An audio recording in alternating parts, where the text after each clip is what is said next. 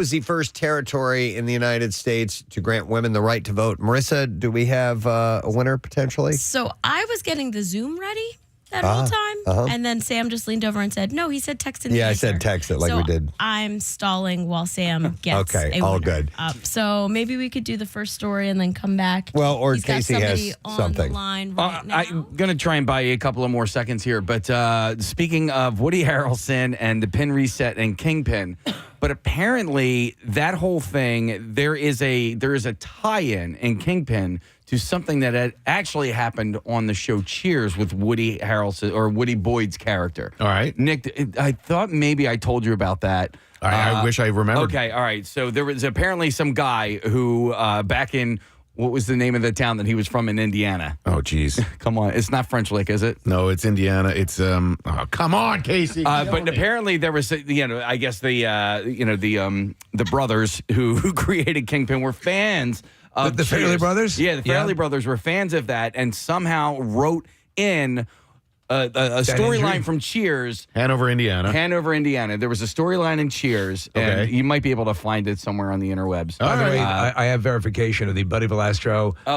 Cake Boss impaled his right hand in a bowling accident in September 2020. The accident occurred at his home in Montville, New Jersey. Wow. Yeah. His own bowling alley. Yeah. Yeah. I always wanted a home bowling alley. Yeah, me too. It would be. Now a I wonderful see thing. this, and I'm questioning. All right. Marissa is handing something to Nick. She's asking the answer to the question, which is this. Okay. Yeah. Yeah, we probably should share the answer We're so to used the people in the other room. We're so used to 21st century technology. God. Yeah. We are all over the place. But, yeah, Woody's from Hanover, huh? Oh, yeah. Okay. Yeah, there we go. Yeah, you know.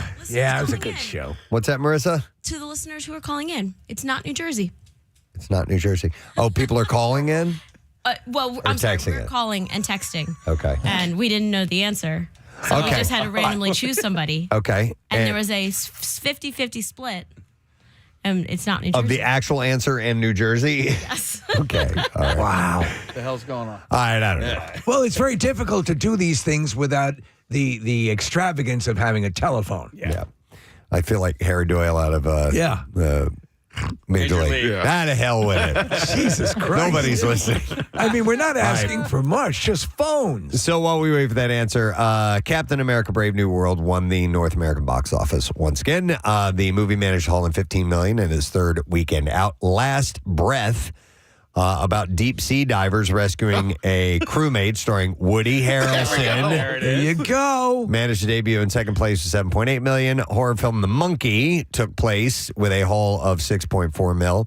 Rounding out the top five, Paddington in Peru in fourth place, and Dogman was fifth with $4.2 million. Looks like Marissa might have a winner here. Marissa?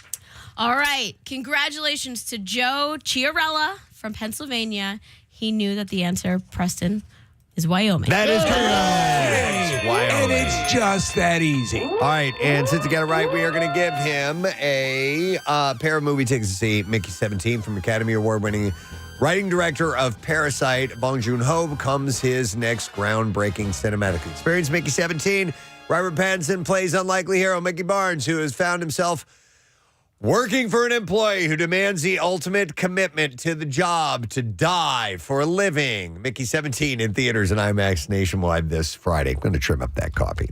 All right, so, yeah, the Oscars were last night. Right. Conan O'Brien hosted for the first time. I didn't watch 1 second of it. How was it? Anybody who saw that last night? I will tell you this. One of the absolute best monologues I've seen in forever. I believe it. Conan did a fantastic job. It started with Ariana Grande singing Somewhere Over the Rainbow. And I'm sorry, her castmate from Wicked was fantastic. Cynthia Erivo, yeah. She came in, and then they sang Defying Gravity. A lot of incredible effects behind them on stage. But Conan, man, Preston, he really delivered. And they started with it when they go and knock on the door, and you see they're clipping in scenes from Substance. And Demi Moore's back breaks open, and Conan comes out of her back. That's great. All right, so we have a couple of clips to play, and let's start with Conan talking about Carla Sofia Gaston. He had a joke about her, Carla Sofia Gaston. Yeah, he pointed out that in Honora there were a certain amount of F words, and this is his joke. All right. I loved Nora. I really did. Yeah, I loved Nora. Yeah, true story. Little fact for you, Nora uses the F word 479 times. That's 3 more than the record set by Carla Sofia Gascon's publicist. And also, he had a comment about, let's see what was the other one, Kendrick Lamar and the Drake beef. Yeah. Yes.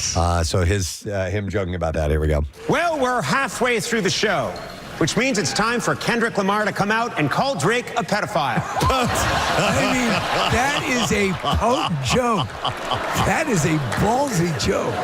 Don't worry, I'm lawyered up. Anyway. I mean, he was so confident and comfortable, and I was, again, make him for the next couple of years. He did a terrific job. He should be. I knew he'd do great. I Yes. knew he would do wonderful. He brought material. He's got a taste for real comedy that a lot of people can get behind. You And know, they did a hilarious thing right up at the beginning. Instead of having the orchestra play you off if your speech is going too long, they would cut to John Lithgow sitting in the audience, who would look slightly disappointed. And so they literally would cut to him, and he would just turn to the camera, Preston, and go and just frown. And it was a great joke they kept going to over and over again. by the way, I saw the bit with Adam Sandler, who was wearing like a bluish hoodie. He was not dressed for the occasion Classic at all. Sandler. And they were having a back and forth about that, which was kind of fun. And yeah, he also, I want to play a little bit of the Ariana Grande and Cynthia Erivo. We have some of that. This is Somewhere Over the Rainbow case. Yeah, You she guys know started that up. with Here this. we go.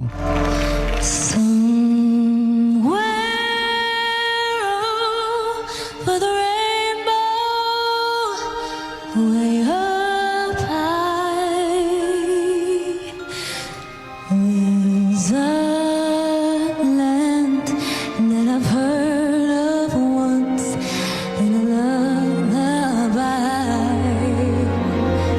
lullaby. For such a small person, she has got a powerhouse that was voice. good. Big time. And this is Cynthia Erivo. Yeah. And this is the Defying Gravity song. In all of us, no wizard that there is or was is ever gonna bring me down.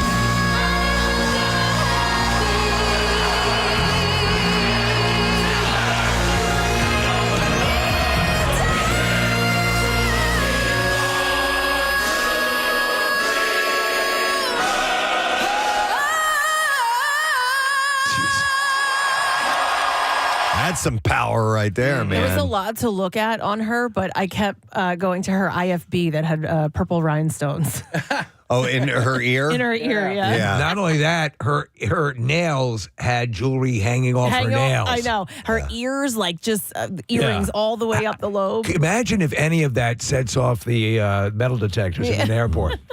A couple of other notables before we get into the awards. Doja Cat, Lisa, and Ray teamed up to perform a medley of songs as a tribute to the long-running James Bond franchise. This caught me off guard. And Preston, you were commenting when you'd seen The Substance, how Margaret Qualley caught you off guard, like, holy crap, I didn't know she was that hot. Yeah. She starts off the segment when they cut to the dancers, and she is Who? Margaret Doja- Qualley. Oh, okay. Yeah, and She started- and so she's in like a red gown, looking very sexy, and I'm like, because I she was in obviously Once Upon a Time in Hollywood and one of the Manson family, and she was maid, but she is definitely she's gorgeous. Yeah. So let's see. Lisa sang Live and Let Die. Doja Cat performed Shirley Bassey's Diamonds Are Forever. and Ray performed Adele's Skyfall. I was surprised that Adele didn't do Adele's Skyfall. Me too. A number of people mentioned, why didn't you invite Adele to do the song she performed professionally? I didn't know two of the three singers, but I thought they all nailed it. I thought it all sounded fantastic. I really enjoyed the performance. Steve, did you? I mean, it was like a musical tribute to him. But what were your overall impressions? I thought it was great. I mean, listen, so this is, it coincides with the fact that the whole franchise is now kind of being handed over to Amazon. Right. And a lot of people are wondering about that. But for years, Barbara Broccoli and the other people involved in her collective there have kept it going through thick and through thin. So some people are optimistic, some people are not. I'm taking a wait and see attitude because I'm a massive Bond fan. And they were sitting in the audience? Yes, Broccoli? they were. Yeah, They were okay. there, yeah. That's cool. So also the in memoriam, they had Gene Hackman got a standalone in memoriam. Yes, with Morgan and Freeman. Morgan Freeman came on stage on his friend. We don't have any clips of that. I didn't see it. Okay. Yeah. The in memoriam segment for the the regular one where they show most people, David Lynch, Maggie Smith, James Earl Jones, Donald Sutherland among those. However, they always point out the snubs. Yeah. Michelle Trachtenberg, who we'd mentioned the other day. Sure. They also left out Linda Lavin and documentary filmmaker Morgan Spurlock. I had forgotten that my he had God. They passed left away. him out? Yeah. I would It say happens. this. Yeah, I mean, it almost, at this point, it's being overly picky. I get it. And these people have merit and should be there. But they have a limited amount of time, A, and B, someone's always going to fall through the cracks. So at least they got a lot of the big Well, ones. yeah, right. but I don't even think that they fall through the cracks. Like at some point, you know who's dead. They have to make a decision on who they're including. My and who name they're is not. Morgan Freeman, and you all know who's dead. Let's move on. I saw a little bit of this. Queen Latifah performed "Ease On Down the Road" to honor the late Quincy Jones Yes. as well. Did I send that over? No, I don't say it. Oh, I'm sorry. That was my bad. Yeah. No, it's all good. It's cool to hear. I always dug that. I dug The Wiz. I thought it was fun. It wasn't great, but it was fun. Yeah, there was some good music. in Yeah, that, and the for sure. fact that the big thing was that Diana Ross was a good, they had to make her a teacher instead of Dorothy, younger Dorothy, but it was fun. Yeah. So on to the winners. Best Picture went to Anora. That And was out of Anora left field. Won a few awards as well. So yeah, I was not even aware of that. Dude, this year I was just not invested. I didn't really see any. Which was a big issue leading into this because a lot of people were talking about that it was just not a big year for involvement. You have some skin in the game where you've seen a couple of movies and you're more excited about the results. And for a good amount of people, this is probably one of the lowest box office years for the movies in the Academy Awards ever. I believe Anora is the lowest grossing picture Yes. movie to wow. ever win Best Picture. I didn't see it either. I would like to. It looks really good. I saw A Complete Unknown and Dune 2. Those are the only ones of the Best Picture. It really would have been cool to see that portion of the Oscars last night. However, I was streaming on Hulu. Oh, boy. And, Wait, Nick, me too. I couldn't watch it. Well, anyone that was streaming on Hulu last night, it cut out at 10:30. They had just done Best Director and I believe Best Actress. Best Actor, but we did not get to see. That's weird. I saw the whole thing and I watched it on Hulu. Nick, well- I couldn't even log on to see. I watched the opening monologue on my phone because Hold on. it wouldn't log in through the TV. Were you having trouble logging on to Hulu? Yeah. I was too. Yeah. And I thought that my account was No, it was compromised. No, I think it was because we went on our Disney account and there were some profiles there that didn't exist beforehand. So I think there's some wonky stuff going on all around last night. I had to enter the passcode like over and over and over again. It just kept saying, "Sorry, we're having issues." Yeah, that was part of my issue. Yeah, And so. you believe your account was I think so. Yeah, so we changed the passwords and all that stuff. I was mentioning to Nick as I was watching on broadcast, and as I was watching on broadcast, there were digital artifacts popping up and stuttering. So I think overall there had to be something going on. Yeah, maybe Casey, you had some kind of backup system or whatever, but this was a nationwide problem. So a lot of people that were streaming on Hulu weren't able to watch the final two awards, including Best Picture. By the way, it was 3 hours and 45 minutes long. But you know what? It still ended at 10:45, which was to me was amazing. That I mean. Yeah, and they made a joke early on. Conan said, "We're not going to." In fact, did a song and dance about not wasting time, which wasted time.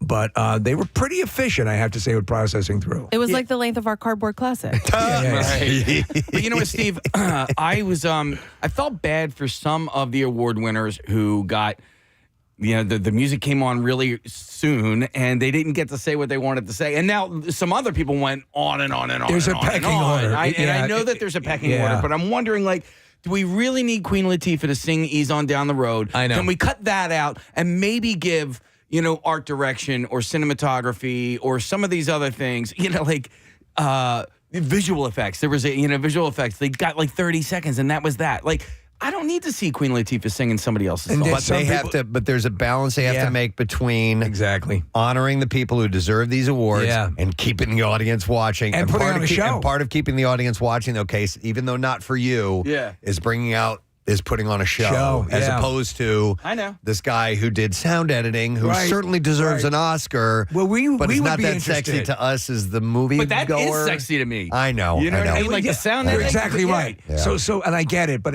you're walking that fine line because while we're fascinated, someone can give a rat's ass and is going, "Oh, Queen Latifah." All right, so some of the other awards, obviously, I said Honora won for Best Picture and also won for Best Director. Sean Baker took that award. And Best Director, we have a clip from him. All right. For which one? Do you want the director one or the Best Picture one? Best Director. Well, do we have Best Picture? We have the two different ones? All right, let's do Best Picture since I mentioned that first, if that's okay. Here we go. I'd like to thank my mom, my dad, and my sister, JoJo, to our small but mighty crew and our ridiculously talented cast led by the amazing Mikey Madison. We made this with very little money, but all of our hearts. To all of the dreamers and the young filmmakers out there, tell the stories you want to tell. Tell the stories that move you. I promise you, you will never regret it.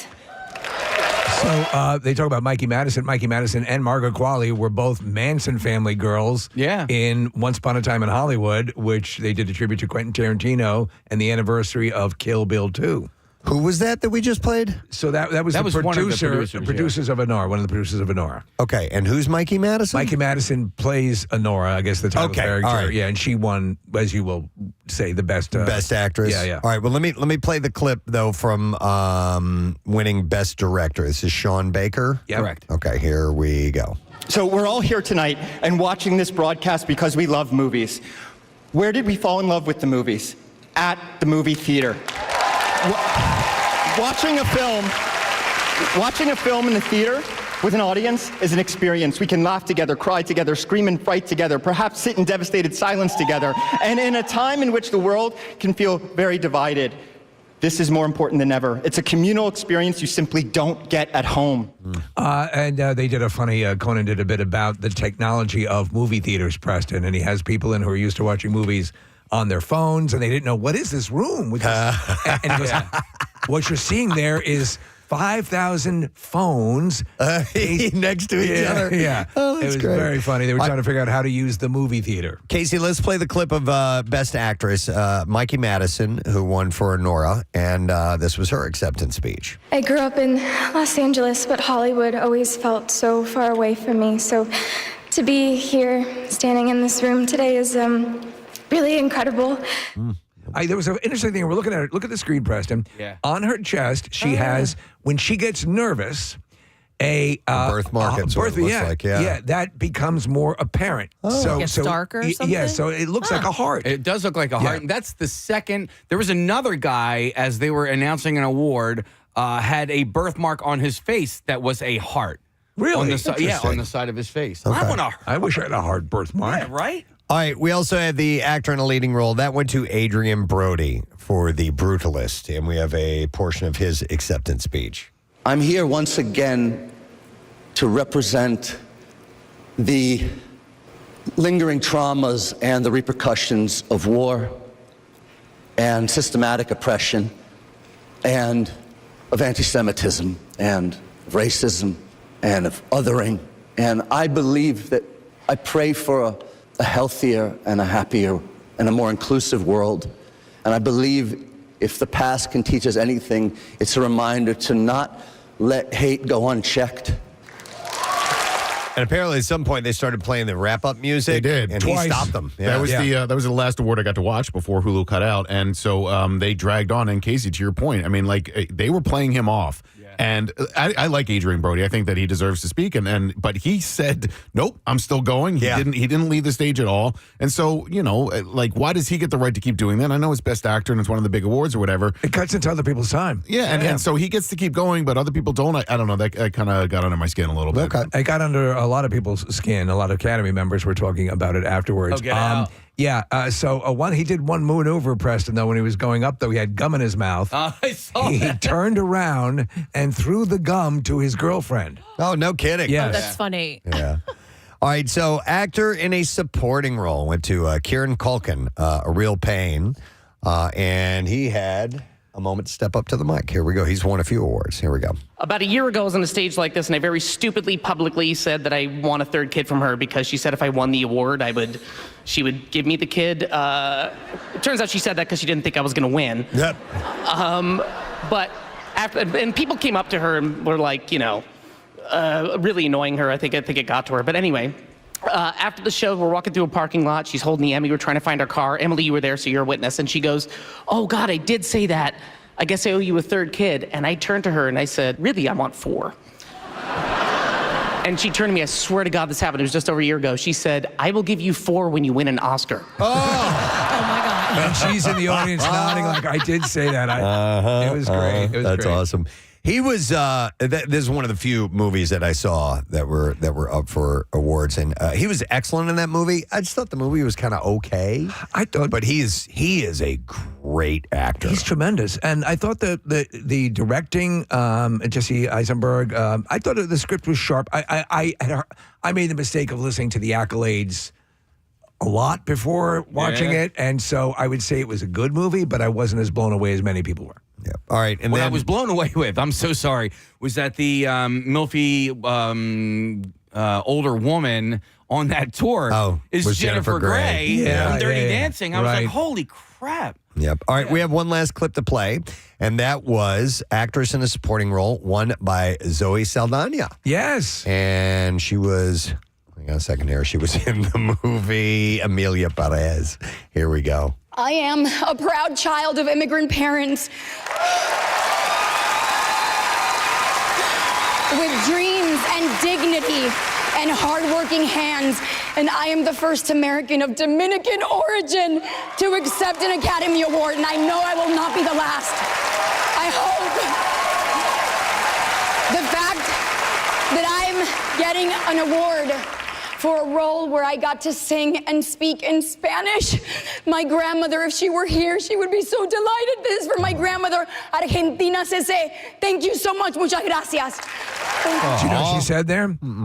In Spanish, she says, "I am Groot." I am Groot. I didn't know that. Wow. By the way, real quick, somebody texted in, going back to the in memoriam section, Kathy, they had a QR code for the more extensive list. There you go. Yes, If you want to follow the people who didn't make it. People that really didn't matter, I encourage you to use the QR code.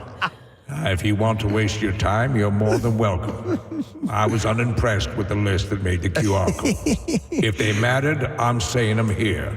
Two other quick notable awards. Animated feature film went to Flow. Yes. I've been touting this movie. Yeah, I think it's the first. I thought I read first Latvian film to ever win. They make mention of that during the speech, but it is a again, I found it. Enchanting is the word that comes to mind. Conan had a great line after that. He was balls in your court, Estonia. He had a number. One of his best lines was he was talking about Wicked, and he was saying it answers the. He goes, you loved God Almighty. Cynthia Erivo? No, God Almighty. Is it a movie or a person? Wizard of Oz. Okay. Yeah. But this answers the question we were all asking. Where did the secondary characters go to college? Yeah. All right, and the last one I'll mention was best documentary feature film was No Other Land. I don't know that one, but So that's a movie about settlements being destroyed in the West Bank and in Gaza. And one of the interesting things about that is that one of the producers and creators of it is from Gaza, and another one is Israeli, and they were both up on stage. So they were sort of balancing one another and talking about how, look, we can get along. We made this movie. The world can get along. They were both really well delivered speeches. But if you saw at the end of the evening, Nick, they were arguing over the check. Yeah.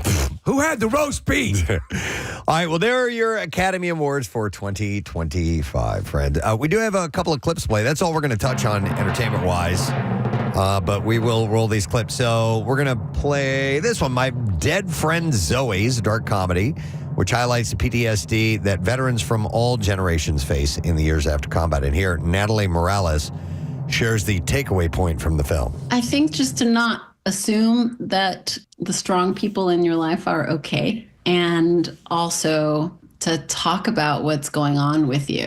This is not a movie for veterans. It's a movie for everybody, and I think everybody can relate to different forms of trauma, and that's what I would like people to take away from this. Yeah! My Dead Friend Zoe is in theaters now. Here's our next clip. Rescue High Surf follows lifeguards of the North Shore of Oahu as they save people's lives in Hawaii's 7-mile miracle. And in this clip, Kekoa Kikamano discusses the writing of the intense rescues. A lot of the rescues are based off of real life events. Our writer, Matt Kester, he's a local native out there in North Shore, so he has a lot of ties with the community and stuff. So he's been talking to a lot of the guys in the tower, and he's got the real deal stories. So he brings them onto the screen, and it's really cool to see. I don't give a Watch Rescue High Surf tonight on Fox. So that's Baywatch, basically. Serious, more traumatic Baywatch. Okay. Yeah. In Hawaii. Impossibly good-looking people. Okay. Yeah. I don't hate that. Nope. All right, so we have ourselves a full Monday to spend together, friends. We had a pretty wild weekend at Cardboard Classic, so we've got to recap some of that at some point. Yeah. Our phone lines are still on the fritz. We're actually working on a whole new phone system. That's part of what's happening here, and actually might be worth chatting about. So we'll take a quick break. We'll come back in a second. We'll dive into all things Monday, and we'll kind of help ease your commute in if you've got one. We'll be right back. Stay with us. Preston and Steve. Genius. DSL. That's funny. Wow, we still find things out about each other after all these years.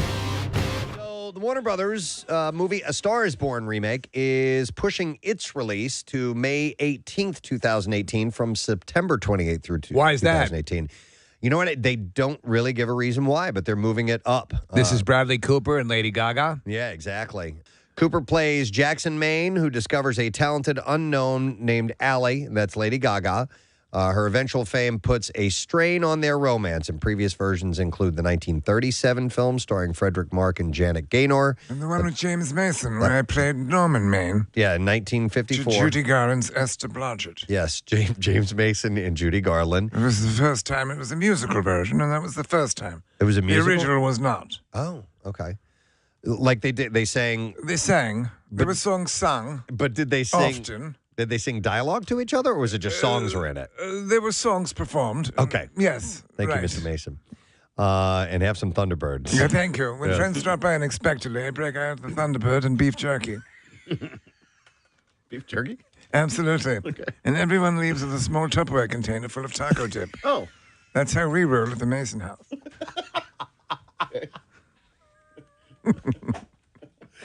Do we still have the Thunderbird? See if you can find that audio. Look up James Mason and Thunderbird, which was basically Thunderbird is like the malt liquor Right. that you'll find, discarded bottles of in Alleyways, In yeah, yeah. alleyways. And here it is. Yes. I like the unusual flavor of Thunderbird wine. It's an exceptionally good drink for every occasion. Thunderbird has an unusual flavor all its own. The usual flavor. What I imagine perhaps a sloth seminal fluid to taste like. Oh, my God. Wow. That's unusual for sure, as I'm only guessing, having not ever gone down on a sloth. Unusual for sure. Nobody's ever said that. Oh my God, I'm wheezing like crazy. Oh. Not quite like anything I've ever tasted. It actually physically sticks in my teeth, which you don't find in most liquids. I suggest that you try Thunderbird. It's really delightful. Best way to get rid of unwanted friends. This is peak lazy. Walmart has revealed it is testing a service in Silicon Valley that delivers groceries straight into customers' refrigerators. They'll pack your fridge for you? Yep. They'll pack your ass, Preston. You moving? Bend over and I'll pack your All ass right, for is you. this because, like, so Help you pack your ass. Amazon, you have Amazon, it's like pantry or whatever, and then Amazon Fresh, where they deliver it to your How about doorstep? Amazon Rectum, where they actually feed you the food and then push it through your... Oh, dear God. Yeah. So the problem we have with the Amazon Fresh isn't really anything except for the fact that when they pack the frozen food and the perishable foods, they have ice packs to keep it like fresh. Now we have like 70. You don't have to we keep have them. 70 ice packs. You don't have to keep them. Right? You Do you know can what? actually throw some of them out If if you you can, want. drop them off at retirement homes. They love to play with them. Wait a minute. So you feel obligated to keep them all? Well, all right. So they did come in handy for the shore this past summer. I keep a couple of them. Yeah, we kept a whole bunch in the freezer. So when we would take a cooler down to the beach or whatever. But can't you return them? I guess you No, could. it's just plastic with hang on. water in it. Oh, all right. It's Wait, not. by the way, what is it just plastic with No, water in it? Because it's- those things stay frozen for days. No, yeah. Poke one open, drain it out. Drink it. Drink it. Drink it. No thanks. And then no, I'm saying if you want to get rid of them, and then throw it in the recycling. But Isn't my it point is I don't airline think- employee semen? Is that what it is? I don't think it's just water. I will bet you. Oh, What? that would be a great idea. wait a I second. will bet you Oh. a shopping spree Oh. that it is more than just water. What do you mean no? Make it more interesting. Than Well, shopping what spree. does I want your ripped shirt. Yeah, complete the You rip have to on wear your it. shirt. Your back. Rip With it the all the underpants. way Let me down. rip the rest of your shirt. Yeah. And you got to bet. We now rip it below knocker level. you have to puncture them first, right? You can't No. just throw them away full. Yeah. Yeah. Is that too much effort? Did you say yo? Or did you say no? I said yeah. yeah. Yo. Okay. I said yeah. Yo, buddy. Yo. Anyway, yes, we started hanging on to a few of those as well, and then what am I doing? And I just started throwing them away. So. I'm done with the coat I wanted to make out of these. Mm-hmm. All right, hold on. What? We may Breaking news? No, it's not. No, it's not breaking news. Don't do it. Too late. Breaking news. Breaking news. A lot of texts are coming in Breaking news. Do. saying that they've opened those things up and there's all kinds of blue stuff and sticky and Oh my gosh. things inside of it. Kathy, where's he going to take you? Where are we going? Saks, Preston, right after the show. Sex? Sex right after yeah. the show. Wow. Sex after the show with Kathy. Here's another one. So it says the packs say on it that you can cut them and empty them down the drain. Oh. I don't read things. Here's somebody says I'm the owner of Amazon. The fluid is from aborted babies. Oh, good God. Another level. Okay, I don't know. That's not funny. But what see? Now you may be taking about your service. Is yours from Amazon? No, mine's HelloFresh. Oh, okay. Yeah, I do. Hello, Fresh. Blue Apron. I want to go to this call on the line real quick, and then we're going to take a break in just a moment. So I'm going to go to Harry. Hey, Harry, how you doing? Good. Hey, guys. How you doing? Good. What's up, bud? Hey, most townships have a thing like once a year or so. They call it, one of the names they use is called Clean Sweep. Yeah. And if you have like paint cans or drain cleaner or something like that you don't want any kind of chemical like that. Household hazardous waste. Yeah. Yeah. You could take it there, and most of them don't charge you anything for it because they just want you to get rid of it safely. I got to look for that because I have a whole bunch of paint cans I'm looking to get rid of. I have all the stuff Harry. from my meth lab I'm looking to get rid of. Yeah. No, I have a ton of stuff that I need to throw And you never out. know, and you don't want to like battery acid or you know what else I have a lot of those old kerosene, not kerosene, those old the fuel for the little Oh, yeah. barbecues. You know what I'm talking about? Yeah, the, little containers, Propane tanks, right? the mini propane tanks. Go to your trash provider or trash, whatever you want to call it. Trash provider. Not your trash I did get provider. my trash delivered this week. I'm sitting here without any garbage. Everyone looks like they're far more. Your disposal provider. Where is my trash delivery? I put the cans out at the curbside. I'm waiting. Everyone else has their trash. Do you want me to look like an idiot? Sorry, sir. What am I paying for? Do you want general trash, or do you want hobo trash? Do you want the classic fish bones and flies, or do you want?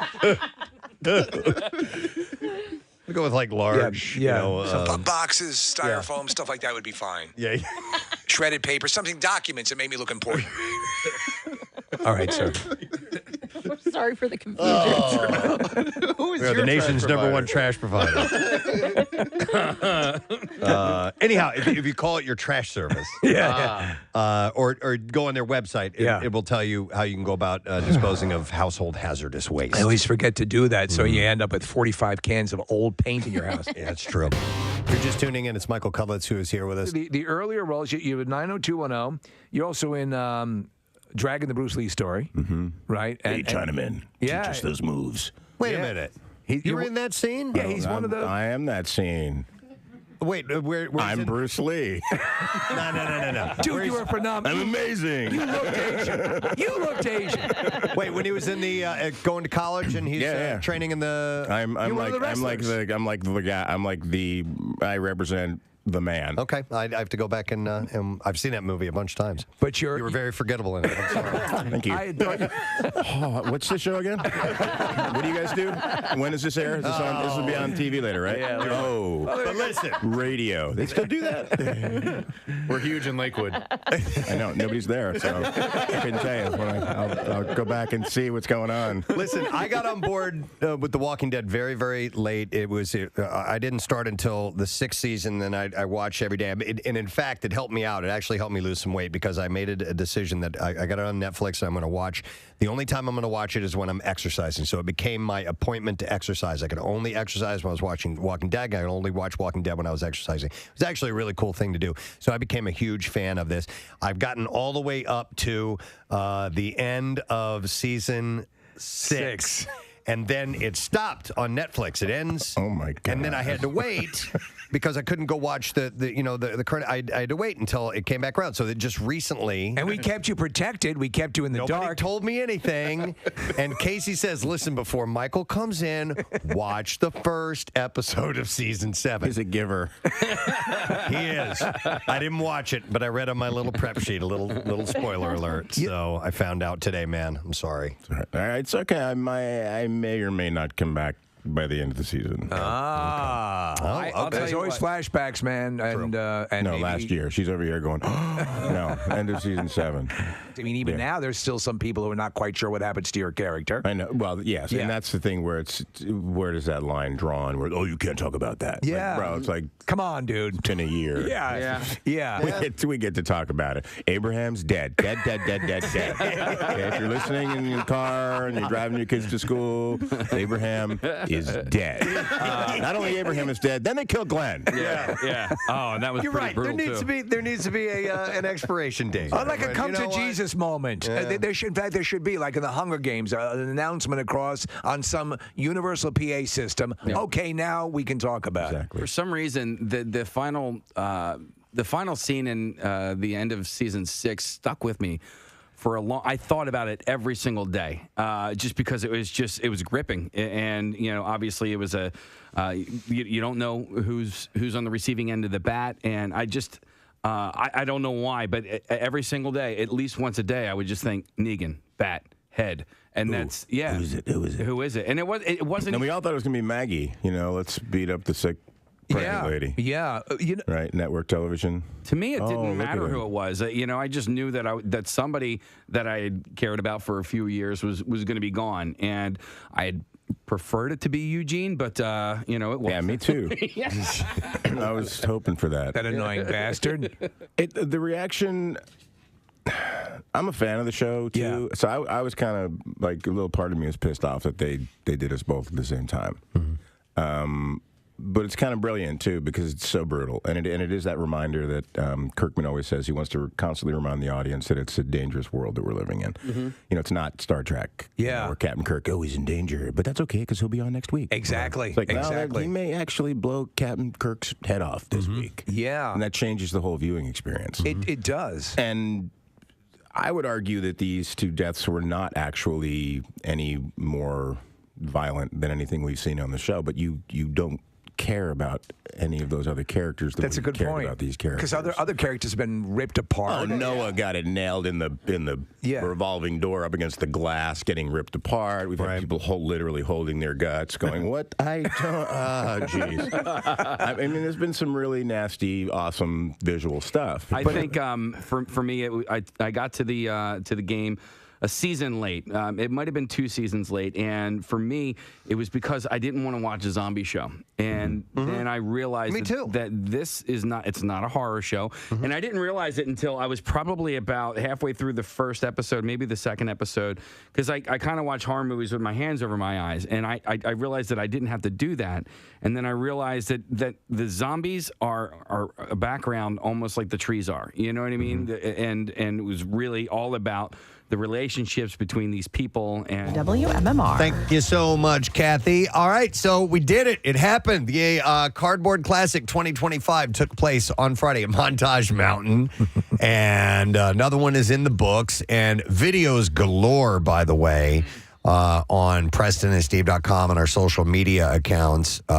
We had such great coverage of this event. It was phenomenal, like movie quality level, cinematic in ways that I had not anticipated. And to see, again, just the masterful drone work, unbelievable. Yeah, Camelot Productions handled all of that. And it was just, it was a sight to be seen and to take in person to, get a feel for what this whole thing was like. I was talking to my some of my closest friends were there, and it was the first time they'd been to Cardboard Classic. Mind you, this is 20 years we've been doing this, and they finally made it out, and they were like, "Oh, you have to be here." Oh, they got it. Yeah. Okay. Like you have to see this in person in order to really understand the gravity of it all. The funny thing is that, it's stuff that we try to work on and modify as far as making it, the best and making the run succeed. There was certainly a design that was not going to work on that day, which was the large box going down, unless you'd gone to great lengths to make the bottom a little bit more slick or more, boat-like. So we had a lot of things collapsing, but that was offset by the ones that succeeded in glorious ways that came down that just, when it did, it was almost like you had a couple that didn't work, and then when the thing that did work, I'm thinking like the Moana boat that came down, everyone went bat-ass crazy. So thank you, by the way, to Bill Kane, Kane Images, for providing the photos. And like I said, Camelot Productions, the drone coverage in Neumann University, video coverage as well for the whole day, because they did an exemplary job. And you'll see if you check some of that out. And by the way, if you want to comment, if you were there, our phones don't work today, so don't call us. But if you do want to contribute, we can try the Zoom thing again like we did last week. And so if you want to chime in, text the word Zoom to 39333. We will send a link to you, and you can jump in the waiting room, and we'll see if anybody wants to come on board and say anything about their week. We're looking at a picture of E.T., and we can go through so many of them that came down. E.T. was just beautifully rendered. Gosh, right? The head, the eyes, the wrinkles, eyes. Everything was just fantastic. And the fact that he became an amputee halfway down the mountain. But we were figuring, 15, 16 feet tall? Easily. That was Sammy Vile and his crew put that together. That was one of the highlights for sure. There was a hidden compartment underneath. I don't know if you guys knew about it for booze. E.T.'s in E.T.'s butthole. Sammy, Did not know that. Sammy sent me a video of the assembly of it. And Steve, I'm kind of like you. I'm going through all the pictures and seeing all the videos and everything like that. And I'm like, oh, that one's my favorite. Wait, no, that one's my favorite. Oh my God, no, that one's my favorite. And it's one after another. I'm always, every year after year, blown away at the creativity of the listeners. But earlier on, maybe halfway through, the Jurassic Park one, which made it 12 feet down the hill, was I was so impressed by all of it. They had the flare going with Jeff Goldblum. When the T-Rex comes out of the paddock. I loved that sled so much. The giant ones are great, and they're amazing, but there were a couple of smaller ones that blew me away this year, and I think the number one, Steve, you had already mentioned, was Moana 2. It was a medium-sized sled, but Number one, its integrity. It hauled ass down the hill. Flew down. Made it across, and everybody was dressed the part. It looked fantastic. The little flourishes of the waves on the front of it. Obviously, it was the raft that Moana travels on that they had reaccompanied. But the guy playing Maui was wearing a full tattooed suit. He was I excellent. saw that and I was like, all right, that's got to be my next Halloween costume. I need to know where he got that. Yeah, the giant fish hook. They even had the chicken. They had the chicken fell off. It was so cute and well done. Yeah. That was really my personal favorite. Two other ones that I fell in love with. Chitty Chitty Bang Bang. The integrity of that sled and the detail on it was absolutely pristine. It held together perfectly. I was so nervous about that because seeing as lead up, I'm like, wow, they really sunk a lot of time in this. Both you and I are fans of the movie and of Chitty Chitty Bang Bang itself, the car. And it did not disappoint. And the Live Casino Hotel Philadelphia sled was amazing. One of the most fun. My friend Lori went over and she sent me a video of it, of her going over and playing the slot machine. You pull the handle on the slot machine, the tumblers roll, and then when it lands on, if you win, you get a Jell-O shot that came out of the machine. That's and hilarious. apparently, the inner workings, and I think this is our buddy Bill Lambig. He sent me an email.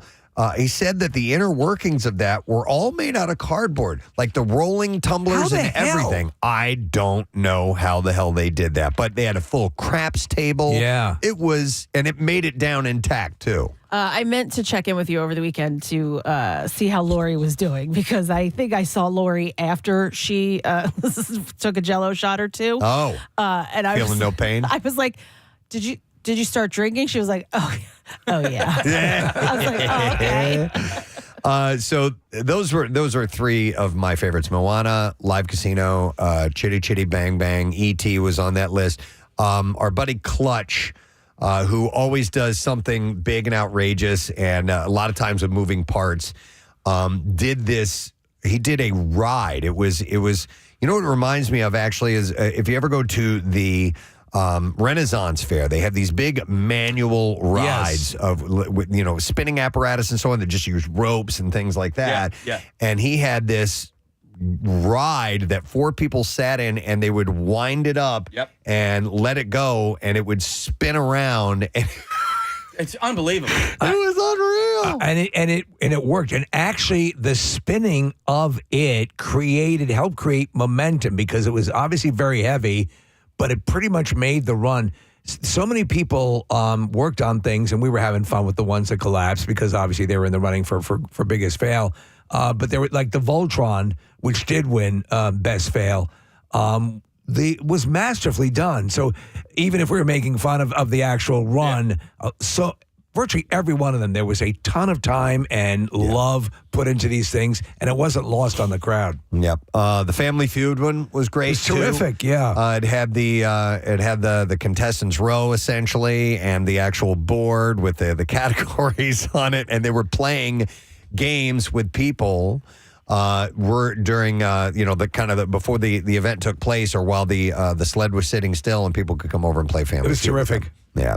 Krusty Krab was great. That's our buddy Peanut, Mike Javorka. And it's a lot of work. And it was. The interior, which you could not see unless you actually went up to it, we saw it down at the bottom of the run, was a replica of the interior of the Krusty Krab. Yeah, it's pretty amazing. All right, I see we have via Zoom, Sammy Vile is joining us as we speak with his young one on his lap. Hey, Sammy, how you doing, man? Yo, what's up, guys? Yo, bud. So, success. E.T. made it all the way down. Yeah, man. It took 3 years, and we finally did it. It was one of the best feelings of my life. Dude, the art, the craftsmanship, the artistry. They were talking about the eyes, the painting, the little subtleties on E.T.'s face, and the fact that he lost an arm halfway down and yet kept going. Yeah, my dad told me what you guys said. He was dying when you called him amputee. Amputee instead of E.T. Yeah. That thing. How tall was that? Any idea, Sammy, when you were done with it? I think it was like 13 feet tall. Okay. We measured it without the neck. It was like 10.7 or something. Okay. Wow. Who did all that airbrush work on it? My brother-in-law, John Marcone. Damn good. Damn good. I mean, if you were to see, you could see that at Universal and have no problem believing that was part of the. Yeah. Yeah, and Sammy, I love the microphone said ET on it, like he was a reporter for Entertainment Tonight, was fantastic. Right. And then tell the guys about the secret compartment you texted me about over the weekend. Oh, yeah, we made a little butt plug. Shout out to Mike Shields, who I forgot to shout out on the radio the other day. He right on, like basically right between ET's butt cheeks, there's a hole that we carved a little hole and put a 30-pack of PBRs in there that we shotgun every half hour or something. So we were feeling good by the end of the thing. Sure. Yeah. No. It all came down again. The goal is if you can pull off the two things, you have this amazing work of art. And to make the run, and you achieve both. Does it tear you up to have to tear that up at the end of the run? I mean, it did, but I want to thank whoever made the Kathy's foot sled, because I used that to drag ET's head back to our. Oh, okay. That guy was awesome. He was so nice. I ended up taking, because he was the first sled down, and I ended up taking a picture with him and chatting with him. Yeah, he was great. Yeah, well now I got your foot at my house. Oh, nice. Wait, where's the head? The head is at H.L. Bowman still. Okay. Where we did the sled. Yeah. So that's going to hang there for a bit until, I don't know if I want to, I would love that thing in my house, but I can't fit it. I might cut it off, like the face, and just mount it on my wall or something between my guitars. If you could seal it, if like polyurethane it or something, and you make it an outdoor decoration on a pole or something. I mean, again, you need to, if you're not familiar with what we're talking about, check out the pictures of the video. It's a damn near work of art. It's unbelievable. And Kathy's foot sled was a guy named John Hartman. So kudos to John Hartman for having a great sled, and again, kudos to you, Kathy, for your foot video, because it was unbelievably great. I watched it 3 times over the weekend. By the way, Sammy and company with the ET sled came in second place. Yes, they did. Thank you very much. That was sick. That was awesome. Yeah, weren't expecting that. Yeah, I could kind of sort of pay off all the materials we bought. That's pretty cool. What'd you do with the rest of the day? I hung out for a little bit, and then we just went back to our Airbnb, and I mean, I was beat. Yes. We kind of slept a little bit, and then got up and drank a little more, and it's a full day. It was a good day to relax. It was a lot of work. I was saying that to these guys, I've said it a number of times, we do obviously the Camp Out for Hunger. We do all these events that are pretty elaborate. This is the one event that I find is the biggest energy drain. Mm-hmm. It just really wipes you the hell out. Oh yeah, but it's a beautiful sigh of relief when it's done. Not relief, but you know what I mean. No, absolutely. Accomplishment. Yeah. All right, you did great, Sammy. It was wonderful seeing you. Congratulations, man. Thanks so much. Can I just shout out my team real quick? Yes. Yeah, please. Let me go down the list.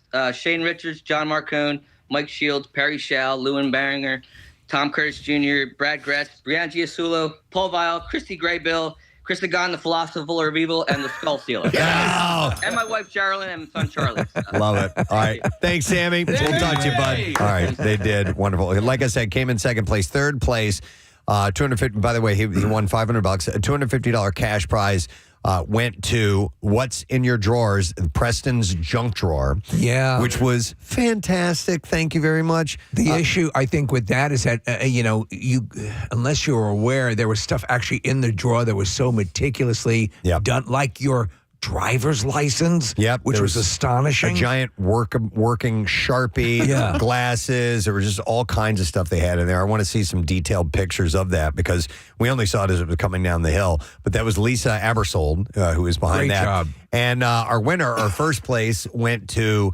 Mr. Bob Havens for the Mutiny on the Flying Dutchman. And Bob is joining us right now via Zoom. Hey, Bob.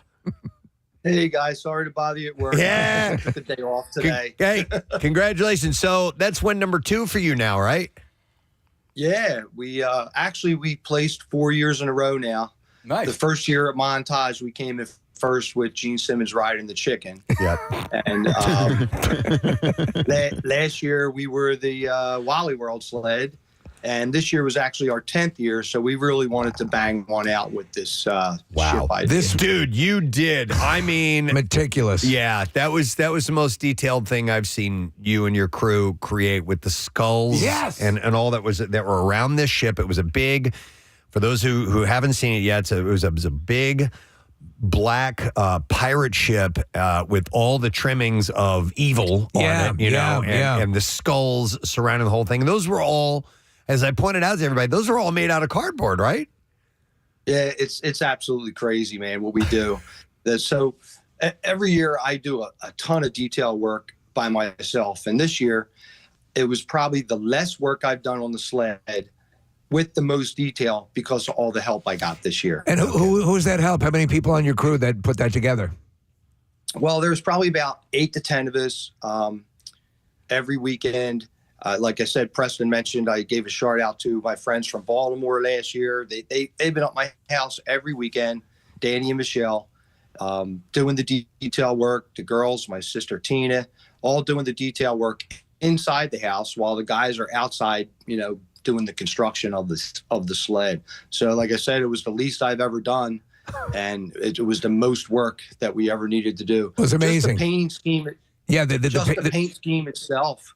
It's 4 layers of paint. You go with a base color and then a white, and then you comb it with like this big brush, and then it has a roller that will put the wood grain in it. So if you paint if you paint your sled one time, we painted it 4 times. Wow. And it's no wider than a regular roller brush, and that whole shit was all painted by hand. Yeah, and you're such a veteran, by the way, that I love that you were like, hey, you need to clear everybody out at the bottom there because we're definitely going to make it all the way down. Because that's the big, you put in all this work and you're like, is it going to, A, stay together, and B, is it going to make it all the way down? But you've done this so many times, you're like, oh, yeah, we're going to make it all the way down. You want to make sure nobody's standing in the background. Yeah, listen, we had a team of engineers who put together a great, the design looked terrific and everything, but it collapsed at the top of the run. Yeah. Here you are, you're a veteran, and you made, again, we're looking at the picture of it now. It does blow my mind, what looks like wood grain, and you have what appears to be all the ropes and rigging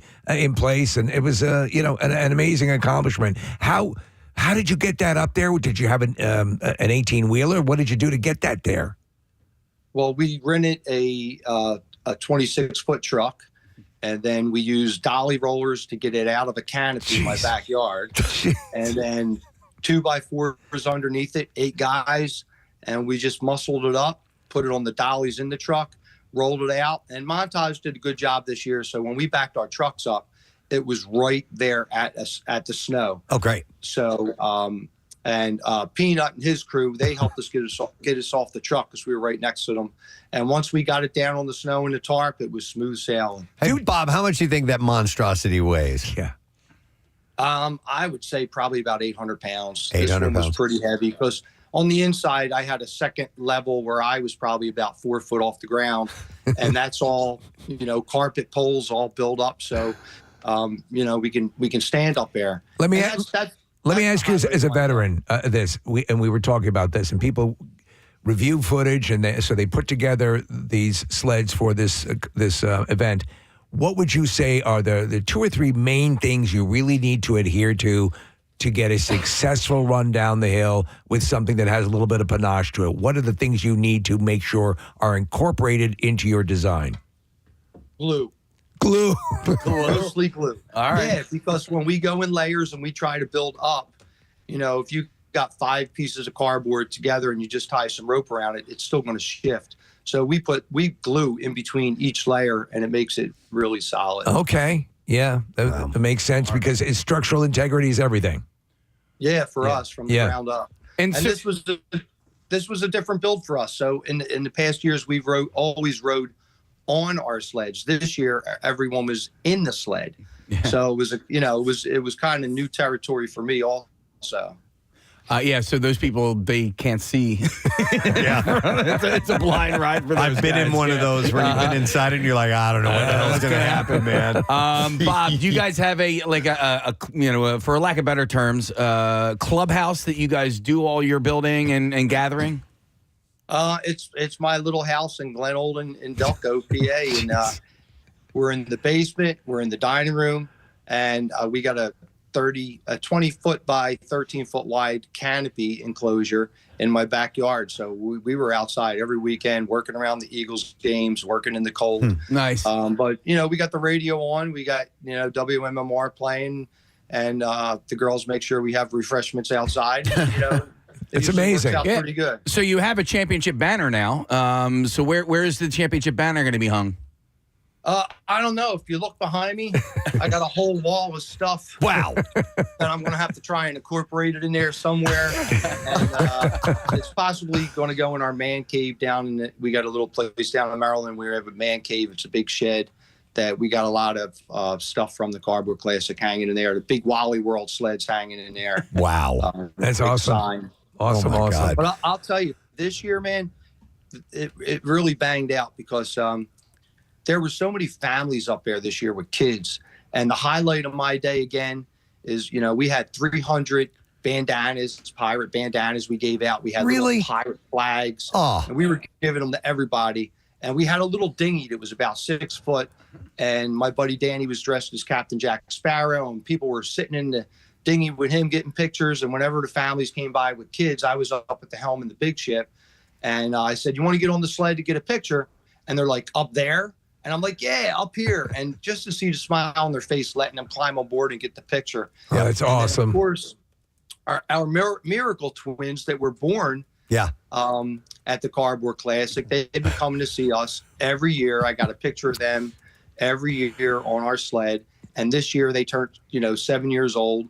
And when they climbed up on the sled this year, I said, do you want to see the rest of it? And they were climbing through it, and they wanted to see how it was built, and they really enjoyed themselves. So Yeah, we shout didn't out get we didn't get a chance to get them on the air, but they were there, and it's amazing to think they're 7-year-olds now. It's mind blowing. Their names are Peyton and Parker, and Parker was telling me off air, Bob, that next year when he comes up, and this is if his parents, Sherry and Joe, allow it, his number one goal is to go down on a sled. He really wants to be a participant next year. So look out for Parker next year, Bob. Yeah, Sherry told me they can't wait, and I'm like, we got a seat for them, of course. Excellent. All right. Well, Bob, you're a champion, man. Thank you so much for making the Cardboard Classic what it is. It's people like you that make Thanks. this thing happen. We love you, buddy.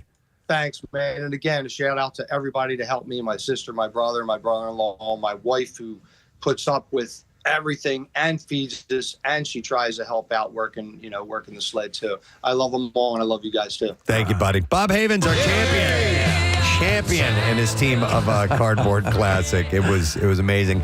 I want to personally thank the mystery people. I was leaving, and it went longer, way longer than we thought it might. There were a couple of pauses. We had to regroom. There were a couple of accidents, and things had to drag out a little bit longer than we'd anticipated. So what we thought was going to be 2 hours ended up being like 3.5 hours. And I was famished. I was absolutely starving by the time we were leaving. We had to get out of there because our dogs were being kept by a border, and we had to get back by a certain time. And I'm like, man, we're not going to be able to stop and get something to eat. And fortunately, there were tons of people that were cooking food in the parking lot. Oh, really? And there was a group out there, and they had like a Blackstone out there, and they were making smash burgers. No. And they gave me one. Really? Saved my life. Wow. Thank you very much, gang. You were wonderful. Also, shout out to the crew up there, Montage, the ski patrol, and everybody, and everyone was jumping in and assisting.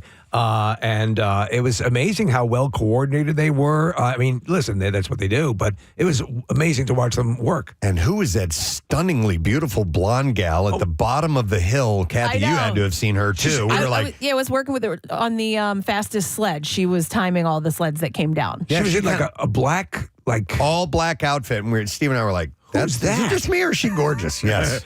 Casey and Chuck and I were at the top of the hill, and the guys working on the top of the hill from Montage were Rob, Robbie, and Bob. And so one of the Robs said, just say Ob, and one of us will respond at some point. But those guys were helping us keep things moving as smoothly as we possibly could. And also thanks to a guy named Chad who sent me a photo over the weekend, and he said, Casey, you and Casey look great at the top of the hill. And so I shared that photo, and I tagged Casey, and Casey pointed out to me, it was not in fact Casey, it was Chuck. That was Chuck. Yeah, so I'm looking at it, I'm like, that's not me. That's not me at all.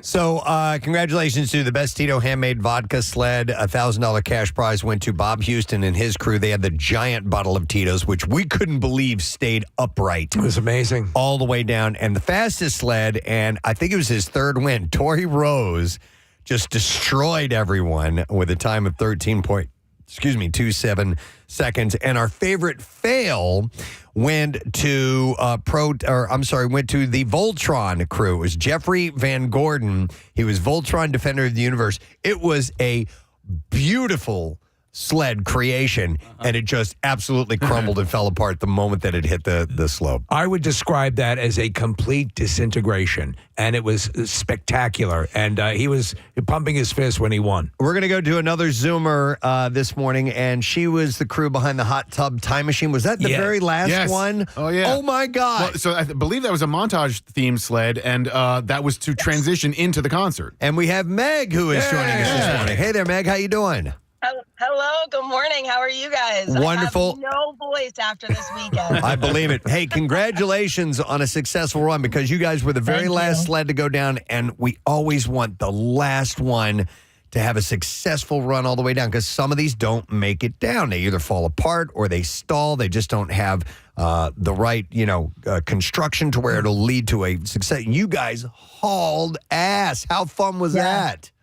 That was the most incredible experience. This was our first year doing it, but we have gone for 11 years straight to go and watch the Cardboard Classic.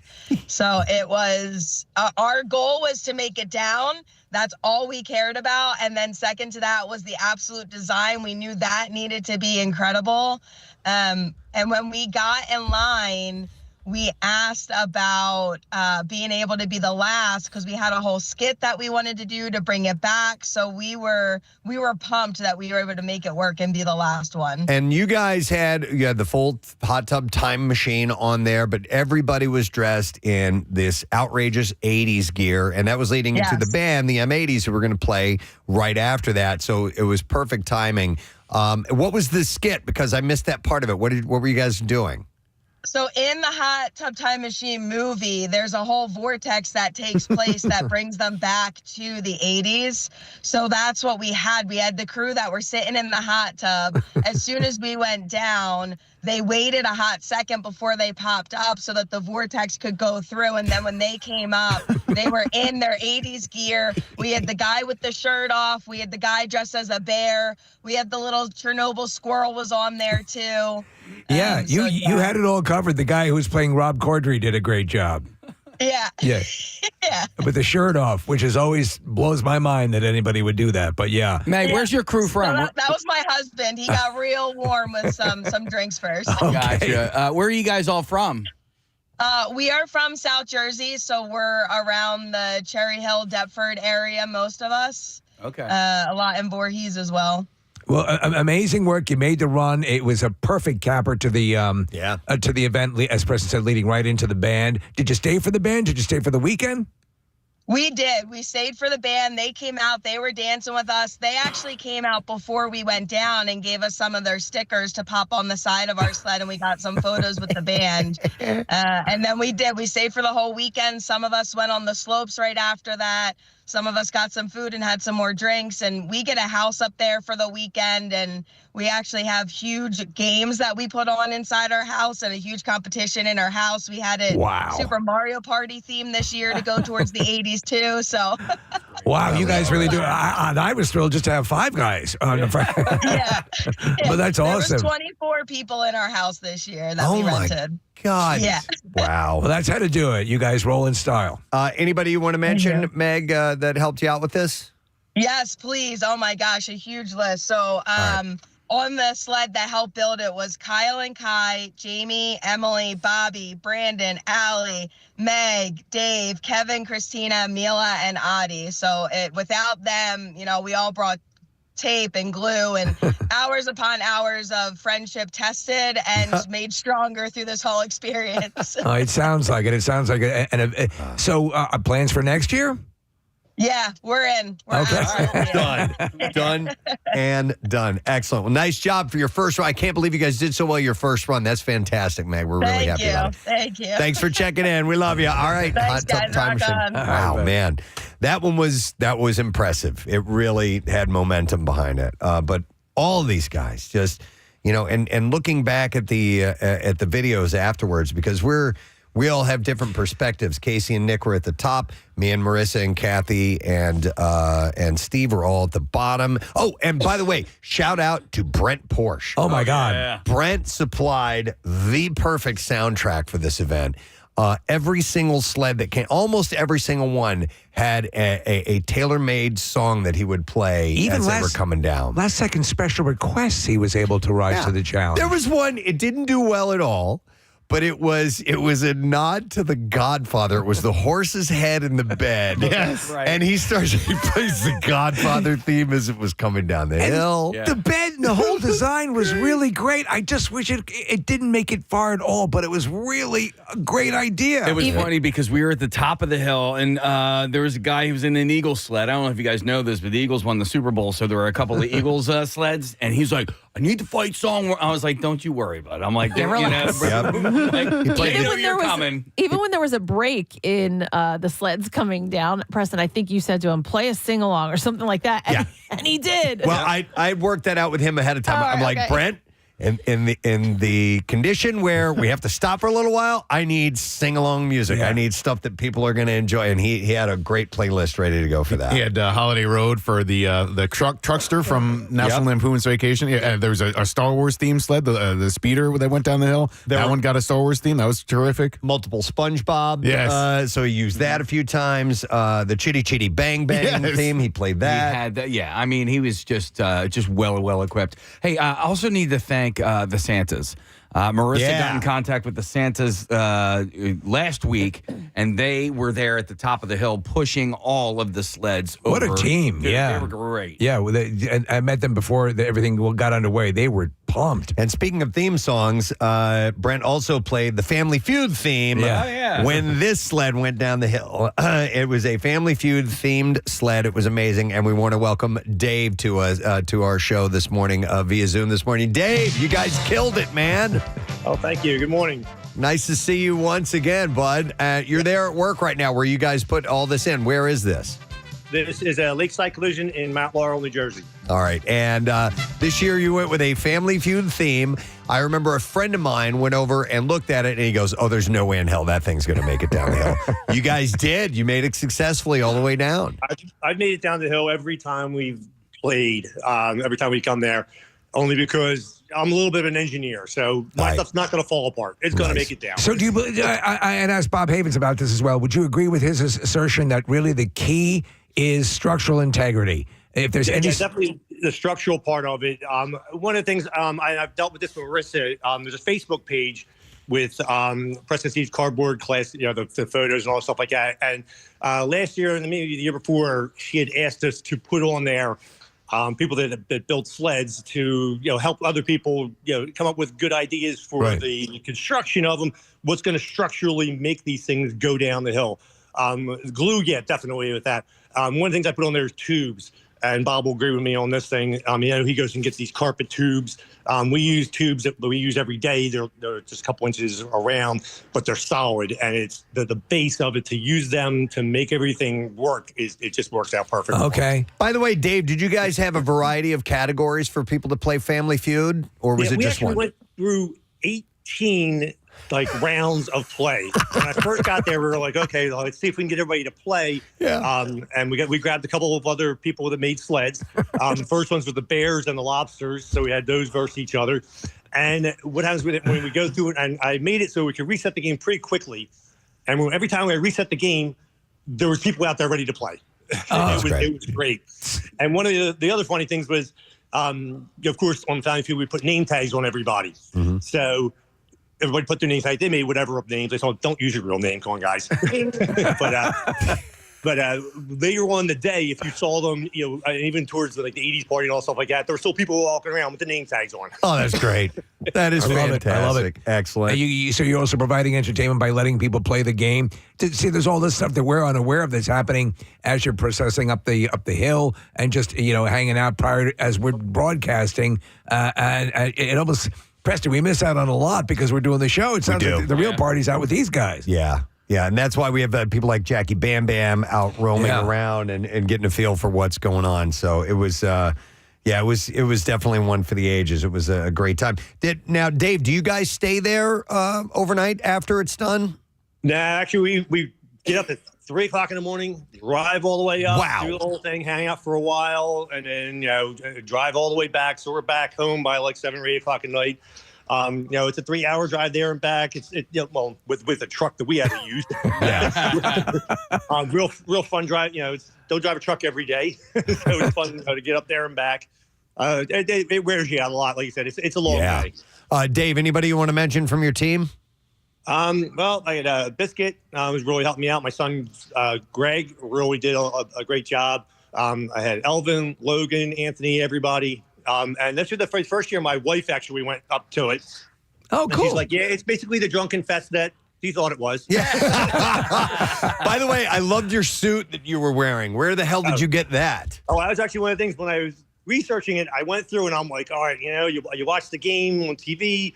With now the host Steve Harvey's got the outrageous suits on, so I'm like, okay. And I was like, my wife's favorite color is purple. I was like, I just put in purple suit, and I started scrolling through, and then the suit that I got, and you guys have to go look at pictures of it. You guys have seen it. Yeah. This popped up, and I was like, that's it. That's it. That's the suit. It's great. Yeah. It certainly was. It was a perfect pairing with the construction itself. Yep. Yeah, great job, Dave. Thanks for making that event what it is. You guys are just incredible, and we appreciate your continued support, bud. All right, thank you. I appreciate it. All right, Dave. Nice job, family. Speaking Feud. of suits, Man, Kathy, the snow suits that you picked out for us were great. people loved them. People loved them, but like you had mentioned, even during the event itself, she's like, "We can see you. Yeah. You're glistening in the sun." And I felt the same way when I looked down. I was like, "There they are. I can see them." And you know what? Looking back at the pictures and stuff, I didn't know how stupid I looked with those goggles on, and I left them on all morning long. Oh my God, they're huge. Yeah. They're ski goggles. Yeah, they're ski goggles. I know, but they're bigger than your normal ski goggles. I thought you looked fine. Oh, well, thank you. Yeah, no. I mean, you didn't look good, but you looked okay. Yeah, I thought they were great. I thought everybody looked so good in them. You know what? Actually, his goggles do look the best on Nick. Thank you. Because the size of my head. It's proportional. They look normal. It's like they're normal size to my head. Oh, and I wanted to mention this too because he got a nice plug from Pierre when he was on the air. But I had gotten this email from Krista Shevlin before the Cardboard Classic, and she had said, our dear friend Philadelphia police officer Michael Rooney received accolades for saving a toddler who wandered away from her family and into Pennypack Creek. She said Officer Rooney, along with a group of friends, were going to be at the Cardboard Classic, and they had VIP passes. There's a whole big group of them, and Pierre pointed him out and got him up to on the mic and everything. And it was a great story. He saved this kid from drowning. Yeah, so his friend, and he was celebrating. He was, and well deserved. Dude was in a great mood. His friends were very emphatic. We wanted to make sure that something happened, and what I was trying to do is redirect to Pierre so that he could put it out on air because Pierre was doing his show, and it worked out very well. And it was funny because normally when you see a police officer talking about something like this, they were they're very matter of fact, and he was feeling no pain. He's like, I had boots on, man. I didn't know if I could swim with boots on or not. I just jumped in. It was great. They were having so much fun. So thank you to all of our sponsors, by the way. Obviously, Montage Mountain is a wonderful host, so thank you guys. Tito's Handmade Vodka for stepping up for Best Tito Sled. Pro Team Collision, they were the ones who did the cleanup, and that's important to keep that event moving when they come out and remove all the debris. Duncan had a bunch of samples in the parking lot. Live Casino and Hotel Philadelphia, also a sponsor. Comcast got us going with our connectivity. Neumann University for the video coverage. As we said, the drone coverage was phenomenal from Camelot Productions. And by the way, Montage Mountain's coverage was incredible as well. Their people are great. Marissa showed us a video that No Shorts did. Yeah. And it's excellent as well. And we also had Bill Kane with Kane Images supplying our official photographs and just so much great stuff and great people. We had an awesome time throughout the day, and we were sorry about the length of it. It went a little bit longer than we wanted, but nobody seemed to be complaining about how long it went. I think because it was probably shorter than it was the year before. Maybe. I don't know. But we're working on it. This one was a blast. So thank you to everybody who, and honestly, Steve, when we do this event, up until I see all the people on the mountain, I'm always like, we're going to get anybody that comes out for this thing or not? I'm right with you, man. I'm right with you. The morning is progressing, and I'm like, there's not that many people here. I don't know. And by the time we went out, when we took that picture with us in our Reynolds wrap on the hill, it was packed. Well, it's different every year, too. I mean, like, conditions are slightly different. The number of sleds are slightly different. Like, there are all these variables that we can't really control, and so we don't know what it's going to be like until we get out there, until it starts running. And, I mean, like, I am always constantly blown away at the creativity of the listeners. And every year I'm like, oh, my God, I can't believe they topped last year, but somehow they do. And by the way, not knowing how many people will come out is because there's no ticket sales. Right. Like, it's free. Come on out. Yeah. So next year. Don't cost nothing. Don't cost nothing. Come out, make your plans. And like Meg was saying earlier, rent an Airbnb, bring your friends. With 22 of your closest friends. Make a whole weekend out of it. I ended up hanging out with some friends on Friday. I stayed Friday night as well. And so I was going back to my room on Friday relatively early because I was done. And I'm going through the lobby of one of the hotels, and it was packed with Preston and Steve listeners, and they had been partying all day. And it was, and they're like, "It's Nick! Oh my God, it's Nick! Let's give him Nick a hug!" And but it was like people were there to celebrate. People were there to have a good time, and they were having a damn good time. Yep. All right. Well, it's almost 8:00, and we haven't even done the bizarre file yet. So we are going to take a break and come back in a moment. Thank you to everybody for another epic cardboard classic. We'll be back in just a moment. Stay with us. Preston and Steve. That type of situation will do to a person. Yeah, turn into when there's a overwhelming crisis, you know. Well, it's like if you had a chance to rebuild society, what would you do? Yeah. You know, if A you feudal society? And how would it fail? What are the same mistakes you would make? Right. You know, even though you think, this time we'll do it different. And you see through the show, that absolute power does corrupt, absolutely.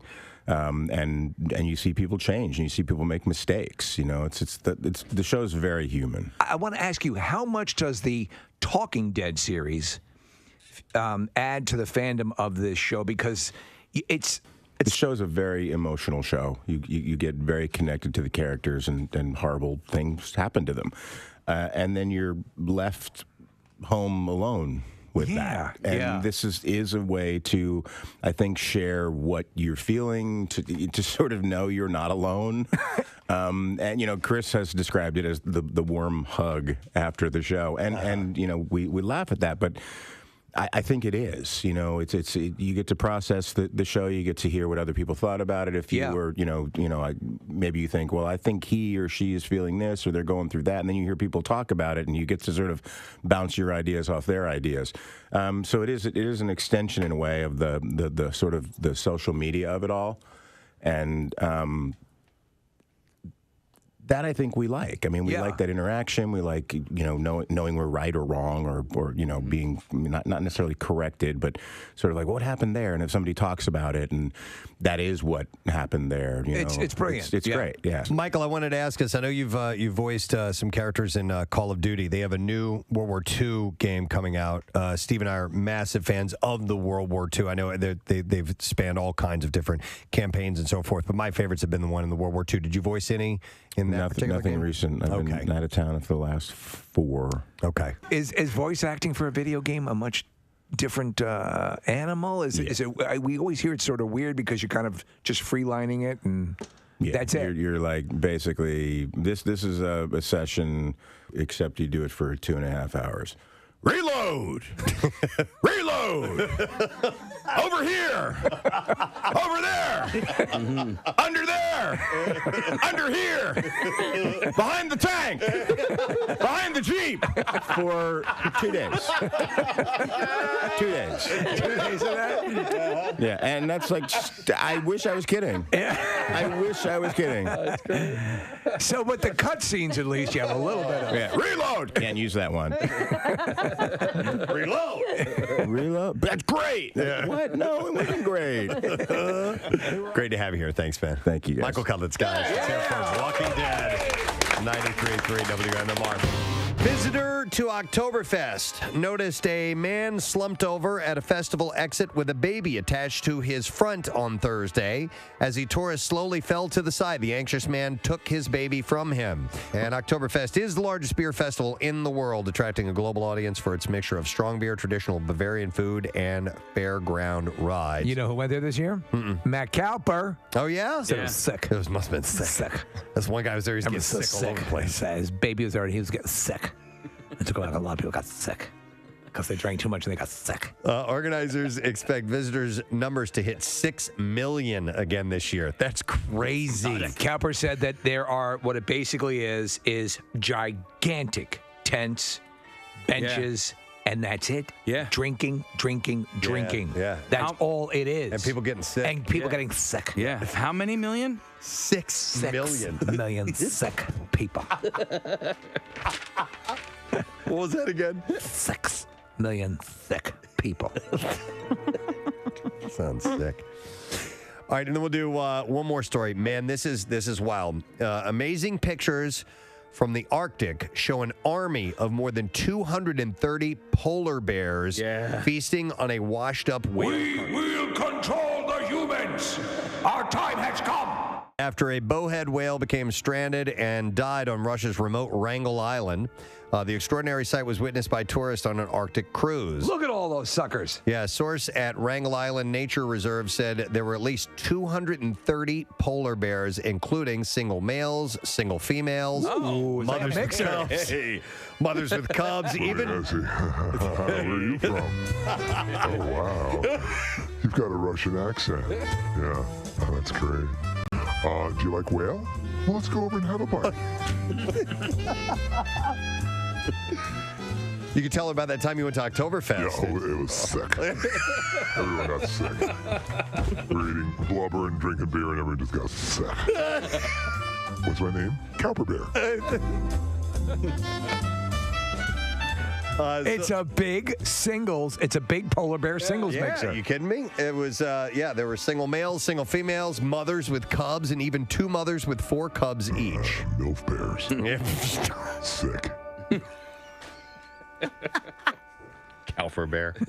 Cowper Bear. Experts call the This is site. going to be a new thing the kids are going to. Where's my Cowper Bear? You can't go to sleep unless you give him his Cowper Bear. Called the sight of so many polar bears together unique. You pull the string. Sick.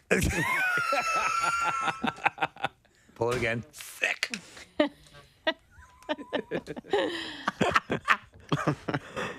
Everyone loves Cowper Bear. Oh, sick.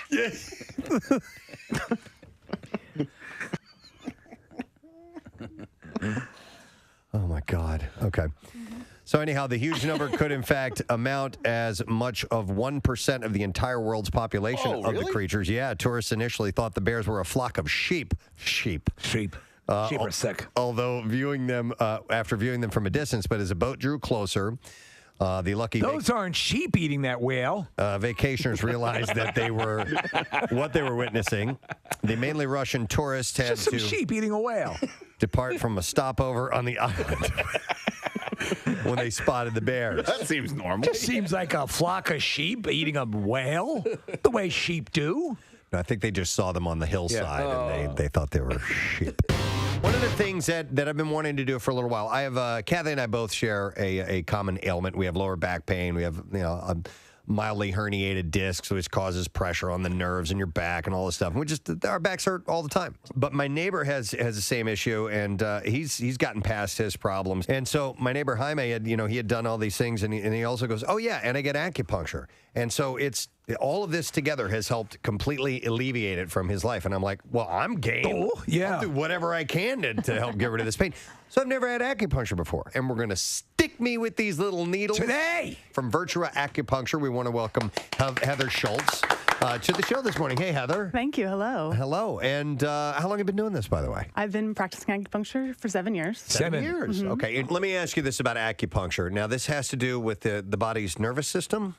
Or that's what I've always been led to believe? The acupuncture's effects do have positive effects on the nervous system. It also deals with the musculoskeletal system. Okay. And when we put acupuncture needles in you today for pain, it releases your endogenous opioids.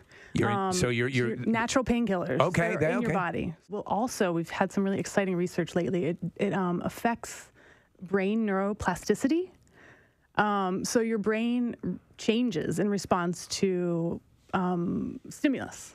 Okay. And so acupuncture over time can have positive brain changes that help you manage pain better. Okay. And with that, and with doing it over time, how often should someone get treated? You know, say somebody like me who has described what my issues are. So generally we recommend with chronic injuries, you are going to come in once or twice a week in the beginning for a couple of weeks and see what happens. And then you start spacing them out more until you don't need to come in that much. Okay. All right, so you're going to get in my back and where else? Hands and feet. And Casey, can I get some appropriate music for? Preston, are you encouraged by this? I think because this could be. I know a number of people have had very good results with this. Chinese music, by the way, because this is a Chinese art, I believe, or Chinese medicine. Well, especially my neighbor, because I believe him. He's a smart guy, and he's had pain for years, and he believes this has worked for him. So I'm like, you know what? I will definitely give it a shot. So he's like the neighborhood Fonzie too, right? He's so cool. Acupuncture's cool. It's great. All right, so I got my shoes off. I can just head over there now. All right, Preston's going to walk over. We're watching the process, and Preston soon will be pricked all over his body. All right, and then a question: can I see one of the needles first, please? Let me see the needle. Oh wow! How far does that go in? I can almost not even see it. It's so thin. How far in does it go in, Heather? It depends where you're putting it. All right. Okay. Where are you putting it on me? I'm putting it in your low back, Yeah, and how far in will that go? maybe halfway. Oh dear God. That's fine. pretty deep. That's fine. All right. Wait. Heather, does it help to have someone going, oh my God! Oh, just relax. Oh dear Jesus, you're gonna kill him. No, I think it has to be a little bit more supportive, This is going to be Kathy. challenging for you. I think. will? You're gonna bleed him out. I tuned those guys out years ago. Should we dim the lights? You want to dim the lights? Let's dim the lights. All right. Just a little bit. All right, here, so we'll Nick. dim the lights. I want this to work for Preston. Me too. All right, so I'm just lying here and I'm waiting for this to happen. All right, Kathy cannot watch. This is why Kathy was screaming and begging for mercy and telling Preston he was The first one's in, and I did feel a little pinprick, but it didn't feel like it went in very far. How long do sessions usually last? So it's going to take me just a couple minutes to put the needles in. Okay. And then I would usually let him hang out for about 25 minutes to let them kind of do their work. We'll try to give him a good run. You know, we can run the show. Preston can do most of the show. A lot of people don't know. Most of us do the show completely on our stomachs anyway. Kathy. How much? How horny are you right now? How much would it take for me to pay you to get one needle? Well, listen, if she put it in my back and I couldn't see it, it's having to look at it. You offer $500? Yeah. 500. Yeah. So Preston, you have a few in your lower back right now. I didn't even notice. See, and Heather, this is as it's done. I've seen people do it. There's a little bit of twisting back and forth to move him in slowly, or how's it? How do you manage to do that without him feeling it at all? The needles are so tiny. So tiny. Okay. You can fit 20 to 30 of these needles in the head of a injection needle like you had earlier today. Okay. All right. So, Heather, should I just relax and try to center? Or Preston, I would what? think of things that you enjoy. Think of your family. Think of, I don't know. Bukkake videos? Your favorite bong. Bukkake videos. Favorite bong. I would think of. Sorry. I snorted. I would think of MILFs. Oh. Kay Parker, Preston. That's old school. Yeah. I would think of a cup and two girls. Oh, dude. All right, so how many needles are in now? 9 needles. 9 total so far, yeah. Are you done putting needles in them?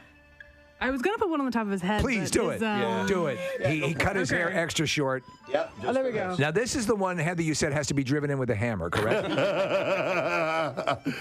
Wow, on the top of my head. Yeah.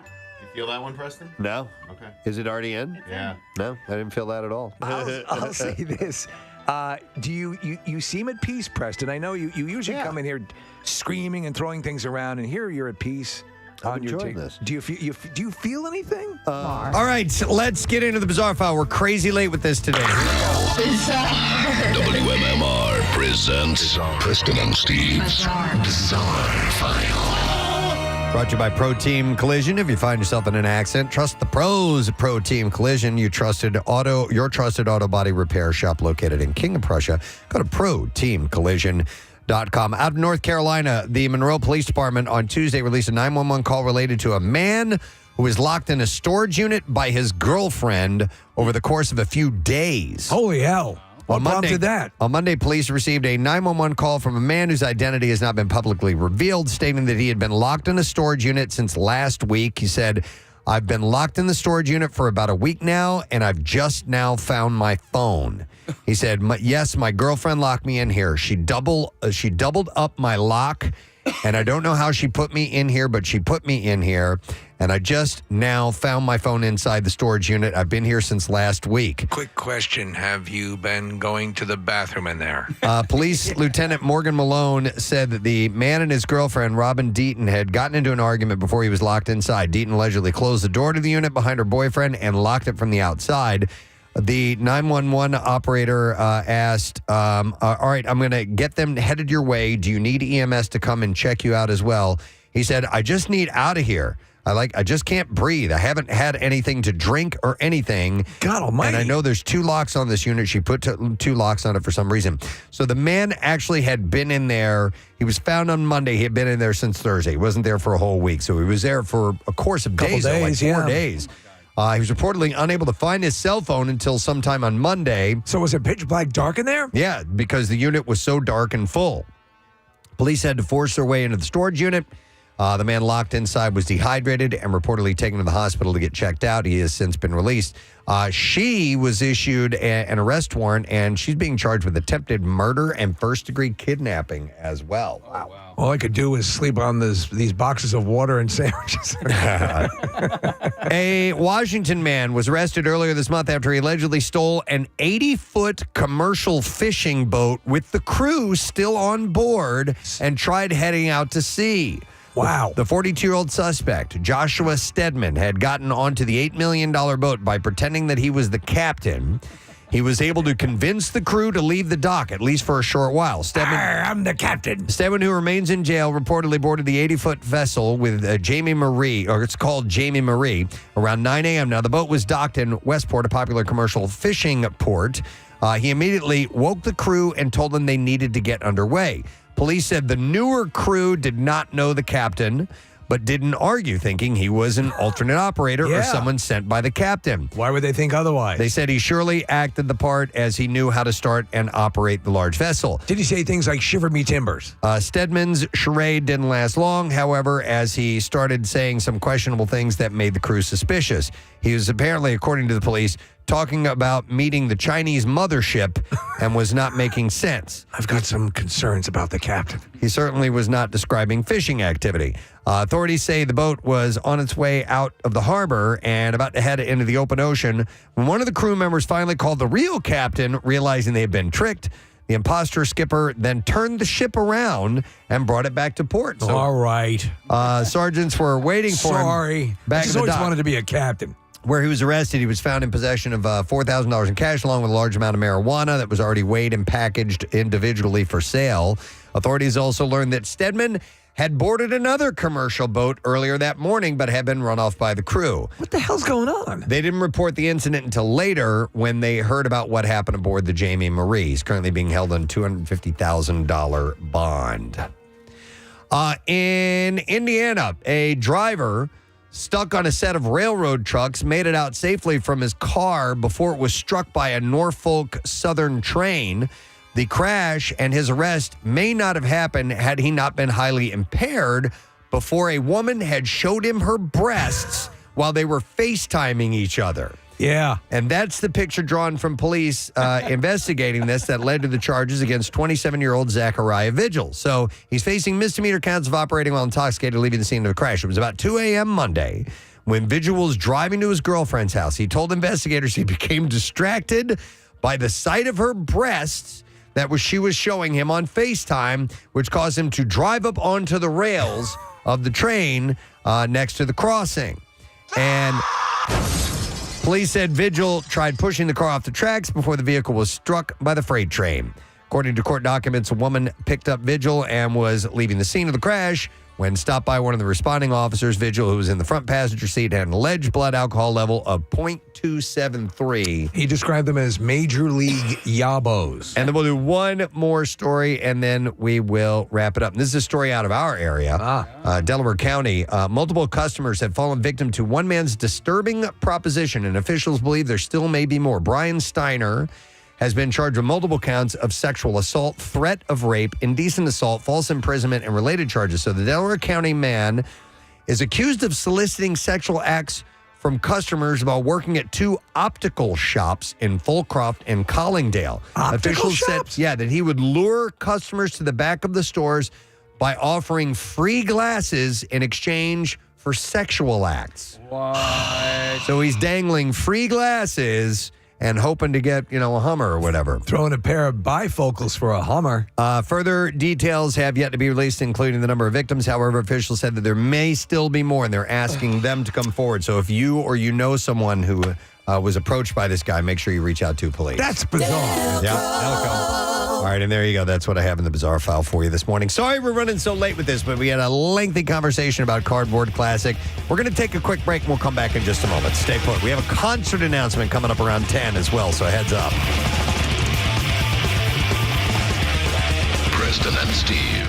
I'm just trying to relax, not move, and, accidentally roll over and jam these needles all the way into my skin. Well, as Heather said, this isn't the optimum condition, but if you were to follow up and stay at it, do you have every confidence he would start to experience the benefits of it?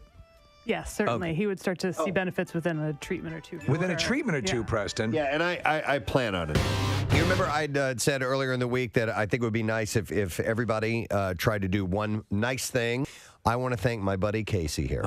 What'd he do? Well, the past few days, I've come into the studio after doing my prep work in the other room here, and then I come in, about 5 minutes before the show starts to get ready to begin, and there has been a nice, piping hot mug of coffee sitting. Wow. Isn't that that's made my week, dude. Thank you. You're welcome. And it might make my wake too. It made your wake. Hopefully not. You're just planning ahead because obviously the whole Alabama thing. I mean, who knows? You never know. You're flying into a hurricane. But it made my week. Thank you. Simple little gesture like that. Today, I was only paying it forward because Steve brought me a nice piping hot cup of coffee as well. You see? The movement is spreading. It's like cancer. No, I mean, it's that's not good. It's like a wonderful thing. Yes. So it's awesome. So do that. Have a cup of coffee ready for somebody when they come in today. They'll be so delighted and happy. Spit in it. Yeah. No.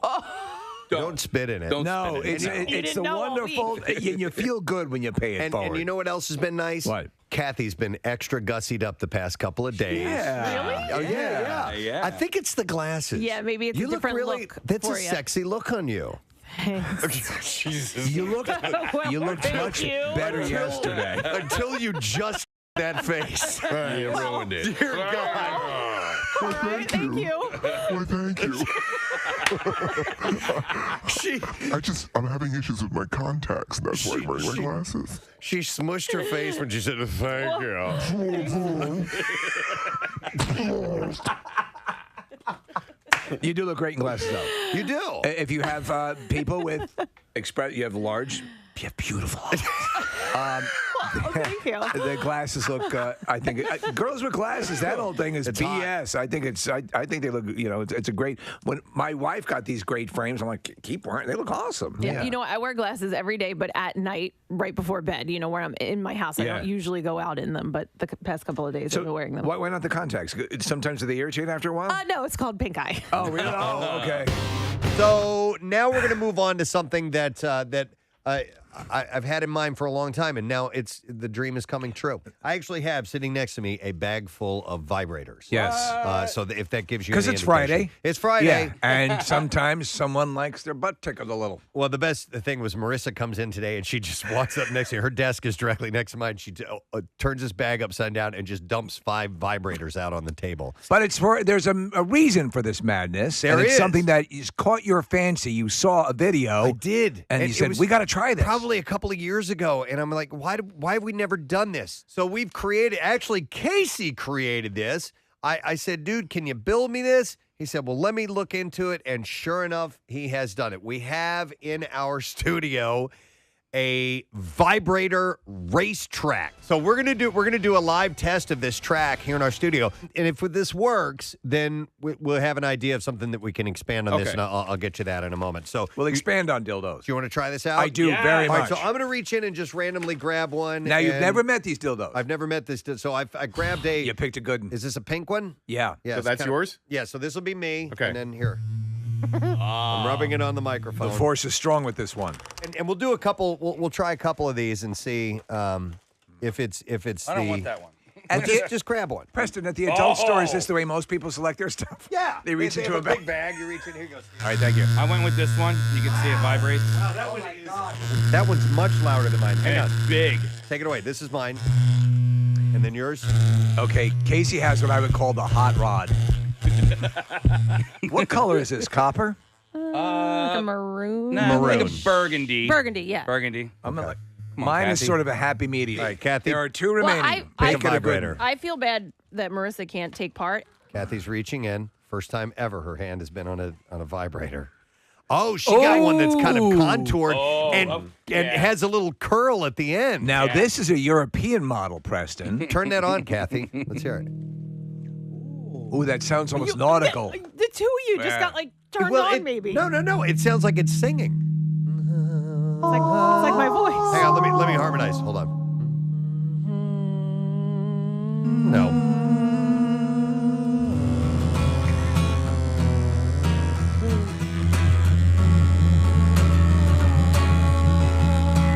That's how I'm playing chords on the guitar. It's a D. Yeah. All right, stop. Hold on. Ready? Play it. What is that? That's very cool. All right, Nick. Pull yours up. All right, so in typical McElwain fashion, I got the skinny pink one. Yeah, you did. You got the littlest one. This will get the job done fast. Hey, let's go racing, fellas. Yeah! Boogity, boogity, boogity. All right, so take your chosen vibrator over to the tracks. We have to turn them all on. All right, they're placing them on the track. Go. I'll call the race. Ready, and 3, 2, 1, begin. And they're off. Steves is taking off down the middle. Steves already crossed the finish line. In second place is, who was that? The blue one. Casey! Casey came in second, followed by Nick McElwain, third. Look at me. I'm Kathy Romano is fourth, and mine is not even halfway down yet. Oh, my God. That a is- despicable display. It's still just taking its time. Where's Kathy? Kathy's finished. Wow. Here comes mine rattling down. Still not across the finish line yet in 3, 2, 1, and there it is. Oh, wow. Preston, does yours have the most girth? No. Casey's does. Surprisingly. Let's put him back up on the track again, and I'll turn the mic back up over there. You're out! Yeah, it's too fast. It's too fast. Man, do All I right. know how to pick a fast dildo, though. Get him in place. Oh, my God. Preston, we've been to both the Poconos and Daytona. And Dover. That same sense, Dover, that same sense of excitement. All right, we got him lined up. You ready? Yeah. 3, 2, 1. Let's go racing. And here we go. Now we got a race. Oh, man. Casey's is off to the lead, but it's neck and neck. Nick McElwain is pulling ahead. Come on. And it's taken a full length lead at this point, but you never know what might happen towards the end. Nick is still headed towards the finish line. He's just about there. Casey slowed down considerably. Nick, our winner. Woo!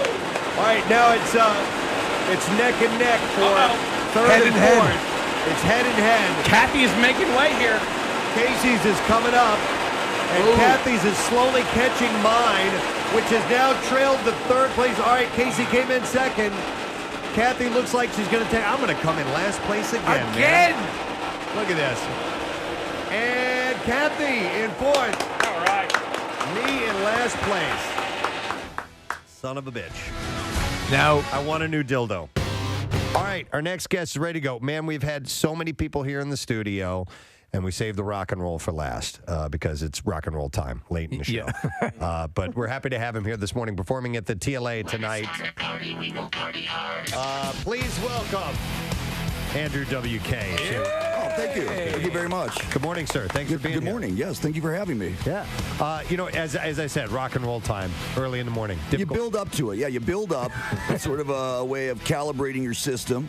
And it has been quite a lineup. I've been enjoying the preview tweets and posts that you guys have been putting up. So I feel very privileged to be included in such an illustrious group of folks. It is pretty amazing. But there's been a great deal of excitement about you. And you have a very loyal fan base. And that's got to be very rewarding, right? Well, we're all in this party together, and I certainly don't take it for granted that there are other folks that identify with this celebratory attitude, and we're all looking for the same thing, that kind of enthusiasm, that kind of joy, that kind of party fuel that helps you get through each day and make the most of it. Well, listen, I think it is a huge badge of honor when you have reached a point in your career when you've actually become a Halloween costume. Yes, and I designed it that way to make it very easy. As you can see, anyone can find a white T-shirt. The white jeans can be a little harder to find, but they're not always that hard. Even painter's pants will do if you don't have anything else. And if you throw on a wig and a bloody nose, and you're good to go.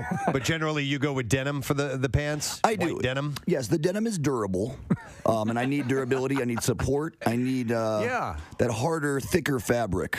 And denim absolutely serves that bill. So. It does. It really does. The costume is cool enough that people in the know, you can kind of say, okay, they know. And other people have no clue. So you can break up the crowd immediately. Yes. It's a litmus test for partiers. Right. Yeah. I used to wear white pants all the time when I was Did you? Yes. You and They Mr. weren't- Rourke. They weren't denim. They were just like, whatever kind of fabric, cotton or something like that. But I can't because like 9 times out of 10 I'm walking around with skid marks and I No, just that's the can't point. let them. Oh. That's the whole. Those are the hard-earned party stains. You got to showcase those proudly. They're like bruises, man. Exactly. Yeah, I like that. We wanted to welcome somebody else here into the studio because she's a massive fan. She produces our afternoon show, so she came in very, very early for this. Sarah Parker is here with us this morning. Hi. And Sarah made it a point to be here nice and early in the morning. What is it you love about Andrew WK? Oh my gosh, the fact that he is so very positive, especially nowadays. So many crappy things are happening in this world, right? You look at the news and you just get upset, but Andrew is the shining light of positivity. So I'm thinking that perhaps you should explain what partying means to you, because someone who's not familiar with Andrew WK might think that's just drinking all the time. So what does partying mean to you? Well, it certainly could mean drinking all the time for someone. I'm not really here to tell someone what it is. I guess I chose that word because I thought it was actually something that everyone did understand, that everyone was familiar with that. It didn't take a lot of explanation or elaboration, that a 4-year-old or a 94-year-old, I should say a 93-year-old or a 33-year-old, they all understand in some way how to enjoy the fact that they're not dead. And that's really the beginning and the end of the party mindset. You can apply it as vastly or as simply as possible. There's a great video of Andrew. If you haven't seen it on YouTube, you can find it. He's being interviewed, and the interview is asking a pretty long, drawn-out question. And in that time, Andrew's face contorts into a scowl of sorts, and then you answer the question very quickly. And it's hilarious. It's got over like 3 million views. But are you, faces? Is that something you were always good at as a kid? Were you making gurning? Yeah.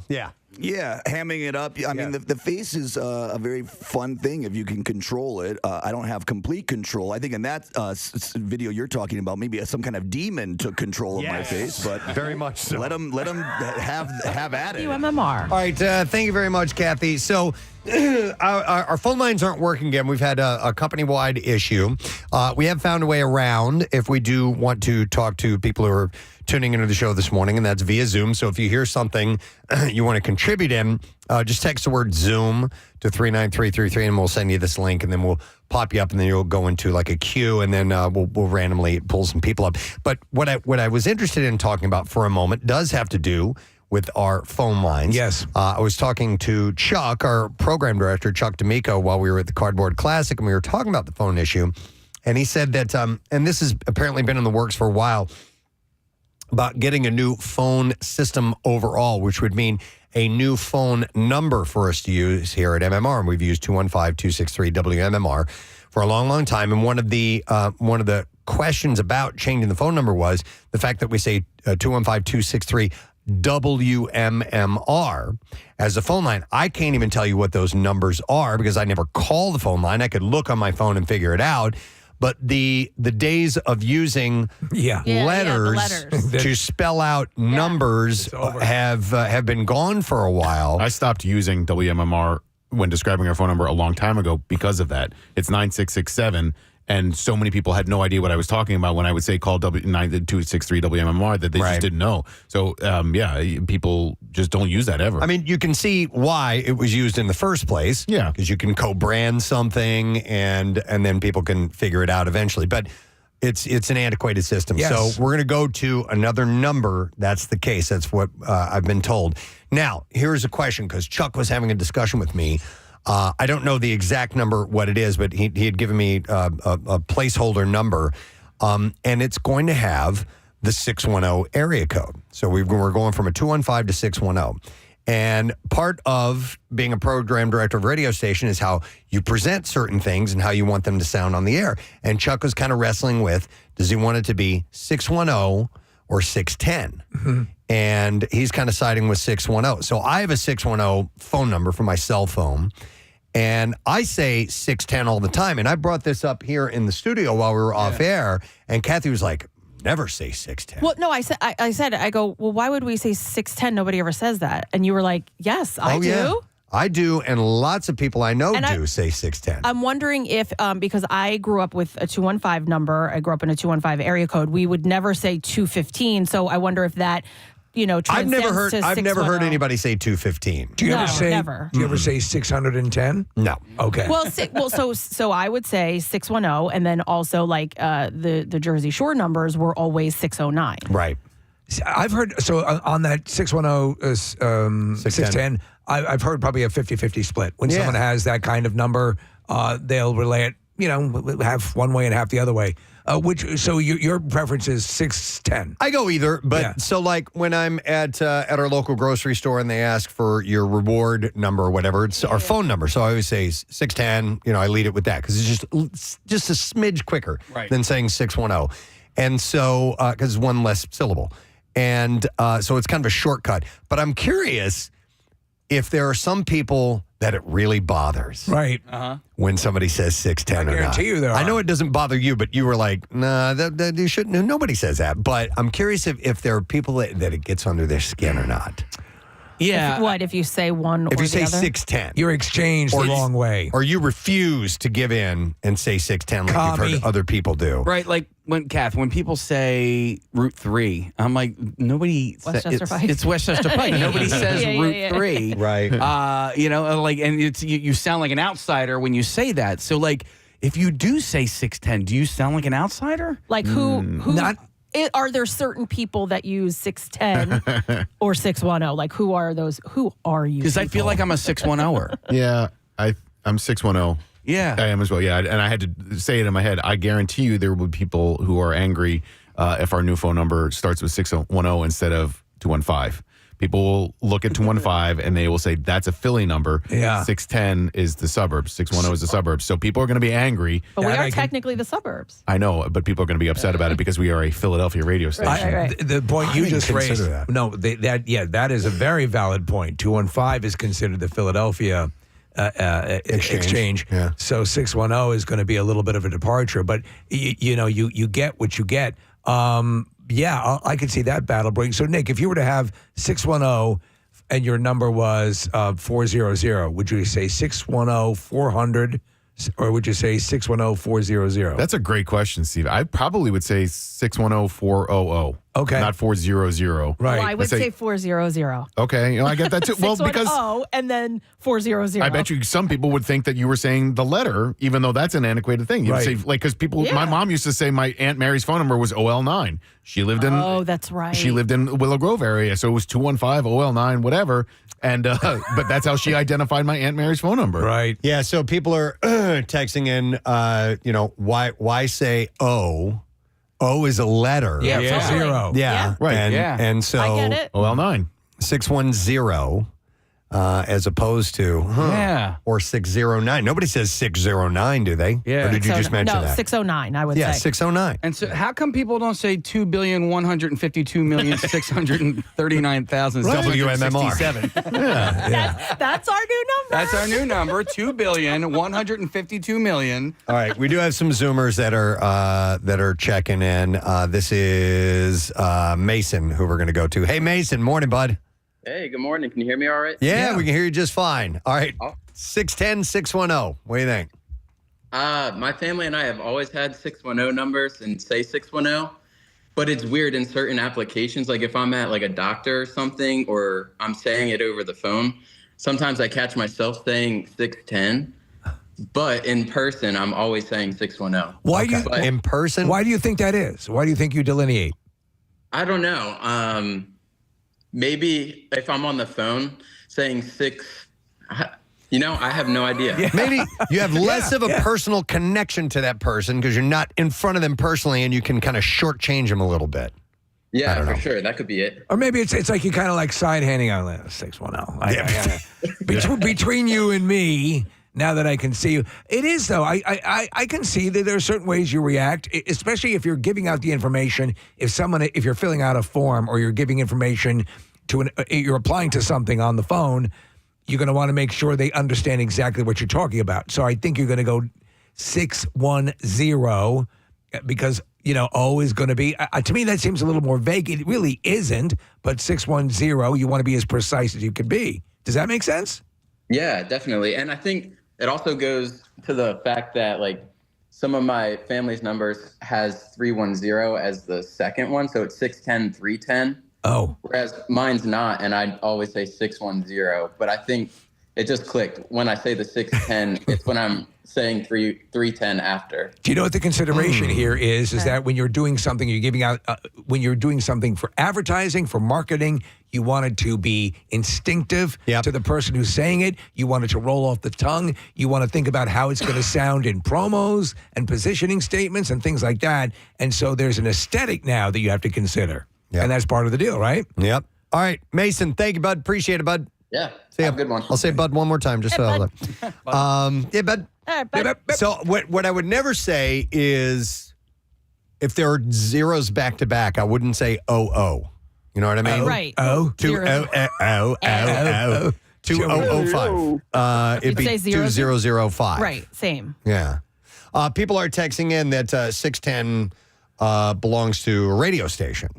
It's true. WIP and not 61, and so therefore you say it that way. So I don't know. Well, that is actually a valid point. Do you ever say 93.3 WMMR? Because I never do. I always say 93.3, but I've heard IDs and artists and other people, even people like tuning in saying 93.3 WMMR. But in my lexicon, it never comes out that way. 93.3. Yeah, I'll tell you, I do say 93.3 when someone asks me what radio station I work for, because I've had people say so many times, oh, like point what? Like what are the exact? So I give it to them so they know 93.3. Interesting. First off, that 610, they haven't been on that frequency for years. Yeah. Right. yeah. No, you're right. I mean, they were still on the frequency, but it wasn't their main one. Anyway, what I didn't realize was it's also generational. So I guess towards the end of my high school is when 484 was introduced. Yeah. So that was like the new cool number. Just a few years ago, my friend met a guy in a bar, and he was a little bit younger, and they were exchanging numbers, and she started to give her number, and she's like, oh, it's 484, and he kind of flinched, and he's like, how old? Yeah. How old are you? He knew how old she was because she was a God. 484 number. Because now younger people are getting 215 numbers. So that's it funny. circled around. So he presumed she was older? So it was a tell for how old she was because she had a 484 number. Well, how is there a tell for 267 numbers? That, probably like the generation after 484 is 267. Yeah, Where's your mommy? I haven't called it 267 in a while. Yeah. Huh. Those kind of faded off. Remember, would people of the current generation understand if you said, what's the 411? Yeah. No. They wouldn't have any idea. I get it. Yeah. Because for those who are younger and listening right now, 411 was a number for information. Generally, if you wanted to find out a phone number, someone's phone number, you would call 411. Casey used an antiquated term the other day. What did I I say? forgot who it was. Oh, it was one of the reporters from local TV station WYOU up in the in Scranton when we were out that way, and she's really short. She mentioned being very short. And Casey goes, "Oh, we'll just have you stand on a couple of phone books." Oh, yeah. And I go, "What if she turned to you and said, what's a phone book?" It's a book about phones. By the way, I saw her on a TV commercial for that TV station that night. I think her name was Sydney. Might have been, yeah. Yeah, and she was selling phone books. No, she was cool. It was really cool to see their reporting up in Scranton. All right. Well, we're looking to change the number to get a new number in here, and I wasn't sure if there were, pet peeves or concerns about how you say the actual prefix, the 610. I remember my first phone number being a combination of numbers and letters. It used to be quite common at AN6. This is well before you'd have to have one and then the number. All right, we're going to go back via Zoom to another comment, and we have Colin and a young person. Hi, Colin. Good morning. Yo, it's me and Maeve. We're watching. Maeve, that's a great name. I love that. He's wearing Maeve on a baby Bjorn right in front of him right now as we. Oh my God, she is so. Look at the smile on this baby. We're doing laps. Oh my God, how cute. All right. Anyway, you wanted to chime in on the phone number thing. So I think Preston, you'd appreciate this. There's a specific way you have to tell somebody a number. Yes. It's ba ba ba ba ba ba ba ba ba ba. Correct. Yeah. So there's a King of Queens episode, Yeah. and they're ordering from Domino's, a local pizza place, and they give out the number completely wrong, and it really sets off the old man, and it's hilarious. But like people that don't do that specific beat, you throw off everyone. It is a cadence that is I would be thrown off by it, and I've had people say if I'm doing tech support from another country where that cadence isn't as ingrained in people as it is here, and it throws you the hell off. Yeah, there's a whole comedy bit based on that, right? Yes, Kevin James does it. Is it Kevin James? Okay, I was yeah. talking about that off the air. Yeah. Queens, yeah. Yep. Nice.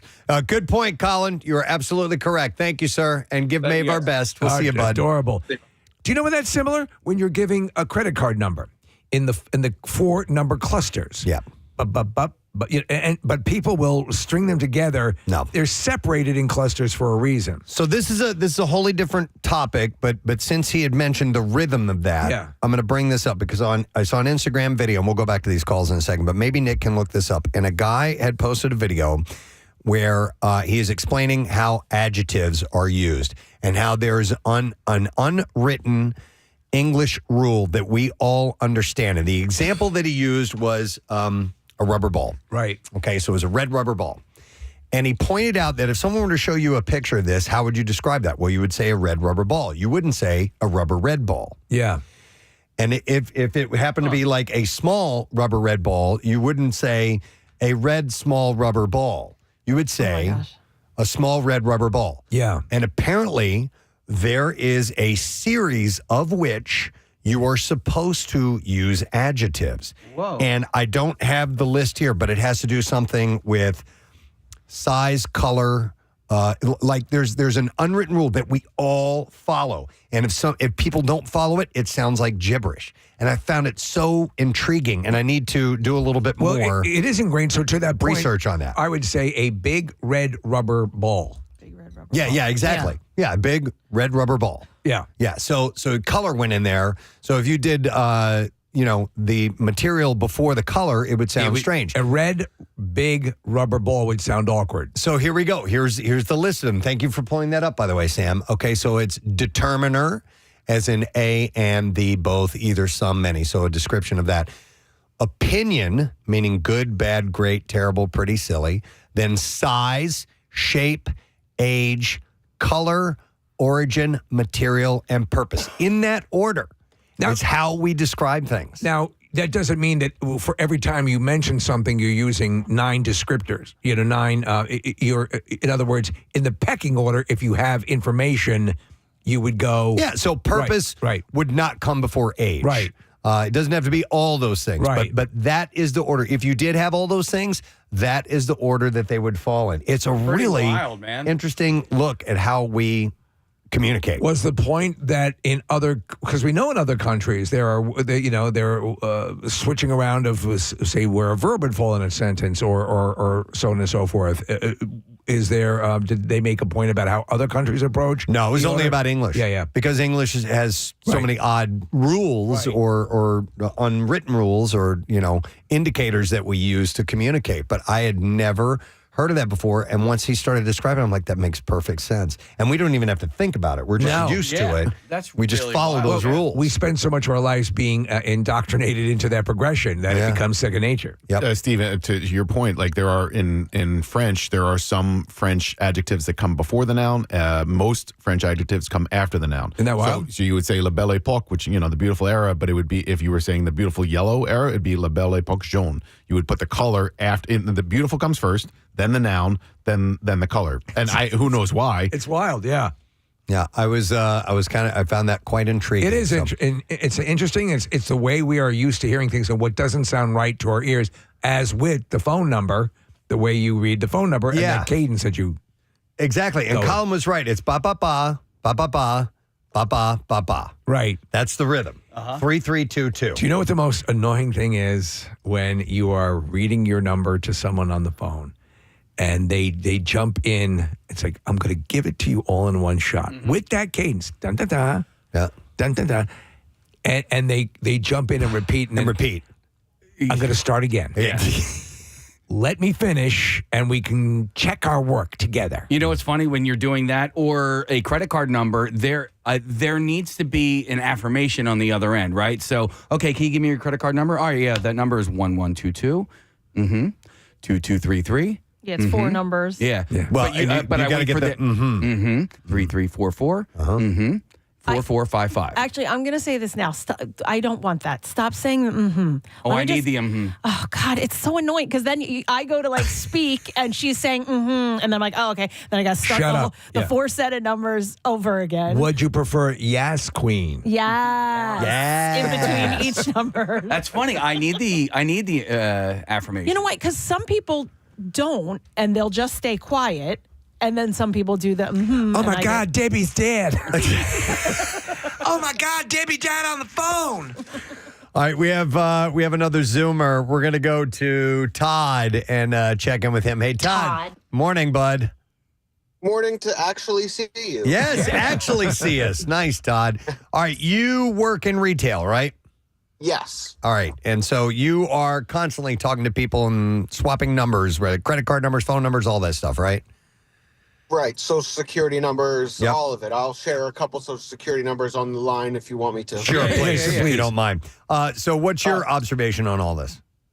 So I have absolutely heard 610 and 610. I've never heard any of the others. 215, 267, whatever the case may be. But 610 and 610 are definitely interchangeable. It just depends on how big of a jerk somebody wants to be. Yeah. But one thing that does tend to irk me more than anything is area code is one thing, but when you tell me my number is 610 361 4072. Yeah. Oh, because 40 might be 47 when you first hear it. Right. Okay. Yeah, you're throwing in a different pattern, and I can see where that'd be a pain in the ass. So for the last four digits, rather than breaking them up into two-digit numbers, you would prefer just rattling off all four numbers. Exactly. Is that the Makes point at which you go, sense. Makes it so much easier. Now we're playing that game, huh? Because you changed the pattern. You've gone in with your pattern and you've changed it. I can agree with that. And to your point, Preston, yes, you don't know whether the number clusters are one number or it's yes. I couldn't do that. My mind is not evolved enough to perceive those numbers in that way. Right. What is so with this? Do you ask for Social Security information a fair amount or no? We do because we do financing. Yeah. So we're regularly asking for Social Security numbers when we're doing the finance application. Okay. And it'll be the same thing where they'll say, I'll just throw 610 42 7220. Right. And that throws it, and we just And it's the same level of frustration because it's, well, all right, now I have to figure out what numbers did they say. Yes, exactly. Okay, All makes sense. Appreciate it, Todd. Valid point there, bud. What Thanks are for you leaning listening. towards for the number? 610. 610? Even though I generally say 610 for my own number, I think that saying it on the air, 610 just doesn't sound right.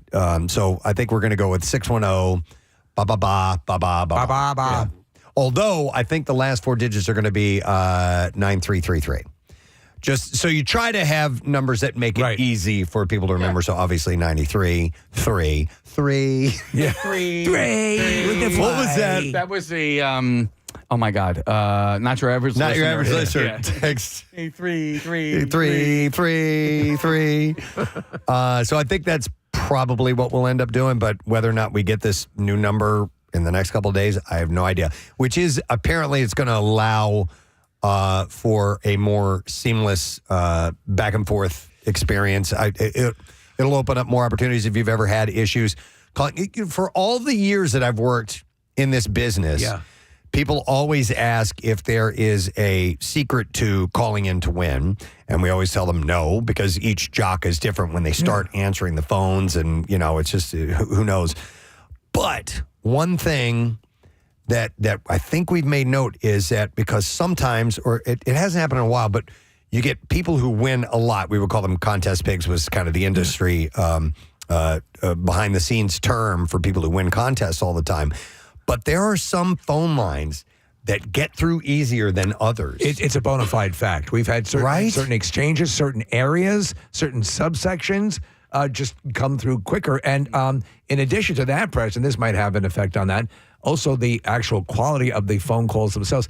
Rodney was saying that the phone equipment was so old here that there were no upgrades, software upgrades at all available, and hardware upgrades at all. Wow. So the replacement parts were antiquated as well. So we're resetting the whole system. By the way, speaking of antiquated tech, the other day, I think it might have been on the way. No, it wasn't on the way to Carbacassi. Anyway, my youngest asked me, and I'm a pseudo quote here. Hey, Dad, were you afraid when people thought Y2K was going to happen?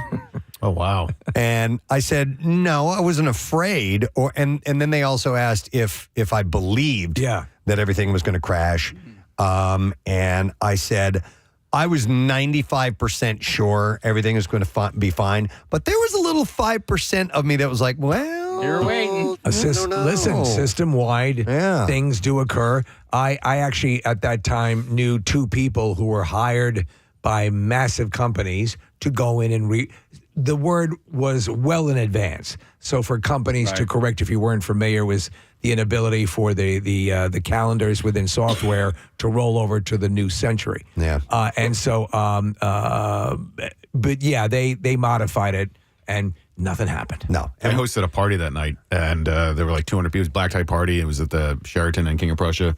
And I thought you were about to make fun of me because that's the night we went to Cecily Tynan's and didn't know that it was a black tie party. Nope. Okay. No, not making fun of you at all. Okay, thank but you. I remember. How's that taco dip?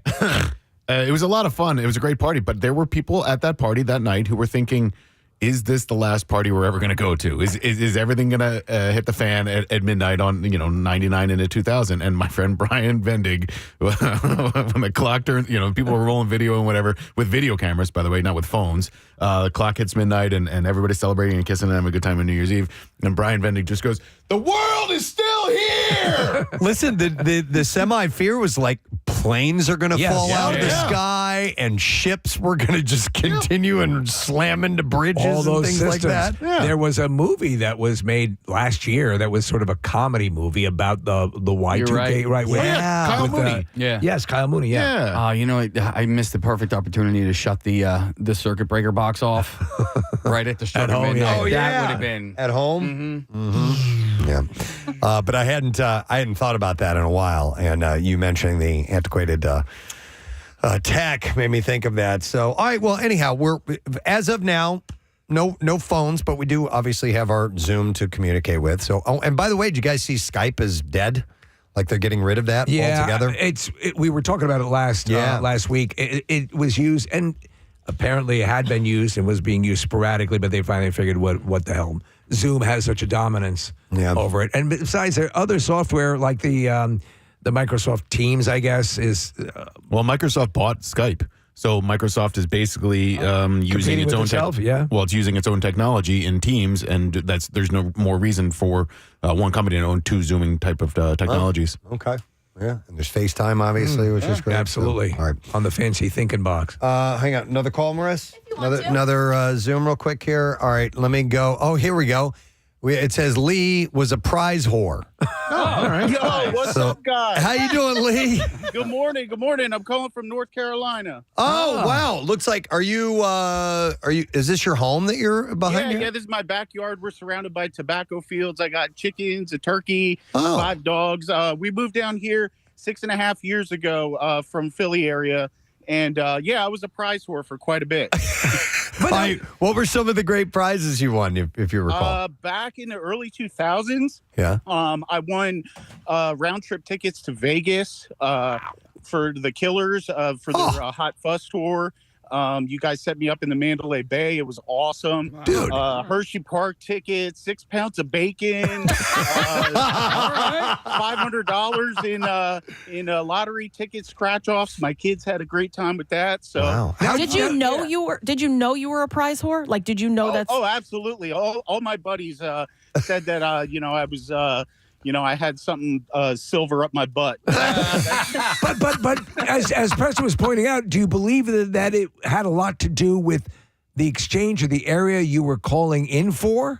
Well, I listened to the radio I lived I worked in a factory, so I had the radio on all the time, and I had a system that I knew when you guys were going on a break, and for some reason, certain cell phones going through that system would just allow me to get right in and get, if I was a certain caller and didn't get in the right time, I could call right back and it would go through. So yeah, there was definitely a system that I had for a little while. That's pretty wild. All right, now the most important thing to us as the people on this side of the microphone, were you excited when you called in and you won? Oh, absolutely. There you go. I mean, every year when I won those Hershey Park tickets and you guys gave them to me, my kids were all excited. We had so many memories for all those years, and unfortunately, we don't have anything like that down here, but hey, you have chickens. Oh, well, there's a big turkey. That's Martha behind me. Oh, my gosh. Look at Martha. Can you go over closer to Martha? Will she let you? Yeah, absolutely. All right, let's take a look at these.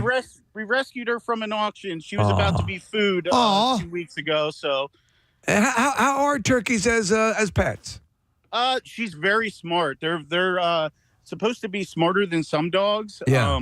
You could tell that there's something behind those eyes when you take a look at her. But yeah, we got a few chickens over here. We got got a little piece of property. We moved down here, like I said, 6.5 years ago from the Philly area, and man, North Carolina is awesome. Lee, had you ever lived in a rural area before?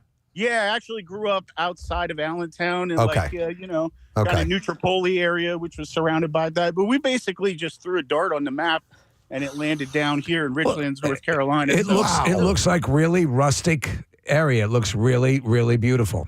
Yeah. We got a Starbucks here over the summer, so everybody is complaining about that. Everybody's complaining about that. They don't like the $45 coffees? Absolutely. Yeah. Oh, that's great. Oh, my goodness. Yeah. We go way back, the Lost viewing parties me and my wife attended. Actually, one of the earliest cardboard classics. My wife was pregnant with our second son. We came out. So a lot of memories with you guys. And, the prize is definitely the 6 pounds of turkey bacon definitely goes down in history. Don't tell your turkey about that. Yeah, right? No, Martha, we were just kidding. Well, listen, Lee, thanks for continuing to listen to us in the Carolinas. We appreciate that. We love you. We love you. All right, take care of yourself, bud. We'll see you later. All right. Excellent. Oh, that's great, man. Nice little spread of land. Threw a dart and moved. That's a ballsy maneuver. That's extremely ballsy. I guess we're going to Death Valley. By the way, all right, so did we start this? Okay, we have a poll. What format is this on, Marissa? It's on YouTube? Okay. So far in a poll of 610ers or 610ers, how do you say the area code? 610 versus 610. 72% say 610 and 610 say 27%. So, yeah, it's definitely in the majority there. So, More than likely, we'll probably go with 610 when we get the new number, or 610 just to mess with you. Just to F with you, yeah. I don't really know.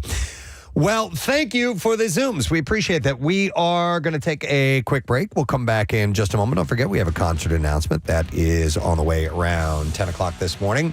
And also, don't forget, spring training is our next big event. We're just a couple weeks away from that. We are 1 week away from that. We are 1 week. Oh, my God. We're going to take a break. We'll be right back. Stay with us. Preston and Steve. Let them have their fun with my face. You seem to be obsessed with pizza. Well, who isn't, really? I mean, even the person who hates pizza the most, they still are engaged in the phenomenon. You have a guitar look like a pizza slice. I have a pizza slice guitar. Which is pretty badass. Well, thank you very much. Thank you to the great folks at ESP Guitars for making it for me. Yeah, very nice. And we just made another one, too. Yeah, a taco guitar, right? That's right.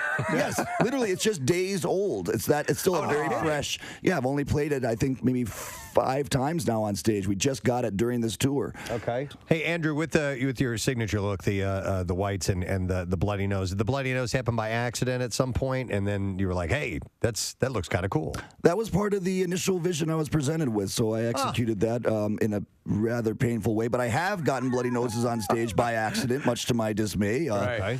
Most of them were accidentally self-inflicted, meaning I kicked myself in my own face. When I was trying to do a very impressive high kick in New Orleans, for example, I saw a friend in the crowd I hadn't seen in years. I said, I'm going to really blow his mind. I'm going to do the highest kick of all. And it was so high that I almost kicked through my own head. Wow. But I got a bloody nose. I did break my nose that night as well, which, as you can imagine, is rather painful. But the adrenaline got going and the blood started flowing, and people thought it was all just part of the show.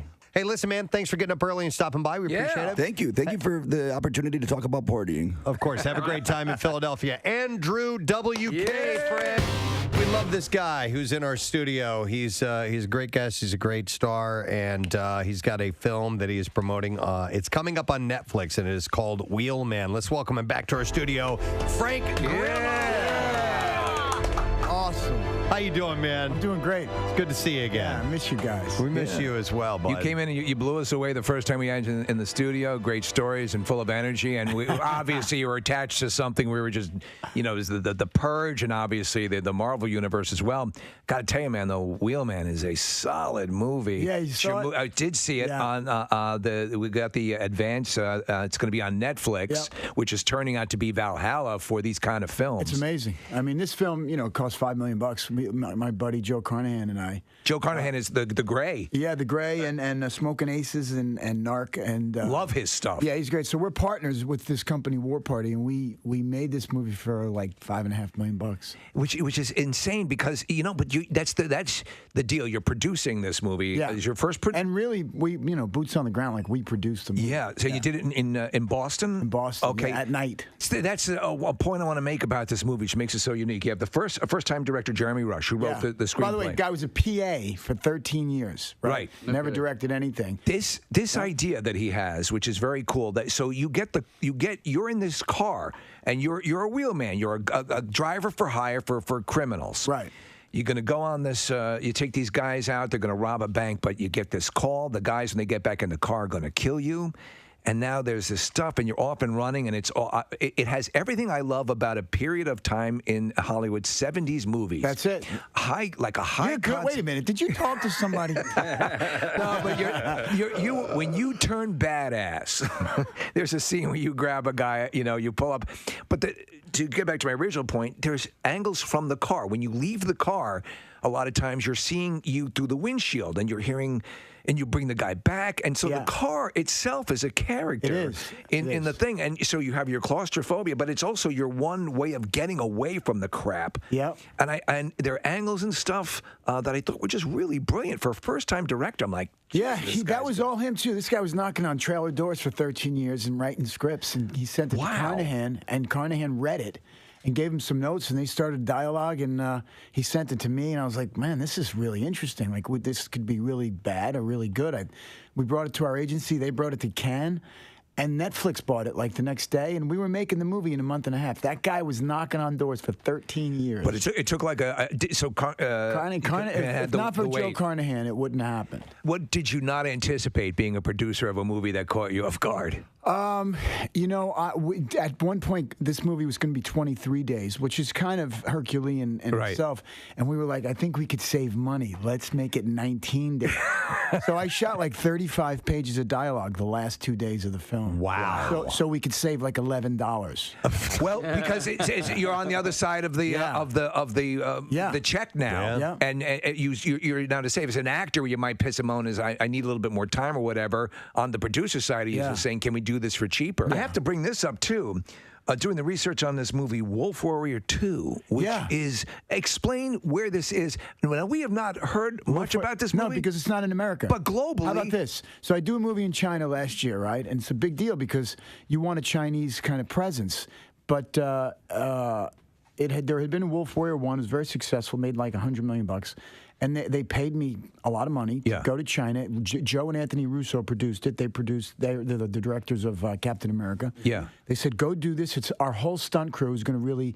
And so I went and did it and made a ton of money. The movie's going to make $1 billion. Oh, my God. It's like the highest... It is the second highest domestic grossing film ever behind Star Wars. Yeah. What? And I play a character named Big Daddy. I'm the bad American. Yeah. Wait, you have to see the jacket I'm wearing. All right, we're looking at the show it. We're looking at the trailer. This was all shot in China, by the way. I am, and I'm going to say this on the radio, the biggest American star. China.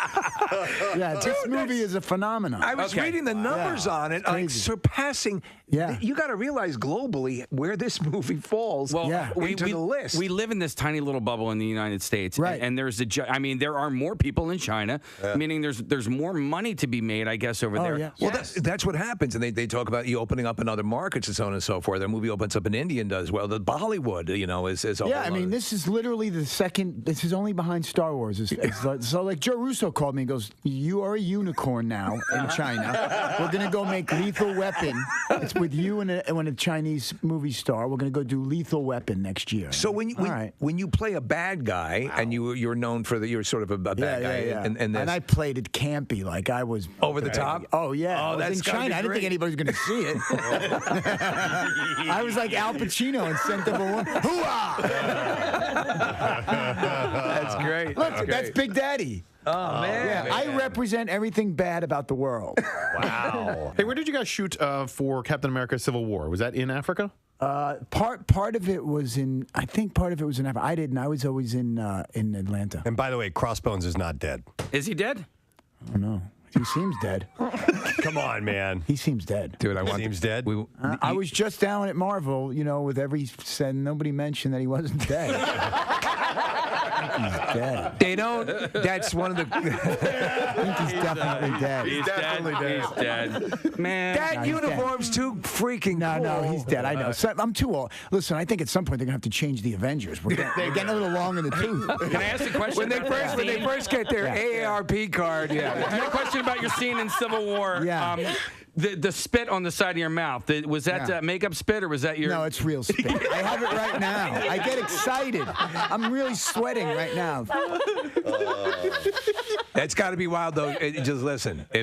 You are part of one of the greatest movie fights ever filmed. Yeah. That elevator fight, which we know you had a lot of sway over. Yeah. I can watch that over and over. That's got to be a sense of pride for you. It's fun. It's all fun. And knowing also now that you could just demolish Chris Evans. He's so skinny now. I just saw him. He's so beautiful. But I was with all of them. Like, they were all there. The whole, every Marvel character was assembled. It was like 45 people. Like, I'm sitting with Cheadle and William Hurt. You don't realize how many people have been in those movies. It's amazing. Yeah. Wow.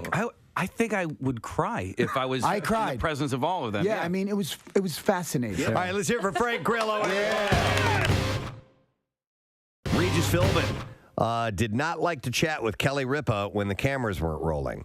What? No. It's not the way it sounds, and we all will understand this. Regis had a mandate. She said, absolutely no talking off camera. So save it for the TV, right? Yeah. I'm such a professional. She tells the New York Times about her dynamic with Philbin. She said he had almost a superstition about it. You save it for the show. Save it for the show. She said, Kelly, look at me right in the eyes. Save it for the show. She'd said, I'd be like, good morning. And Shut up! He'd say, save it for... Shut up. Shut your mouth. Shut. Save it for... Shut the mouth now. You weren't very nice about it. Look, shut the mouth closed. Shut. Now. So she would... he would say, save it for the air. Save it for the air. Shut. I swear to God. I will kill you where you stand. I will cut your whole goddamn head off. I just purchased a scimitar. This very reason. To just slice your head off. So shh. After he left live, nothing. Michael Strahan came aboard, and his unexpected eggs from Good Morning She America. can't understand what he says, so. So it didn't matter. So it was her saying don't talk, yeah. Shut up. Just put your slicker on and talk to that slob. Ari Lewandijk Jr. is about to meet 29 potential future wives. Oh, boy. Is he the new Bachelor? The Bachelor season 22 is about to kick off, and in the running this time are 4 Laurens, 2 Brittany's, and 3 real estate agents. I'm Brittany, and I'm just looking for that someone special. The 36-year-old race car driver, there you go, was first introduced to viewers on season 8. Hey, of would The this show Bachelor. work with ugly people? I No, mean, straight not up. at all for 1 second. Can they just try it? Can like a smaller, No one wants lesser to see- network just do it with ugly people? No, they did. Rock of Love. No, I mean like actual ugly people. You know what? They have shows that are average people, like that Married at First Sight thing. Yeah. And those people aren't. So they're just kind of average looking. So and people watch that, but it does have the added level of they've never met before and they're going to try to stay together. Regular people. It's just you have these stunning people. Many of them very loose sexually. Right. You have these dream dates that no one on earth ever goes on, but people on The Bachelor and Bachelorette. Yeah. And that's Could why you people imagine, watch. like The Bachelor shows up, and then you got 20 or 30 bachelorettes, and then Mama June Channing gets out of limo. Some of the bachelorettes are like, you know what, I'm out. You know, so immediately the 30 goes down to 20. Well, that would be cool if at the point, but they've already it's the formula works so well. I know. It's been on, even though it's 90,000 different iterations of This it. is season 22. And I don't know how many It's different showing no versions. signs of slowing down. Bachelor, Bachelorette, Bachelor in Paradise. Imagine Casey if the Bachelor shows up and he looks like that doctored picture of Tom Cruise that makes him a little fat. And he's wearing a baseball hat or booger. Yes, something like that. It's not gonna work. So anyhow, I have to go. The limo's still running. Yeah. People with great personalities, all No one across cares. the board. Yeah. Look at this picture here. Yes. That guy. That's it. I love it. I'd tune in. I totally would have watched that show. At least the first episode. It's a fantasy for everyone. I got just what love is really like. But if you're one of the girls and you show up and Fat Tom Cruise is waiting for you instead of Ari Lewandijk Jr., you got ripped off on that season. You're gone. Yeah. You're out of there. So anyhow, he was first introduced on season 8 of The Bachelorette when he vied for the affection of Emily Maynard. So he goes. love you. He goes. I want to be with you. He goes. Forever. I love you. I love you. I look into the future and I see you and I together, like two people together. Poetry. I want to walk down the aisle with you, the same aisle, and get married. I want to write our own vows and use ventriloquist dummies to convey them. Please welcome Mr. M. Night Shyamalan. Hey guys, I like the music. You like that? That's a cello actually played through, through an electric a thing. Oh, that's really cool, to yeah. Make it sound like a growl. That's, Oh, really? That's Music from Split, yeah. Yeah, this was. Hang on, wait. Yeah, Yeah, see now that you on can that- hear it. Yeah, and the composer actually plays the cello. He played it himself, like in a bathroom, like off the tiles, and you can. Anyway. Who was the composer? No. I mean, Wes Stortson. I got him from the HBO show The Jinx. You know, making. Yes. So just an amazing talent. I want to talk about or ask you about Split. All right, thank you, Kathy. Real quick, a shout out. I got this from our director of sales, Mr. Jim Antez. I want to make sure I mention someone who actually, Steve and I, you have met her before, but she's a huge fan and probably has one of the longest professional titles I've ever seen. Okay. She is the Senior Intellectual Property Paralegal and Government Affairs Specialist for Campbell's. Oh, yes. Bree Staley. And she's a huge fan. And Jim wanted to send a shout out to She's Bree. awesome. She's wonderful. We saw her when we were getting ready for Camp Out for Hunger, and we swung by the Campbell's headquarters in Camden. I hope we do that every year. And spent some time there. That visit is awesome. Yeah, and while Chuck was there, he brought me back some goldfish that are dill flavored. Oh man, Dill pickle flavored. That's Yeah. awesome. So again, that title is Senior Intellectual Property Paralegal and Government Affairs Specialist at Campbell. So and she's the one who signs off every year where we get to officially use the Campbell soup can for the Camp Out for Hunger. So Bree, we love you. And thank you for being such a huge fan. We do appreciate that. The Campbell's love is appreciated. I can't believe that we're a week away from spring training. This is insane. This is I haven't great, even right? I've not looked at my calendar. I've been waiting for Cardboard Classic and mainly just getting ready for that. And I have not even looked ahead to see when things are falling, even though I know I've been saying on air when these events are coming up, but I haven't actually looked at the calendar until Nick said it's a week away. I was describing why February has been a bear, as they say. But if you stop and think about it, we had a huge a huge Camp Out for Hunger into the Christmas Miracle. Then we were into, then guess what? The Eagles did extraordinarily well. Turn on a dime, did a week-long thing, Birdbot 2.0, and guess what? There was a parade. Finished that off into Cardboard Classic, which we really said about making sure we were going to implement things to kind of make that bigger and better. So it has been sort of a nonstop in the best possible way. But yes, Preston, I was the same way. I thought there was going to be 2 weeks till spring training, but over the weekend, I checked the calendar, and there we go. Yeah, we're on a plane a week from Wednesday, so we fly from Philly to Tampa on Wednesday afternoon, and then broadcast from the ballpark on Thursday morning, the 13th, and then we're back at Coco's in Clearwater Beach on Friday. We always get this question. I'm going to say it on air, and if you email me, I'll give you the same answer. But the ballpark itself does not open until after our show ends. So we'd love to have everybody come and watch the show. We just can't. That's not us. That's the Phils. So the ballpark opens right around 11 a.m. We do hang out for a while after the ballpark ends. And our friends at Philly Sports Trips, I was chatting with Vince and Julia last week. There's going to be a lot of fun at the ballpark during the game itself. We usually stick around and watch most or all of the game on Thursday. And then on Friday, Philly Sports Trips is actually taking Phil's fans to the Yankees game in Tampa. It's a Friday evening game, so I'm going to go to that as well. I've never been to see a Yankees game in Tampa, so I'm going to the Phil's evening. It's an evening game. I didn't realize that until last week, Case. Yeah, it's a 6 o'clock start, I think. So the Phil's game on Thursday at home is a 1 o'clock start, and then a bunch of people on the same trip as us next week are all going to go from to Clearwater Beach to go see the Phillies-Yankees game that evening in Tampa. That's Friday night. But we'll be on Friday morning at Coco's in Clearwater Beach. To your point about Thursday, I'm sorry, Preston, after we hang out. So if you're don't worry about getting there for the show. We're going to hang out in the park. Preston, how many people were you encountering after the show ended last time? Are you walking around? Countless amounts of people. It's like being in Philly. Yeah. I mean, it's a Phillies game, so It's everybody's coming in from home. How great would it be if we kicked off the season in spring training and ended the season with a parade broadcast on Broad Street? I thought that was going to happen last year. I did too. I thought for sure we were going to. Yeah. But so surprise me. Yeah. I'd be so happy. And by the way, I didn't know that. I think I might be able to go to that game on Friday night. Oh, well, you're invited. Okay. And I was going to bring it up in our meeting after the show today, but I'm really excited. I saw the Phils play the Blue Jays in Dunedin back in like 2008 or 2009. I went to spring training. That's where the Blue Jays play. It's right up the road from Clearwater.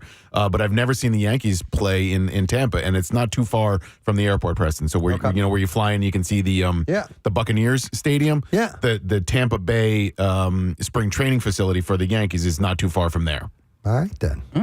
Keep your fingers keep your keep your fingers crossed and keep your head down. And wouldn't that be great to have another parade, another championship? Would be back-to-back championship? Friggin' awesome. Yeah. It'd be something else.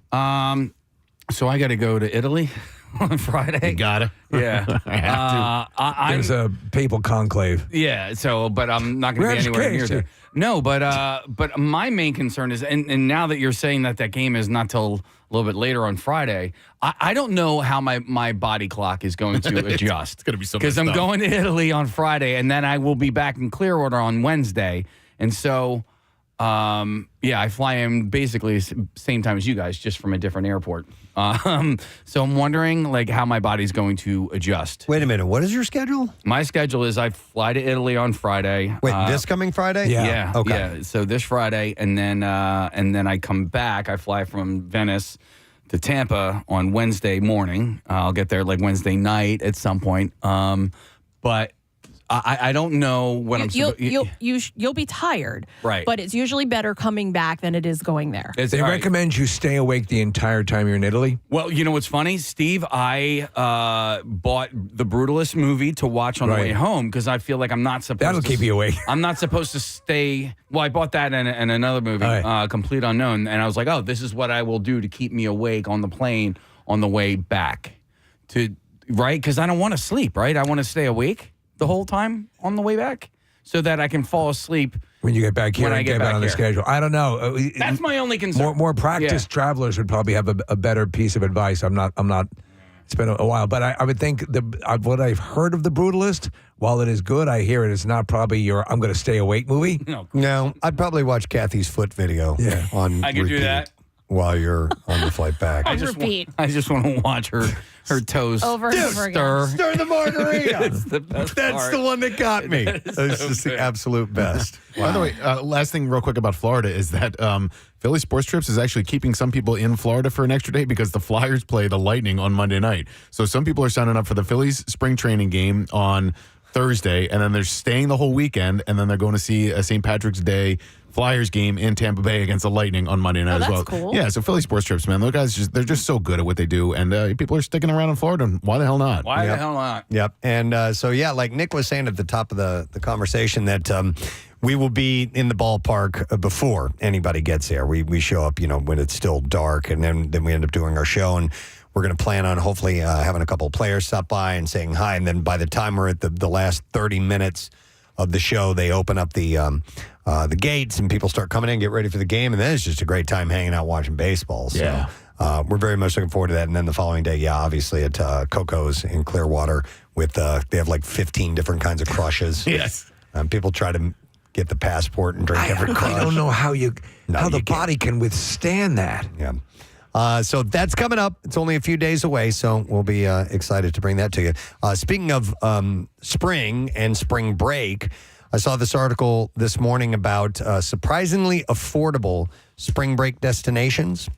And this could actually go for almost any time you want to travel to these locations. So this was, according to NerdWallet's Sally French, she said, by selecting destinations with affordable flights and low-cost accommodations, travelers can enjoy a memorable getaway for a fraction of what they might otherwise pay. So, she's right. According to Expedia, timing is key when planning your trip, and they advise booking 3 weeks to a month before your departure, and you could save as much as 25%. Is spring break, are we currently in the beginnings of spring break now? It really depends on the school because some of them are still associated with Easter, and Easter's so late this year. So for high school anyway, Steve, my son's isn't until the week before Easter. Huh. So the booking site's experts recommend avoiding holidays like Easter and Mother's Day, as well as the last 2 Saturdays in March, which are expected to be extremely busy as well. They suggest significant savings can be found for the week of April 28th. And note that the week of May 19th, just ahead of Memorial Day, will be one of the quietest of the season. Really? Memorial Day, huh? The week of May 19th, just ahead of Memorial Day. Yeah, it's because everybody is getting ready to travel for Memorial Day. Yeah. And of course, we'll be back at Keenan's broadcasting live for you. That's it. So, okay, real quick, before I go into this story, hang on. I just so I have no surprises here. Yeah. So we have spring training a little over a week from now. Right. What's next after that? I think it's MM Keenan's. Barbecue. Oh, yeah, you're right. Yeah. MM Barbecue. May 10th. May 10th. Uh-huh. Keenan's. Then Keenan's. Right after that. And then we get a little break, right? Not much. We have the blood drive. Blood drive. I have the Bend to the Shore. And then we're working on something else. Yes. We are? Yeah, we are. We talked about it in the last It's a meeting. space trip. No, A it's not space trip? Yeah. It's coming together? Yeah. Wow. This is something else. Something at a movie theater. That we Yeah. talked Oh, that, about. right, Yeah. yeah. So maybe we'll work on that. So A certain anniversary for a certain show. it never ends.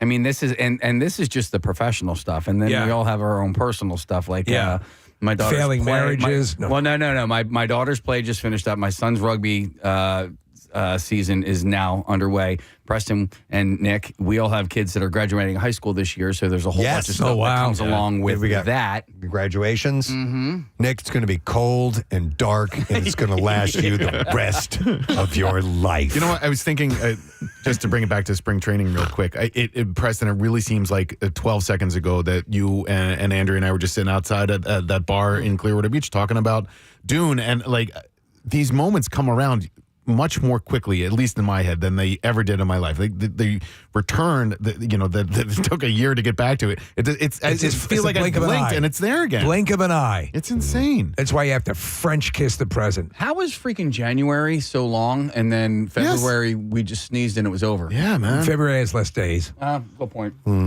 But it was super cold in January. And I mean, so who knows? All right. So anyhow, enough. Spring break trips. Here are some affordable destinations. This is through NerdWallet for spring of 2025. So ones that you may not have considered: Punta Cana in the Dominican Republic. My wife just went there for a little winter trip with supposed to be a little gem. One of her best friends. 24 nonstop routes from the U.S. and accommodations that can cost, listen to this, as little as $21 a night. What? Yeah. You just have to make sneakers in a warehouse. I seriously? Yeah. It's a lot of all-inclusives in Punta Cana, right? Yes. Okay. Very much so, but not for $21 a night. Orlando. I love these things.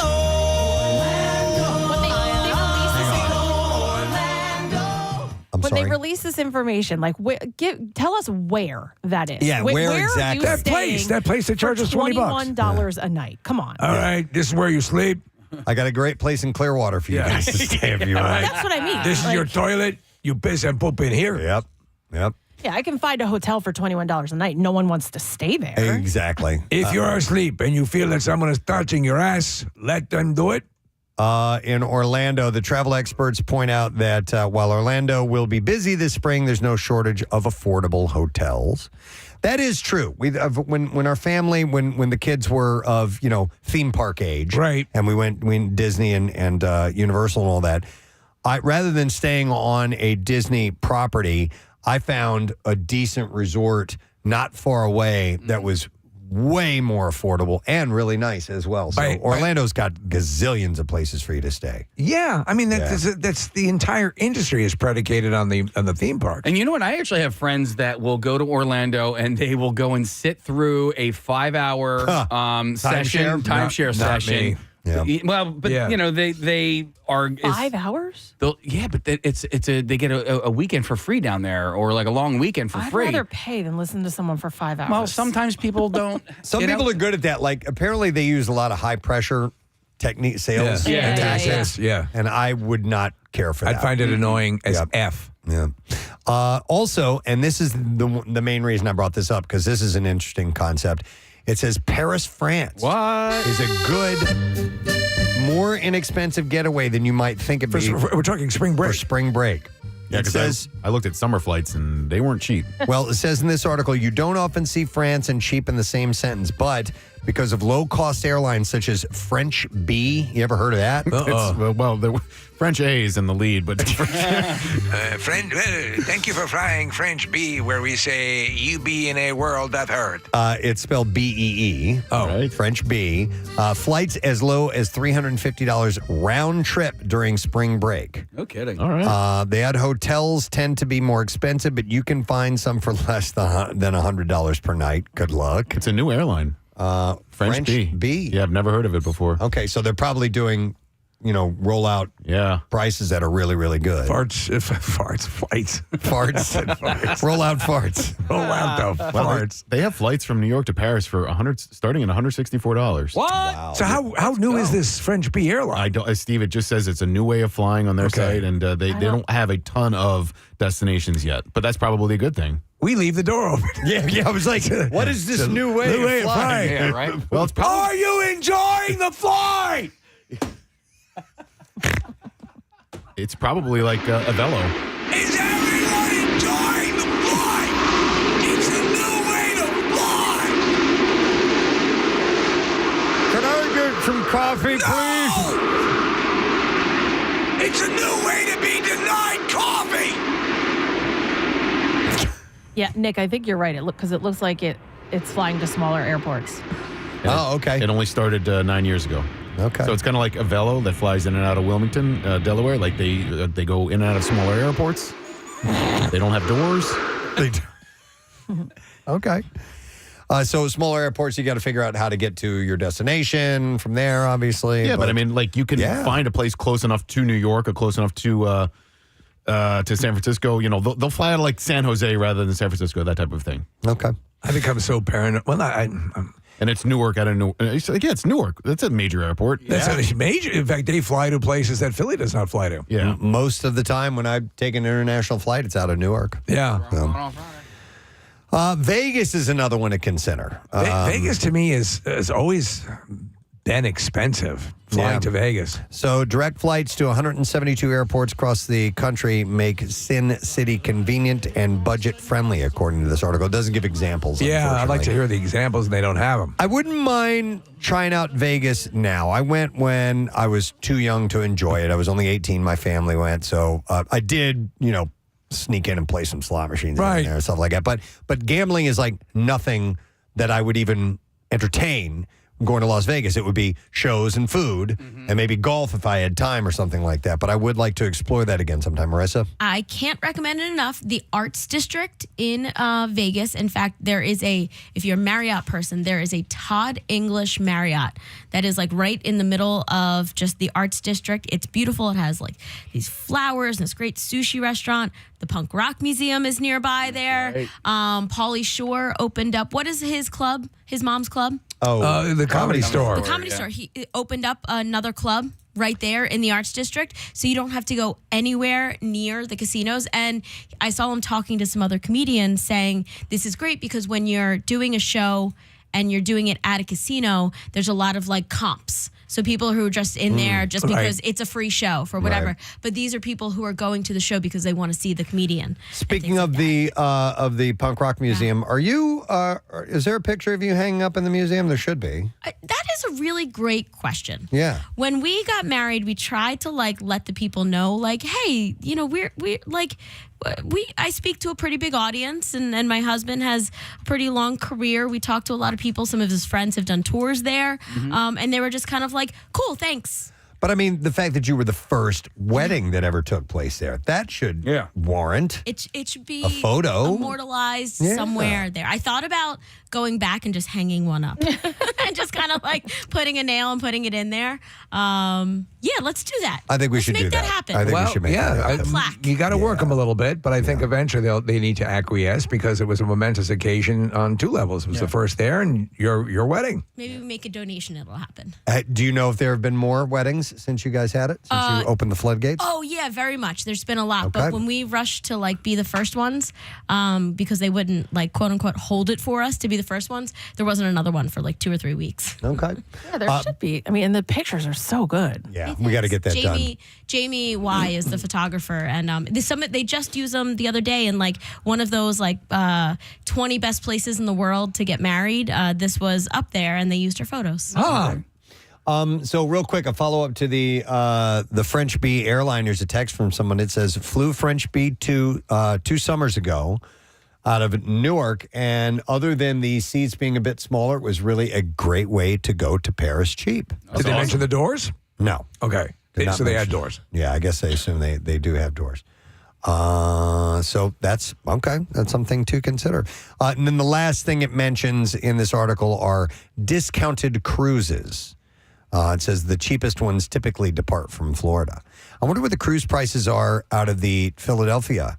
It's a good question. Terminal that they have. Yeah, and I I've wonder never looked into that because I hate cruises. where they go most frequently. Again, to me, the cruise has to benefit from you being like Alaska or the Greek islands, where you're going to see things you can see best from your ship. Simply using it as hey, I'm going to take this cruise to get to a tropical location. No.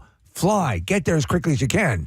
That I never understood. So, but some people are terrified of flying. But some people also love those amenities. Yeah. They love that the being able to be norovirus out. I know, but they love the buffets and the shows that are available and things like that. And then just being able to sit outside on the open water, I guess, is appealing to some people. It's not to me. So I'm curious what they run out of the Philly area. So anyhow, spring break is coming up, but it's something to consider. Some more affordable prices, maybe in Punta Cana, Orlando. If you fly on this French Bee airline, Paris, Vegas, and maybe a cruise. I don't really know, but that's a suggestion. I like it. All right, we are going to take a quick break and come back in a second. We had a short Bizarre File earlier because we went so long in that segment before talking about the Cardboard Classic, but we'll come back in a moment. We'll get some B-File stories on the way with music news. We do have a concert announcement that you will be interested in, more than likely, so stay with us. We won't be gone long. So I don't want no spoiler alerts, but I recently went to a screening of Unbreakable. Do you look at Unbreakable differently than you did 10 years ago? Split and Unbreakable are very, very connected, and they've always been. Even when I wrote the original movie, both these movies were in my head and actually on paper. Okay. So it was just one of the things when I started doing smaller movies. Which give me a lot of creative control, and for me, whether it's even just in my own head, a sense of being able to be daring and different and original, and not worry because the budgets are low and I can do something that's unexpected. I felt like, wow, I could do this other part of this story in a very unusual way. In fact, in a way that hasn't been done before, which is not even tell you how it's connected to something else unless you come see the movie, and then forbid it to be mentioned in the marketing. It was really strange, I'll tell you, because I write only originals, but this is the first time I've ever written something where I already knew the characters, so it was very bizarre. Like, as soon as I started writing, I knew all the characters' voices and how they were going to react. So it was a very different process. And, Okay. Yeah, really interesting. Well, speaking of that, I apologize, but how did you come up with all the different voices and characters for the one character in Split? Yeah, James plays, if you guys haven't seen it, Split is about James's character and who suffers from DID, and he has 23 personalities, and there's a 24th one coming, which is a very threatening personality. And in this movie, he plays... I don't want to tell you how much because I think it's going to be fun, but it's an enormous number. But that's crazy to have to come up with 23 characters for one. You know what? Really, it's not any different for me as a screenwriter because they are who they are. So they're real characters. They're just being funneled through one person. Yeah, it's James that has the problem. I have to. I'm just writing different characters. I watched the Blu-ray had a different ending. Which I find this stuff fascinating. Yeah. And one you didn't go with, and it was the exact right call to go with the one you went with.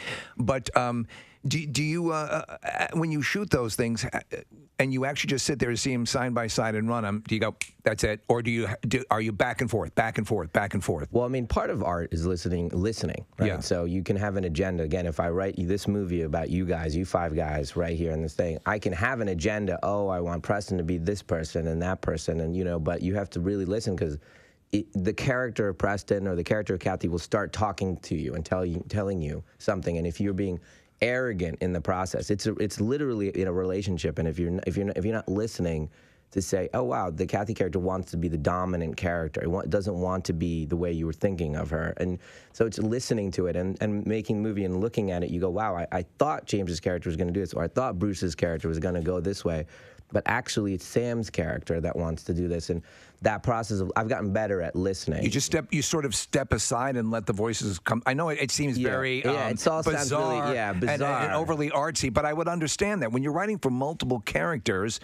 I mean, they're all living within you. Yeah, so James, we were doing a scene, and just a random moment, just to give you a sense of what I'm talking about, and James was playing the 9-year-old boy, and he did something that he didn't know he was going to do. He was walking down the street, and he did something with something on the side of the building, and he a half second before he did it, he didn't know he was going to do that. Right? And then he did it, and then he reacted to it, and like a 9-year-old, and it was hilarious and wonderful, but he didn't pre-think that. He was being the character and listening, basically, is what I'm saying. What does the character think? Oh, wow, the character's eyes went to this thing that happened to walk by. And that in that same way, being present as, having empathy. I guess as an artist, that's really what you're cultivating is your ability to have empathy. But I've always, coveted the opportunity to do something where there was a pre-existing mythology and something so well thought out. Why Lord of the Rings and Harry Potter and even Star Wars, Lucas's Star Wars, why it's so effective is the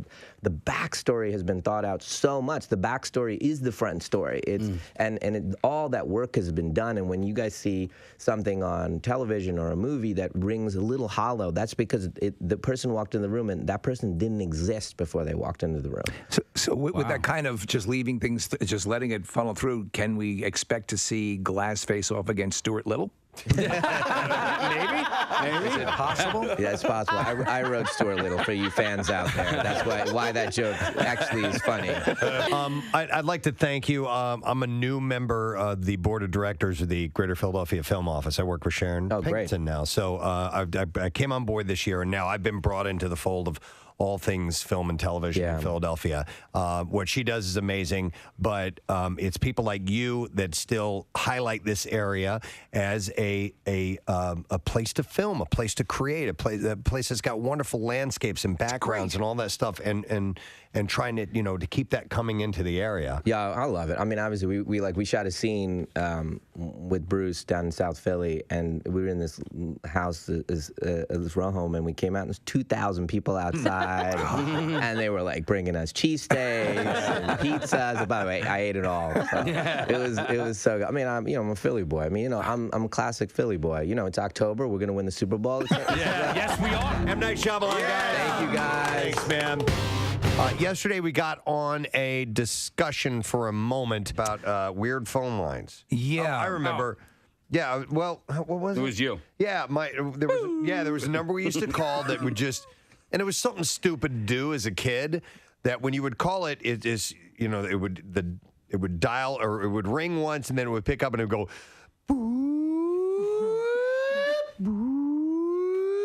I mean, over and over, nonstop. It had to be like maybe for service guys working on the lines, like a calibration thing. Maybe that was something like that. Something along and you those happened upon it. No, but the reason I brought this up is because Steve came across now. One of the things is not just free phone lines like the time and temperature and 800 PHL gate.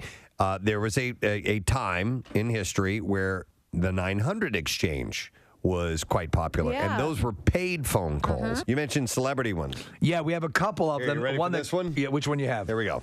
Audio Entertainment presents pop music's new sensation, Paula Abdul. Call me. I've got news you can use. Straight up. She's going to tell you Straight everything. up. Straight up, man. You straight up call her now. She'll tell you where she had her nose done. And you should, because opposites attract.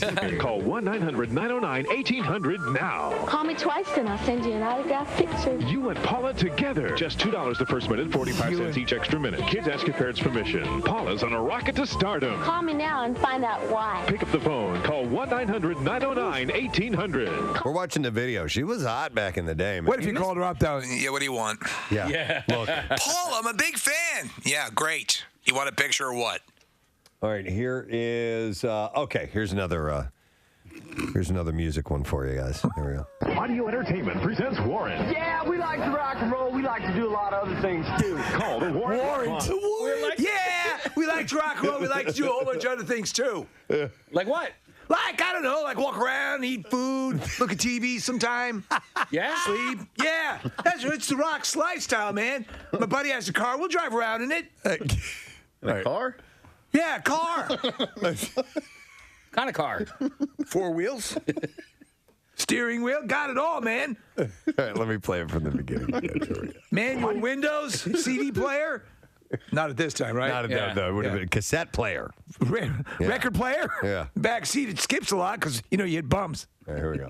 Audio Entertainment presents Warren. Yeah, we like to rock and roll. We like to do a lot of other things, too. Call the Yeah. Warren Rock Line. We like to rock and roll. We like to do a whole bunch of other things, too. Just unless you think we're just very narrow and just do rock and roll. We do our banking and stuff, too. Grocery shop. Yeah, we like to rock and roll. We like to do a lot of other things, too. Call the Warren Rock Line. We'll give you the warm, hard facts on our personal lives. Our fans always. Warm, hard facts. Just like our units, like our penises. Yeah. Come first. Just $2 the first minute, 45 cents each additional minute. Kids ask your parents' permission. You'll get the latest on tours, videos. And what town we blew up last? Call and hear a new message every day. What town we blew up last? Oh, my God. Yeah. Hang on. And what town we blew up last? Call and hear a new message every day. And learn how you can leave your personal message from Warren. Or anything else you've got on your mind. Call us and find out what goes on behind tour bus doors. Oh, let me tell you, last time we blew up, New Haven, Connecticut. Yeah, we like to rock and roll. We like to do a lot of other things, too. And they probably made a ton of money off their 900 number. Last town, Little Rock, Arkansas, man, blew it up. Wow. Well, it's actually still there. It's just figurative speech. People, that's some of the stuff we do other than rock and roll. Figures of speech? Yeah. Actually, my father burned down his carpet business for insurance money. I don't even know why I just said that. That would be in the list of other things we do besides rock and roll. We make huge mistakes that will send our family members to jail.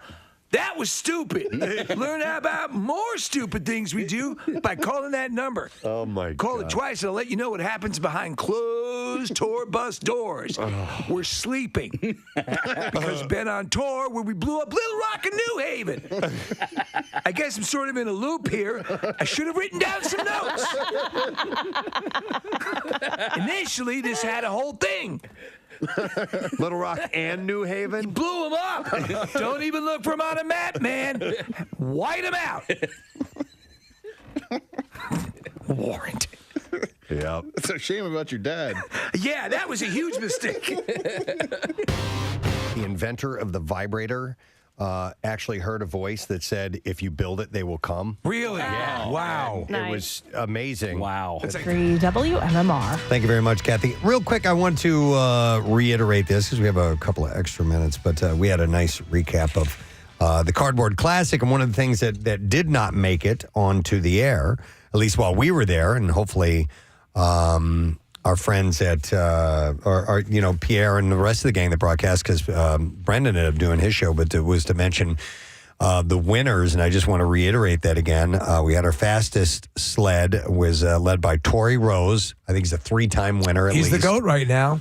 The best Tito's sled went to the giant bottle of Tito's handmade vodka, and that was Bob Houston and Company. No one could believe that it was a full bottle upright and made it down intact. And our favorite fail, which did not make it down intact, was Voltron, Defender of the Universe. It was such a wonderfully constructed sled in its design. Yeah. In The artistry. in the artistry. Thank you, as opposed to the engineering. That's where it fell short. We're like, this is so cool. All right, here we go. 3, 2, 1. Oh, and it just disintegrated. That was Jeffrey Van Gordon.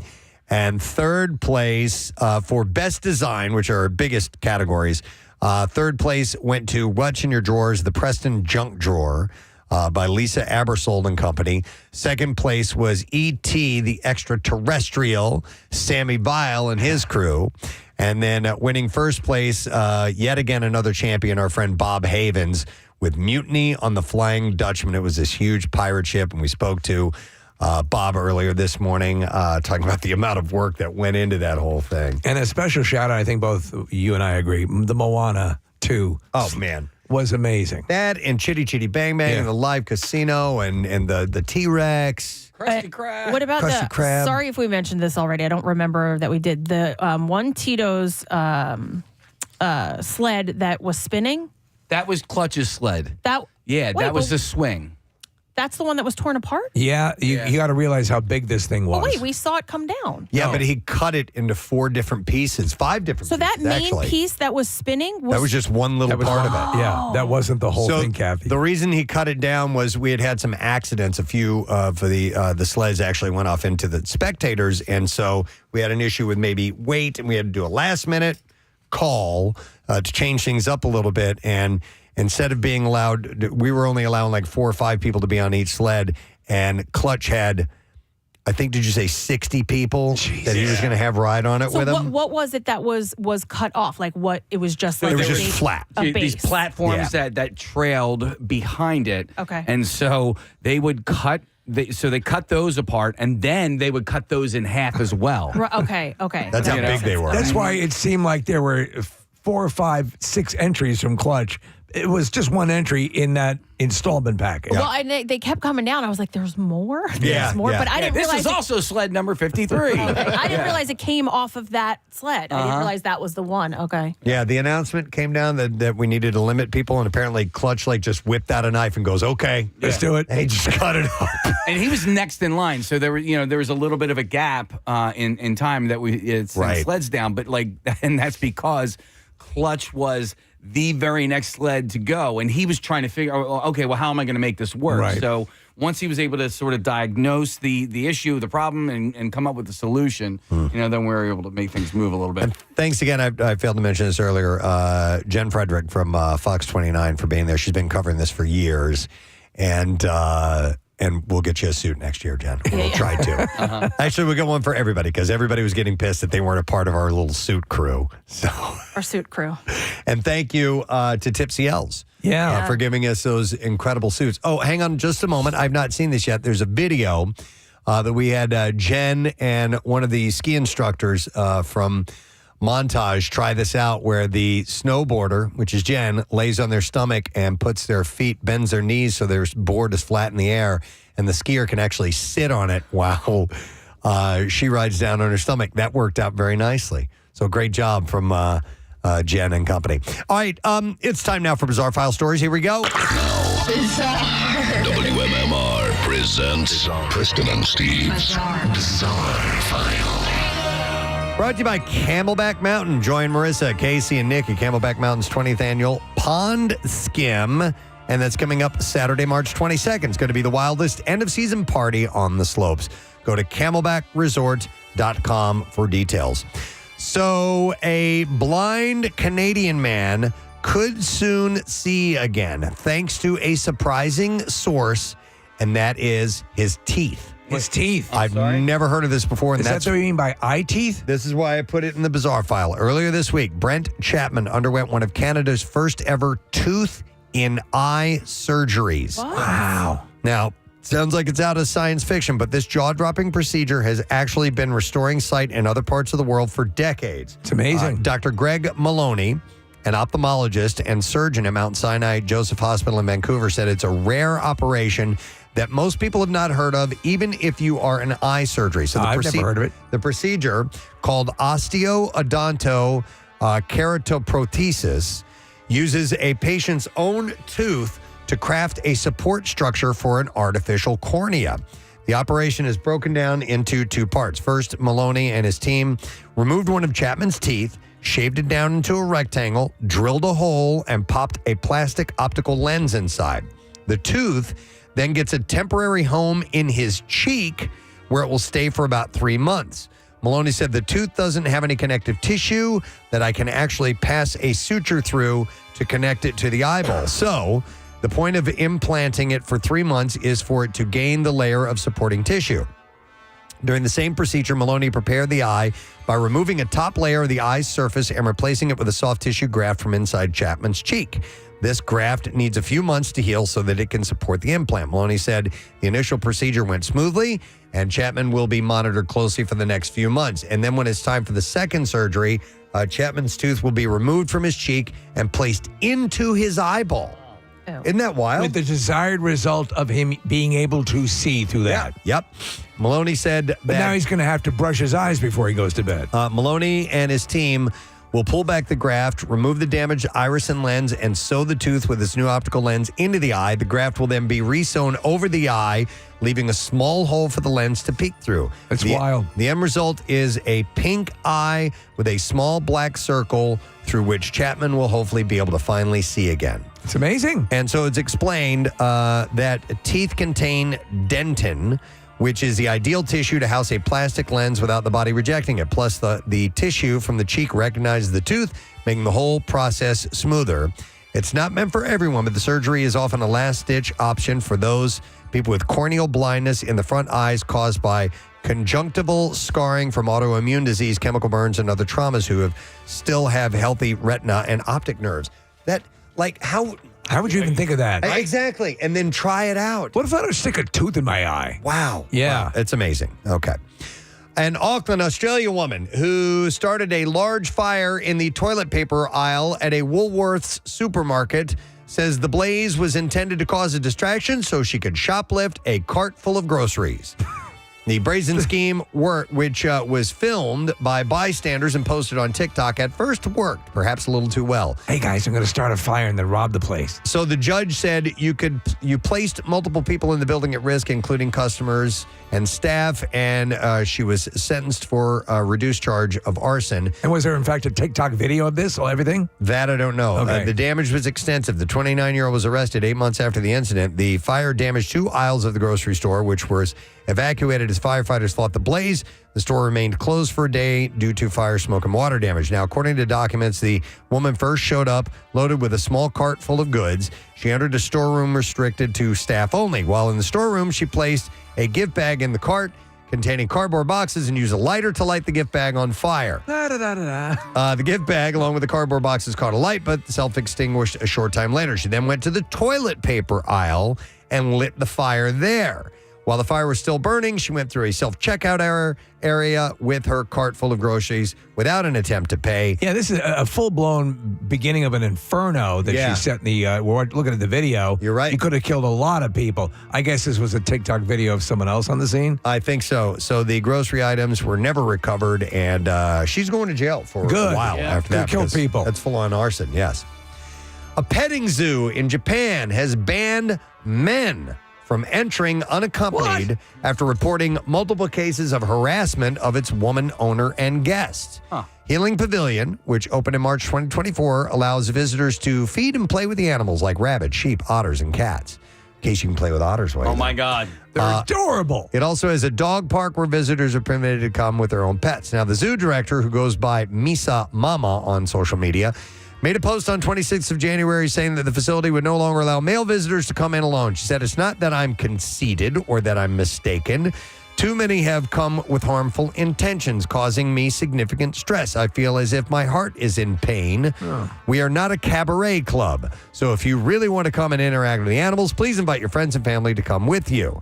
She also posted on her Instagram an image of what appears to be a sign of the zoo stating the new policy that men must be accompanied by family friends. Mizumama attempted to explain the reason behind the discriminatory policy, saying that she had received complaints about women guests being harassed by men. And she said that unaccompanied men guests tried to strike up conversations with women patrons, engage in flirtatious behavior, and even made inappropriate comments. In a follow-up, she said that she was aware her policy could be considered gender discrimination, but she had no bias towards men. She requested those criticizing her policy to consider that she was a single woman and worried about how men making trouble might react. Interesting. Yeah. So let's see what else we have here for you. We'll wrap with one more. Skydive Arizona, a facility known for having the largest drop zone in the world, has come under scrutiny after 3 divers died from skydiving-related incidents in just under 2 months. A 47-year-old man whose identity has yet to be released is the most recent death of string of fatal accidents. Authorities responded to reports of an injured skydiver and found the victim dead at the scene on February 16th. Police said there was no foul play. And Skydive Arizona confirmed the press release that he was an experienced diver, having completed more than 25,000 jumps. Wow. See, that's always the odds, eventually. Eyewitnesses reported the skydiver experienced a normal free fall and safely deployed his parachute. The parachute and gear were all in working order, no equipment malfunctions. Skydive Arizona said that he attempted an advanced landing maneuver at a low altitude, which did not allow sufficient time for a safe landing. Yeah, the hell with that. Yep. So the incident occurred just 2 weeks after Sean Bowen died from injuries sustained from skydiving in the same facility. He even brought along his lucky anvil. On February 1st, authorities responded to reports of another experienced skydiver experiencing a hard landing after his parachute failed to deploy. Could you imagine? Bowen's cause of death was listed as multiple blunt force trauma. Yeah, and so it lists all these people that have died in this particular place. So, gots to be careful. My youngest wants me to take her skydiving on her 18th birthday. Wow. And I was like, well, if we're going to do this, we're going to go do it over the Grand Canyon or something in Arizona. So it looks like it's safe to go there now, you know? Yeah, since several people have died recently. Got that all We've out of had the many way. people die, so we've really checked our systems. Yeah. All right, and that is what I have in the bizarre file for you for now. All right, let's take a break. When we return, we'll have some music news. We'll have a lesson question. We have a concert announcement. We have a couple unfortunate deaths to pass along as well in music news. So we got that info on the way. Stay with us. We'll be back in just a moment. Preston and Steve. I know, it's just like Field that, of isn't it? Screams, Preston. Same thing that ended up happening with this particular thing we're about to do. It was a dream we had. The dream has been realized, ladies and gentlemen. It's time for the Brickyard 500.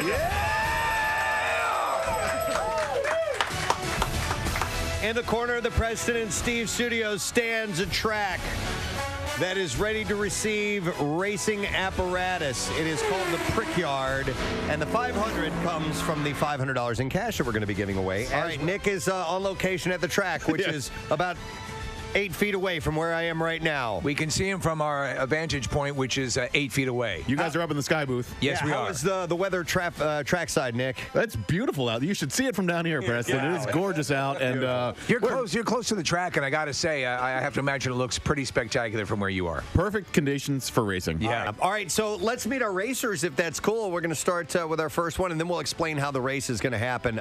Let's go and meet Aaron. Hey, Aaron, how are you? I'm going to race the Duracell Pink Nightmare. Oh my God! Now let me tell you something. What I'm looking at there, if I was into this stuff, I'd get that sucker. That looks like it does everything. I'm fairly certain this will break concrete. Hey, Aaron, is that a jackrabbit? It's something, all right. I have a jackhammer. I don't know. All right, nice to go. All right, and let's meet our lone male contestant this morning. This is Michael. Hey, Michael. Wow. How you doing, man? Hey. From Newtown Square, and today I'm riding the Purple Pocket Power Pen. Purple Pocket Power Pen. Purple Power Pocket Pen. Now, Purple Pocket Power Pen. It's really the fact that you can say that quickly is pretty impressive. Yeah. Preston, do you know the story? They are one and only male, and we said, the question went out: do you actually use this? Well, I'll ask you: do you actually use this? Yes, I do. Is it used in the back door? Yes. Okay. Okay. Yeah, All right. We got prostate stimulation. Okay. Oh! We don't need all the specifics on that. To be honest, That's not even I need wanted to know too. Yeah, I wanted to know too. Okay. Why don't we talk to the next contestant? All right, let's go to our next contestant. Our next contestant is the lone anonymous contestant, and she's actually wearing a mask. We have a stormtrooper helmet on. Yes. Did she bring that, or is that ours? I think that's ours, and we want to welcome Miss X. Good morning, Miss X. Good morning, Gadzooks. Gadzooks. All right, and tell us a little bit about what you have there. Do you have a name for your vehicle? This is the Powerful Purple Rocket. Another purple And thing. Okay. just letting you know, this is my mask. This is your mask. Okay, fair You're enough. a badass. How confident do you feel in winning this race? I think this thing's pretty powerful. Okay. So I think this is going to be no competition. Okay. All right. Hey, Rachel. Hi, everyone. My name's Rachel. Nice to meet you. And Hi. Rachel, what do you have there? What's your vehicle? I call this is what I came for. This is what I came for. That's a perfect name. I like it. I don't want to handicap the race, but I think this one is going to come in dead last. I think so too. Because of the shape of it. It's not. Not designed for racing. It may be designed for pleasure, but it may not go anywhere. We'll find out in just a moment. And then last but not least, our final contestant is Valerie. Welcome, Valerie. Hi there. My apparatus is the purple banana. The purple banana. The And purple. Purple seems to be the color of self-violation. 4 out of the 5. Purple. Yeah. Nice. What we're gonna do is, I tell you what, ladies, start your dildos. Ladies, start your dildos. Are the races ready? Yeah. All right, Marissa. In 3, 2, 1, let's go racing. And they're on their way. Wow, one has jumped out. Nix, whose is that? That's the middle track, race number 3. That's Miss X. Oh, no, it's Michael. It's Michael. The lone man. Oh, the abomination. Oh my God, the man way out in front. The giant pink one hasn't even left the starting line. He's just sitting there spitting out of control, not moving at all. Michaels is almost to the end. Almost to the end. Ladies and gentlemen, from race number 1, we have a winner. Oh my God. And let me tell you something Okay. here. They laughed when they said, "Oh, a guy's going to be a part of this." I know. They said, "Hey, really?" Yeah. And remember, we were mocked. We were actually, people would point to us when we walk out in public. Yeah. You're actually going to let a man in this. Dominate. All right, are all the racers ready? Yes, indeed. And 3, 2, 1, let's race. And they're off. Oh, it's a much closer race. Oh! Michaels is headed out to a huge lead. I can't see it all, Nick. You're going to have to describe what's going on. Michaels is out to a big lead once again, Preston, although there is one in the lane number 3 that has been catching up, but it looks like Michaels is inching closer to the start-finish line, or to the finish line, I should say. I believe he's going to take number 2. Valerie looks like she's in second place there. Heat number 2 once again goes to Michael. Oh, he is dominating. He's off the track. Wow. All right, and the ladies have started them up again. And ladies and gentlemen. All right, Nick, are they in place? They're in place, Preston. All right, final heat of the Brickyard 500 in 3, 2, 1, let's race. And they are off. Wow, this one's off to a closer start than any of the races thus far. There's a crash. Yeah, it looks like we do have some rubbing going on, and rubbing's racing, especially when you're really rubbing it hard. Rubbing to the point of being chafed, Preston. Yeah, it's rubbing is something you can expect. Oh, who's out there? Who took a lead? It looks Michael. Michael. Michael's Once out in front again. You are the man. Wow, Rachel's has crossed lanes, but we got another winner. Michael just again crossed the finish line. Unbelievable. Earnhardt of dildos. Yeah. Our number 1 winner by far. 15 points, way out in front, undisputed champion of the Brickyard 500. It's Michael.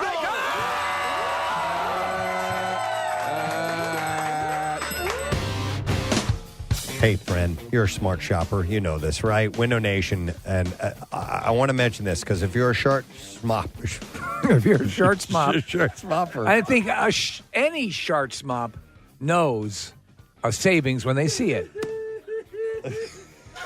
I think we've lost Casey. Smart shopper is what I meant. Yes. The best time to purchase a car or home is when the interest rates are at their lowest and you save a lot of money. What if I told you, Shart Smopper, that my friends at Window Nation are offering 0% financing on all windows for 5 full years? Listen, you don't have to be a sharp smopper to know that that's a great deal, especially because if you have a lot of windows. My wife and I just signed up with Window Nation. We have a lot of windows to replace, and they are going to do a great deal for us. They are absolutely the experts. And you are a Shart Smopper. I am a sharp smopper. Free windows as well right now. For every 3 windows you buy, you get 2 additional windows for free. There's no limit on this. Call Window Nation today. Get your new windows installed just in time for the holidays. Go with the team that's installed over 350,000 windows and was ranked recently 5th in the nation for window replacement. 0% interest for 5 full years and 2 free windows for every 3 you buy. 866-90Nation or windownation.com. That's 866-90Nation or windownation.com. Tell them that Preston and Steve sent you. All kinds of rock. The one and only Mr. Michael Ian Black. Yes. Hello. How are you, Michael? I am blown away by the traffic report. Just watching you do it live to me is unbelievable. Just a string of words just blazing out of your mouth. Just words. You say them with such confidence. Even though you're reading it, you're clearly reading it from a screen. Yes. You have all the information in front of you. I don't know how you do that. Well, thank you. You will be amazed at how many people, I mean, and we're talking top-level actors and directors, sit there in awe of Kathy's traffic abilities. It's amazing Even to see that. politicians Yeah, who even speak for a living politicians. have commented on that. And your screen over there, by the way, I couldn't do it. It's not all verbatim. She kind of it just gives basic information. Much of it is wildly inaccurate, but it does present nicely. Oh, I never find traffic reports accurate at all. You want to try it? Do you want to go over to her yes. screen? Do you really? Pull up a screen. Okay, go over there to Kathy's. I think Michael microphone. impresses me as someone with a very competent ability. So here. you're just going from here to where? All the way down? All right, Disturbed 93.3 WMMR. We had David Draymond on right when that song came out. Had a nice little conversation, but this actually is as intense as that guy is. He's a super nice guy. He was really great. He's actually a really, believe it or not, a pretty sensitive dude and really kind of fun. Cool guy. Yeah. So it was nice to have him on and chat about all of that. So we have coming up the lesson question. We're going to try this via Zoom. Oh boy! So our phones, we've they're restructuring our entire phone system. We'll have a new phone number sometime in the very near future, most likely. But for the lesson question, if you know the answer of it, text the word Zoom to 39333. We'll send you a link. If you already have the link, I guess you could go ahead and use that. Click on that, and then Marissa's going to put somebody up on Zoom, and we'll see if you know the answer. So the question that we'll go with this morning, and let me drag it out a moment because the trash is very quick and turnaround time is pretty fast. So what airline part is often missing on French B Airlines? Yeah, it's crazy. Not really. 215. No. I'm so used to saying that. I know. Don't do that. Text the word Zoom. What airline part is often missing on French B Airlines, a newer airline that we just found out about this morning? What makes them unique is they're missing something on the plane. And what part is that? So if you know the answer to that, just text the word Zoom to 39333, and we're going to send you a link. You then click on that link, and then we'll have people pop up, and then Marissa's going to grab somebody randomly, pop you up on Zoom, see if you know the answer to that. Again, the airline part that's often missing on French B Airlines is what? Text the word Zoom now. We'll do the trash while you get The trash business is a gold mine. 93.3 WMMR with Preston and Steve's Hollywood Trash. We'll get stories and then hopefully an answer. Steve, what's going on this morning? Well, Preston, Channing Tatum making an Insta official with his new girlfriend, Inca Williams. Tatum posted a picture of the two at a pre-Oscar party with the caption, 2 in the Inca, 1 in the Stinker. Hey! American Idol fan favorite 20-year-old Colin Tuff was arrested for DUI after colliding with a parked car just outside of Nashville. Tuff was apparently so drunk that the breathalyzer he used has entered AA. So that's bad. EDM DJ Marshmello had a safe stolen from his LA home while he was away for a few days. Marshmello released a statement mocking the thieves, writing, "Unless you were born on my birthday, good luck cracking the combination." All right, we will see if we can get a winner, and we got a Zoomer up here. Let me go to you. Hi, what is your name? Jennifer. Hi, Jennifer. How you doing? Hi. Hey, where are you zooming in from today? Philly at work. All right, excellent. Okay, so the question we asked is what airline part is often missing on French B Airlines? Do you know? I do. It's the door. The door is correct. You got it. I'm going to put you on hold, by the way. And I didn't even mention what we were giving away. We are giving away a pair of tickets as MMR presents the Summer of Loud. Yeah. Wednesday, July 23rd, Freedom Works Pavilion. And it features Kill Switch Engage, I Prevail, Beartooth, and many more. Tickets are on sale via Ticketmaster. You can go to WMMR.com for more information and another chance to win tickets. So hang on. We'll get your info and we will set you up. And while you're doing that, we'll get to music news. Now, Preston and Steve's Music News on 93.3 WMMR. Yay! Music news brought to you by Rita's. Wow, we're talking about Rita's, gang. I know, unbelievable. Rita's Water Ice. Rita's is now open for the season. Treat yourself to an ice, custard, gelati, or frozen coffee pick-me-up today. You want to do the concert announcement first, Kiss? All right, here we go. What? I said Braby. Okay, Braby. All right, babe. Braby.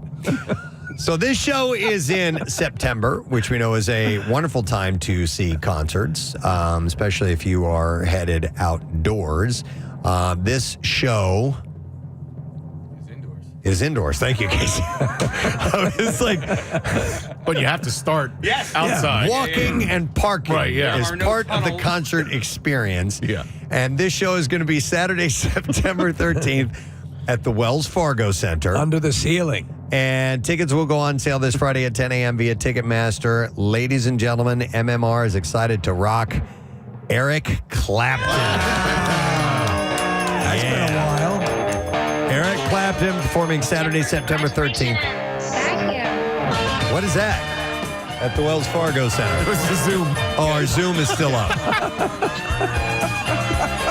I never heard that part of the song. It's the remix on Layla. By the way, special guest, and this is pretty cool, the Wallflowers. Yeah. That will be a great show. They will pair nicely. Tickets go on sale this Friday at 10 a.m. via Ticketmaster. And we are going to have your chance to win tickets all week long. So make sure you're listening up for that. First rock concert I ever saw was Eric Clapton at the Spectrum, right across the street from the Wells Fargo Center. And Casey, I waited out for tickets at the West Coast Video. Yeah, on Baltimore Pike, and we ended up with seats way near the top. But I've seen Clapton a couple times since. Man, what a fantastic freaking show! And it's like all eras. You know, it's Cream stuff. It's Layla. You know, Derek and the Dominoes. A lot of solo stuff as well. So I would love to go to this show. It's a Saturday night, too. It is. We have the information available at WMMR.com, so you can go there and find out and listen up for your chance. They've given us some tickets to give away this week, so we will let you know when that will happen. But yeah, talk about an endless string of songs. Yeah. Whatever he wants to choose for that particular show. I mean, there's just so much material. So that's a big deal. Eric Clapton coming to town Saturday, September 13th, Wells Fargo Center, along with the Wallflowers. And tickets go on sale this Friday at 10 a.m. via Ticketmaster. So we'll let you know when we are going to be giving away tickets. All right, a couple other things, and this was certainly sad news to see over the weekend. David Johansen, lead singer of the New York Dolls, also known as Buster Poindexter, passed away. He was 75 years old, and we kind of had a feeling something unfortunate was coming. He's been sick for a while. His daughter, Leah Hennessy, confirmed that he died at home in New York. She had revealed just last month that he had been diagnosed with stage 4 cancer, and they had a brain tumor. And he also had really bad back problems, too. He was in misery, and there was a picture that was released of him in his hospital bed. And in a way, knowing that he's passed, I think he's free of that stuff because he was just, it was a horrible place to be at. She had said in February, David had been in intensive treatment for stage 4 cancer for most of the past decade. She said there had been complications ever since. He never made his diagnosis public, and he and my mother, Mara, are generally very private people, but we felt compelled to share that. So that was at the time. She and her mother are also raising funds to pay for his care, or raise funds for his care after he suffered his fall and broke his back. So he's already going through all that and then breaks his back. Just horrible, man. He first found success as the lead singer of the New York Dolls, and they were one of the earliest punk bands. Yes. He began a solo career in the 1970s and the late 1980s, and then began performing cabaret under the name Buster Poindexter, and of course famously released that song Hot, Hot, Hot, and it remains a wedding staple to this day. He had joined the Dolls in 1972. They released their self-titled album in 1973. The second album, Too Much Too Soon, followed a year later. Though neither album was a commercial success, the band ultimately influenced future generations as punk found mainstream appeal. So that's why when you hear, the New York Dolls, blah, blah, blah, and you're like, I couldn't tell you a single New York Dolls song. No, they were the influence. They were one of those bands that people look to. The androgynous sort of a thing. Yeah, they did cross-dressing and all kinds of stuff, but they were, they were outrageous on stage, and they were a big part of that movement. So though the band was never inducted into the Rock and Roll Hall of Fame, Johansen didn't mind. He said in an interview in 2021, to me, the Rock and Roll Hall of Fame appears to be a racket. He embarked on a solo career, releasing 4 albums between 1978 and 1984. And I remember Steve in that part of his career in the early days of MTV. seeing solo David Johansen videos of him singing. He was doing cover songs. He was doing like, It's My Life and I'll Do What I Want and some other stuff that I thought was pretty cool. He got a in memoriam mention last night during the Oscars. He was an actor as well. Yeah. So in 1987, that's when he introduced his alter ego, Buster Poindexter. And I never knew this. He said the name came from childhood teasing. He said, on the street, they called me Buster. It was just kind of a nickname. And they'd catch me with books, and they'd call me Poindexter. So it's kind of an intellectual punk or something. So he just put the two together. I didn't know put that. his two nicknames together, and he became Buster Poindexter. Rolling Stone named Johansen's debut release the Party Album of the Year. It reached number 40 on the Billboard 200. During his shows, he'd tell stories from his rock and roll life in between songs. Now, that song, by the way, is at some point is being played at a resort around the world all the time. Right now, as we speak, somewhere right now, Hot, Hot, Hot is being played. He said, I know some people think, Johansen puts on a tuxedo and thinks he's somebody else. This was in 1988, talking about his character. But he said, it's me, really. Sometimes I found that by getting into a certain drag or a certain feeling, you can cast off your mortal coil and do something. I don't know if it's important, but it's something. It's entertainment. Yeah. So that's how he looked at it. In the late 1980s, he launched an acting career. He had cameos in 1987's Candy Mountain, 1988's Married to the Mob.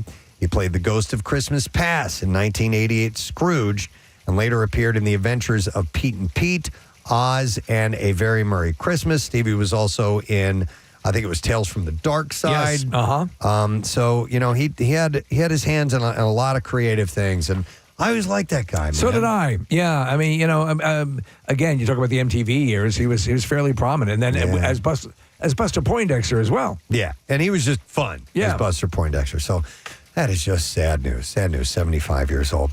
And then another passing, a guy by the name of Joey Moland, guitarist, and he was the final surviving member of the band Badfinger. And he died. He was 77 years old. He had a long period of declining health. Mullen kept the band's legacy alive by touring for decades, performing hits like No Matter What and, of course, Day After Day. Yes. Song. It's a great song. So he was performing without the other band members. Was it a solo? I don't know. Okay. He probably had fill-ins, and they were carrying on the Badfinger They performed name, under the name Not a Finger. News of his passing came in a statement from his social media manager, though no cause of death was mentioned. So, sad. That was sad. Day After Day is one of our wedding songs. Really? Yeah, love that tune. It's a great tune. Yeah. Soon. Listen, I said fart for flight. I said Braby. Braby. Yeah. It's all good. It's a Monday. Swedish rock band Ghost is teasing fans with the introduction of their new frontman, Papa V Perpetua. I assume it's V, not 5, Whatever you want. Roman numeral.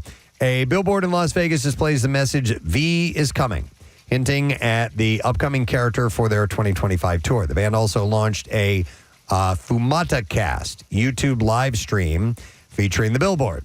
Papa V Perpetua is listed among performers for Black Sabbath's final concert on July 5th in Birmingham. Ghost confirmed this appearance on social media, stating, "We wish to inform you that V is coming to Birmingham on July 5th." What's his full name? Papa V. Papa V, hang on a second here, Perpetua. Oh, okay. Yeah.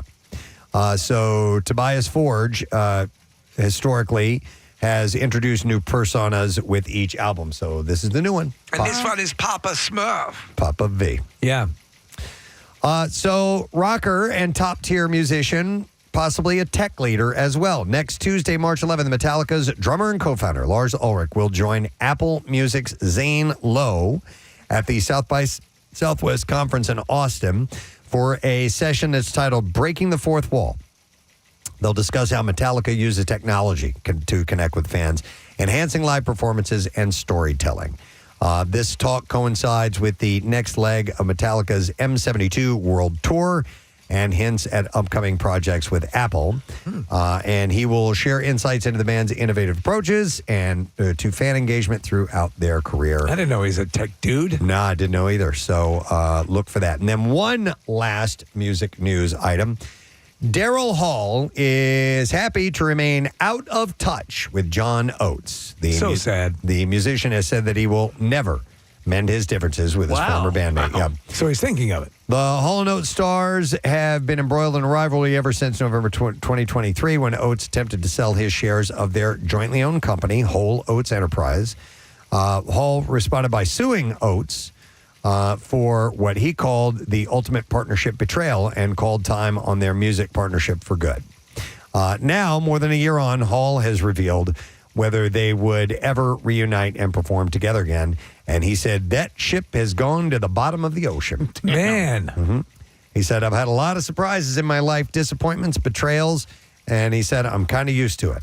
Hall also hit out on Oates when discussing his musical partnership with Eurythmics' Dave Stewart, with whom he worked with on his most recent album called D. And he described the partnership as more meaningful one than he ever had with Oates, stating it's a real collaborative relationship and it's based on maturity. Yes, I've heard the story. So that his contention, and this is a contention that's been around for since this began, is that Oates was looking to sell off the percentage of the business, but he does own that part of the business. Right. So I don't know how it would be a betrayal, but it's sad because they are. I've seen them many times in concert. They're wonderful. Obviously, some of the great music, and they both contributed to it. Let me ask you this. Do you think we will ever see Daryl Hall without his sunglasses on from here on out? Probably not. Yeah. All the friggin' I think time. the guy does not like the way his eyes look. He does not like it at all. Yeah. Oates had added that when they hadn't worked together creatively in more than 20 years. He said, the only thing we did together was play concerts where we just went out there and trotted out the hits. We never really talked to each other very much. He said, over the past 20 years, we'd show up at a show individually, walk on stage, play, and then we'd go our separate ways. He said, it really wasn't as tight as people might, I thought it was. He said, well, like to imagine in their kind of fantasy imagination of our relationship. When asked if the pair would ever perform together again, Oates responded, not from my point of view, but you need to ask Daryl how he feels about it. And Daryl feels it ain't ever going to happen again. It just sucks. And there you go. That's what I have in music news for you this morning. We're going to take a quick break. We'll come back in a second. We will be ready to wrap up our program when we return. A new Word of the Week prize that we'll tell you about when we get back. Stay there. She picks out. Yeah, like I'll pick out. I don't do everything, and I don't go in which to pick. How do you know? Like, how do you even prioritize Pennsylvania Turnpike? What WB? What does that mean? Westbound. Okay. Pennsylvania Turnpike, westbound west of Willow Grove. That's exit 343 to Fort Washington. Backed up 12 minutes. I can't do it. He's gone. He's out. I'm just staring at it. Where this one? Yeah. Over on the Vine Street Expressway, I-676, westbound between I-95 and Broad Street, an accident that has been cleared away. We did have a 2-minute delay, so you might want to watch out. I don't know. That was good. That was not bad. The amount of panic I felt in that moment. It's pretty the good. stress of that. How long did it take you to learn how to do that? You know what? Still learning. The first time I ever did it, I was on TV, and it was probably the worst experience I ever had. All right, that makes me feel better, Yeah. that you're just not a natural at it. I had the weather guy at the time over at the station I was working for called me afterwards, and he was like, look. You're through in this business. No, he goes, it happens to all of us. Get past it and make sure your next one is better. And I did, and it helped because I was mortified. Fortunately, it was 4 o'clock in the morning. Right. But still, I was mortified. Well, that's the time to train. 4 o'clock in the morning. Right. Clearly. Right. You know what always amazes me, though, with that skill set is the people who do the weather reports and have just the green screen and are pointing at things. I could not do that. I have no. But there's a logic ability. to that there isn't to the trap. If you can see the weather just to the side on the monitor, and you're a trained meteorologist, you can understand that certain symbols mean certain things. But if you're just looking at a string of words like you are, somehow you have to make sense of that and assimilate it on the spot. Look.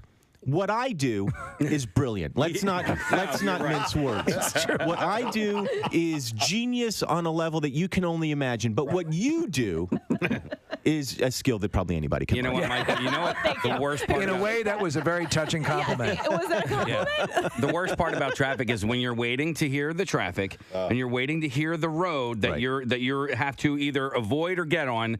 and then you space out, Yep. and you're like, oh my God, You missed it. What did she just say? She just said my road, and I wasn't paying attention. That happens with me with the weather report. The one day that I'm looking to have the information for is the day I invariably glaze over and don't listen to. Right. Well, there exists now, or maybe it's just coming online, technology where you can plug what you want into, apparently it's your telephone. Exactly right. And then it will actually tell you what the weather forecast is going to be. And if you miss it, you can do it again. We are creatures of habit, and so we end up like you default back to a kid waiting to see if your school is closed. That's right. It's All right, it's all part Michael, of it. do you live in Los Angeles? I or live California? in the Connecticut section of you Los do? Angeles. The Connecticut section of Los Angeles. Connecticut is a little further east. Very it's East LA. Furthest most eastern town or state in California. Well, let me ask you then: how did Michael Ian Black, little Michael Ian Black, who's growing up on the shores of Connecticut, California,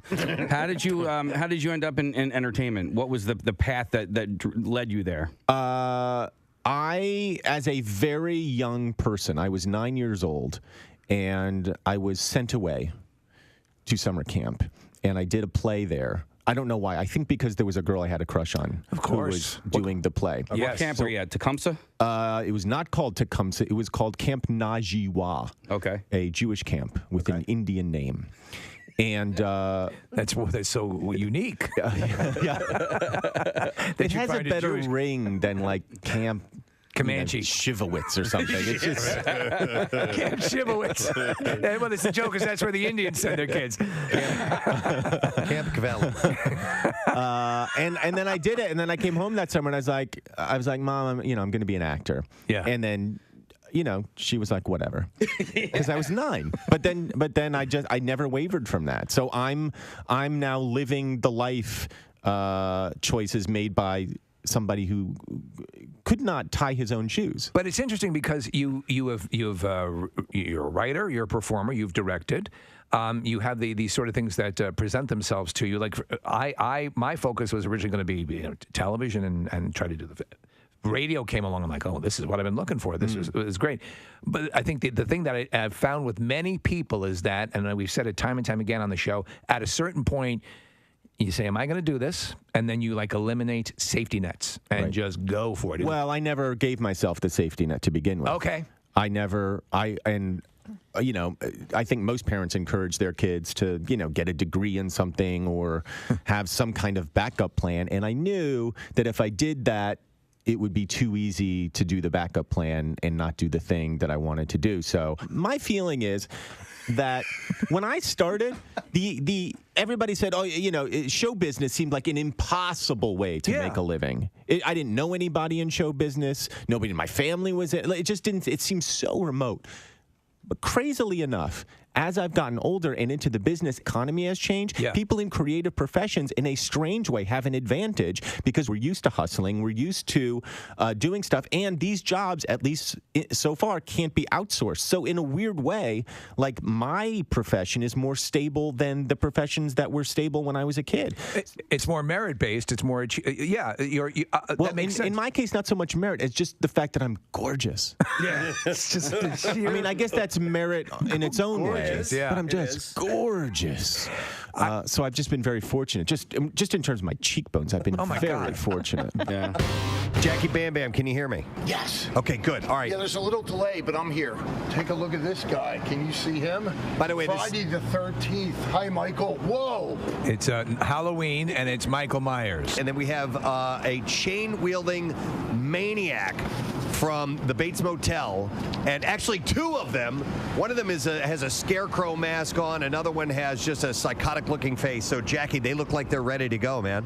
Can you smell the gasoline from here? I'm ready to play with some dangerous toys. I'm ready. He's so into this. Jackie? We're going into the house right now. Okay. Damn now, it. we heard that our birthday boy might be awake, so we have to go with a different tactic. Okay. Oh, no. Okay. Okay, you guys ready, Jackie? Here we go. All right. On 3. Go ahead. Okay? Everybody ready. 1, 2, 3.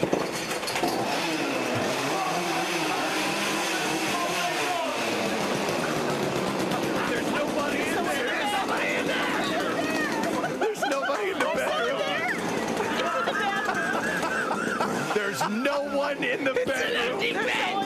Are they in the wrong room? Where did he go? How did he get to work on it? Wait. He was supposed to be here. We had scouts. Don't drop the F-bomb, please. There's nobody in the bedroom. Amazing. There's absolutely Go to no one in the bedroom. Go to the bathroom. I think he's taking a piss. His bed is made. Let's go in the bathroom. He might be. Yeah, he'll never see you coming. Yeah. Oh, I don't think his bed is made. He didn't sleep in that bed last I night. don't even think he's there. No, he's not. Look at how confused everyone looks. Where's our boy at? I feel bad for the guy. Preston wants to say hello to you. Oh, here, hang on. I'll bring up the phone line. Hi. I am utterly disappointed. Is this Jimmy? I don't know how this happened. I'm like shaking.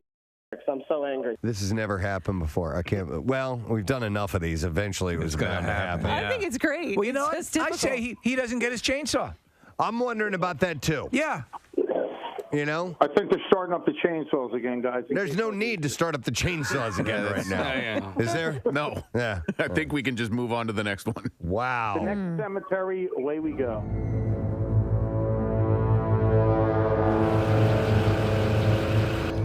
That's fake. He's fake? Yeah. You sure? Michael, be careful, Michael.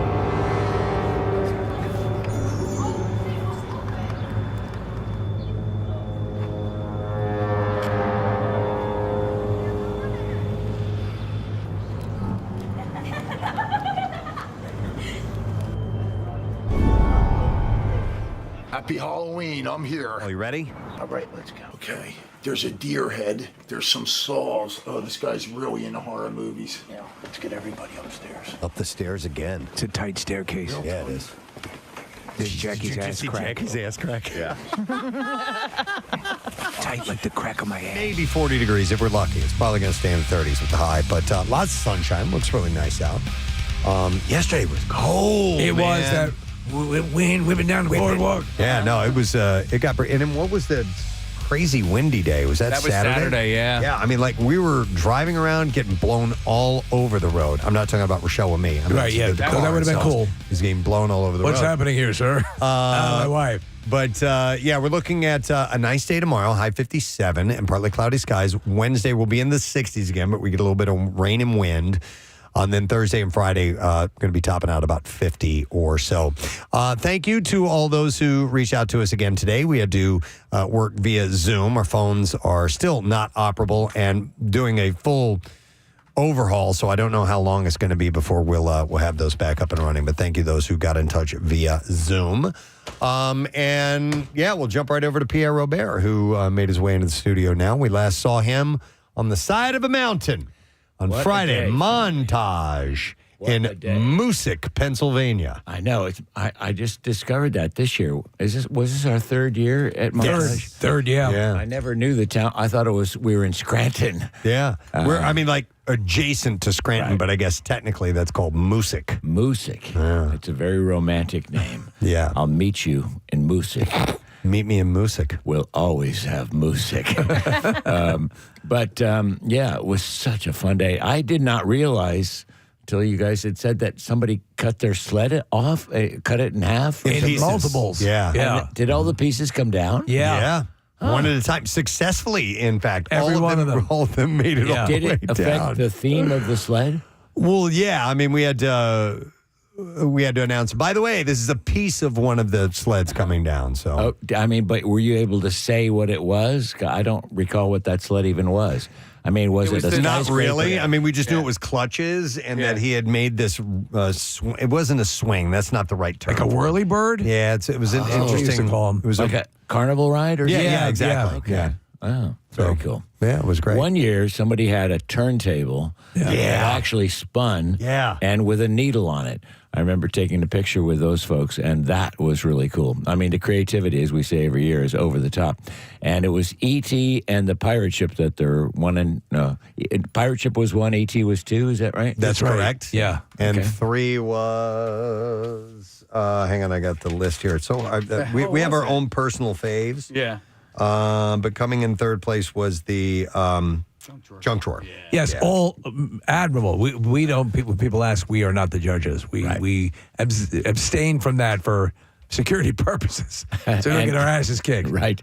And the favorite fail, what was that? It was Voltron, Defender of the Universe. Okay. And it just crumbled, just absolutely crumbled. I'm so sorry, Voltron. Yeah. But we had mentioned the ones that we liked outside of the winners because there was a small one that was a nod to Moana, the movie, which was just delightful. Loved it. Execution was top notch. The live casino sled was insane. It had a working slot machine on it with tumblers and everything. Wow. And if you spun it, all mechanized by cardboard. If you won, you would win a Jello shots would come out of it.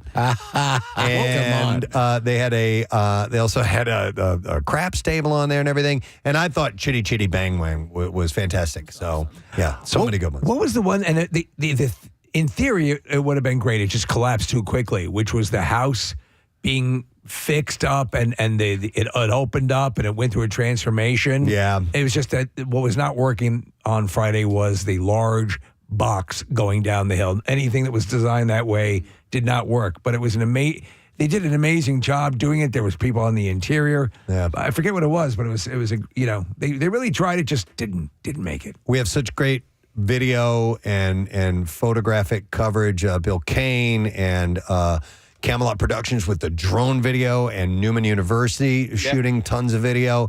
That it is all come together in these fantastic vids and carousels of photos that you'll find on our social media pages and on PrestonandSteve.com. Montage Mountain did their own video, which is spectacular. So it was just great, man. Yeah. You couldn't have asked for more. Thank you, everyone who participated. Absolutely. All right, you ready for the letter? Yes. Here we go. Preston and Steve on 93.3 WMMR. Now, the Daily Letter. The Preston and Steve Show is brought to you today by the letter D as in donut. All right, and we're going to give away on Friday $500, and that's courtesy of Marvel Television's Daredevil Born Again.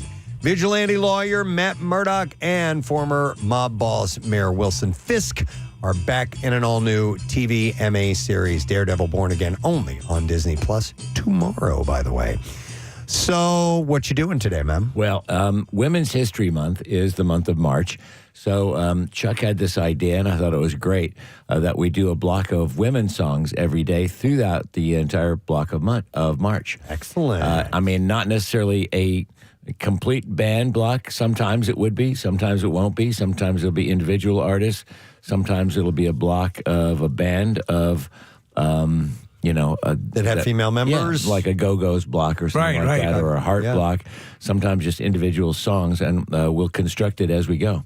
Could you even do bands that aren't all female, like say maybe the Talking Heads, because you got Tina Weymouth who plays bass and stuff like that? All right, cool. I don't see why not, yeah. Love it. So we will be flexible. If I'm the judge, everything is loose. So that's the way you like it. It could be on my gravestone. And so we'll do that. We'll start that up, and we'll do that every day throughout the month of March.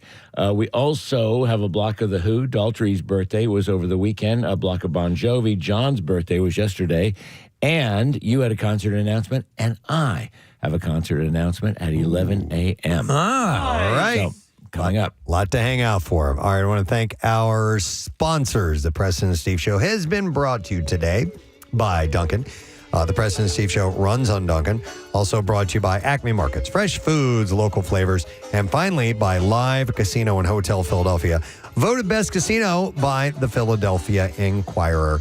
Tomorrow being a Tuesday, we will be giving away a Preston and Steve Show tattoo with Floating World Tattoo and Piercing. And one of our favorite guests is stopping by tomorrow from the Franklin Institute. Chief astronomer Derek Pitts will be in our studio. Always a wonderful chat with him. So that is it. We are done. Rage on. Have yourself a great day, and we will see you tomorrow, friend. Bye-bye.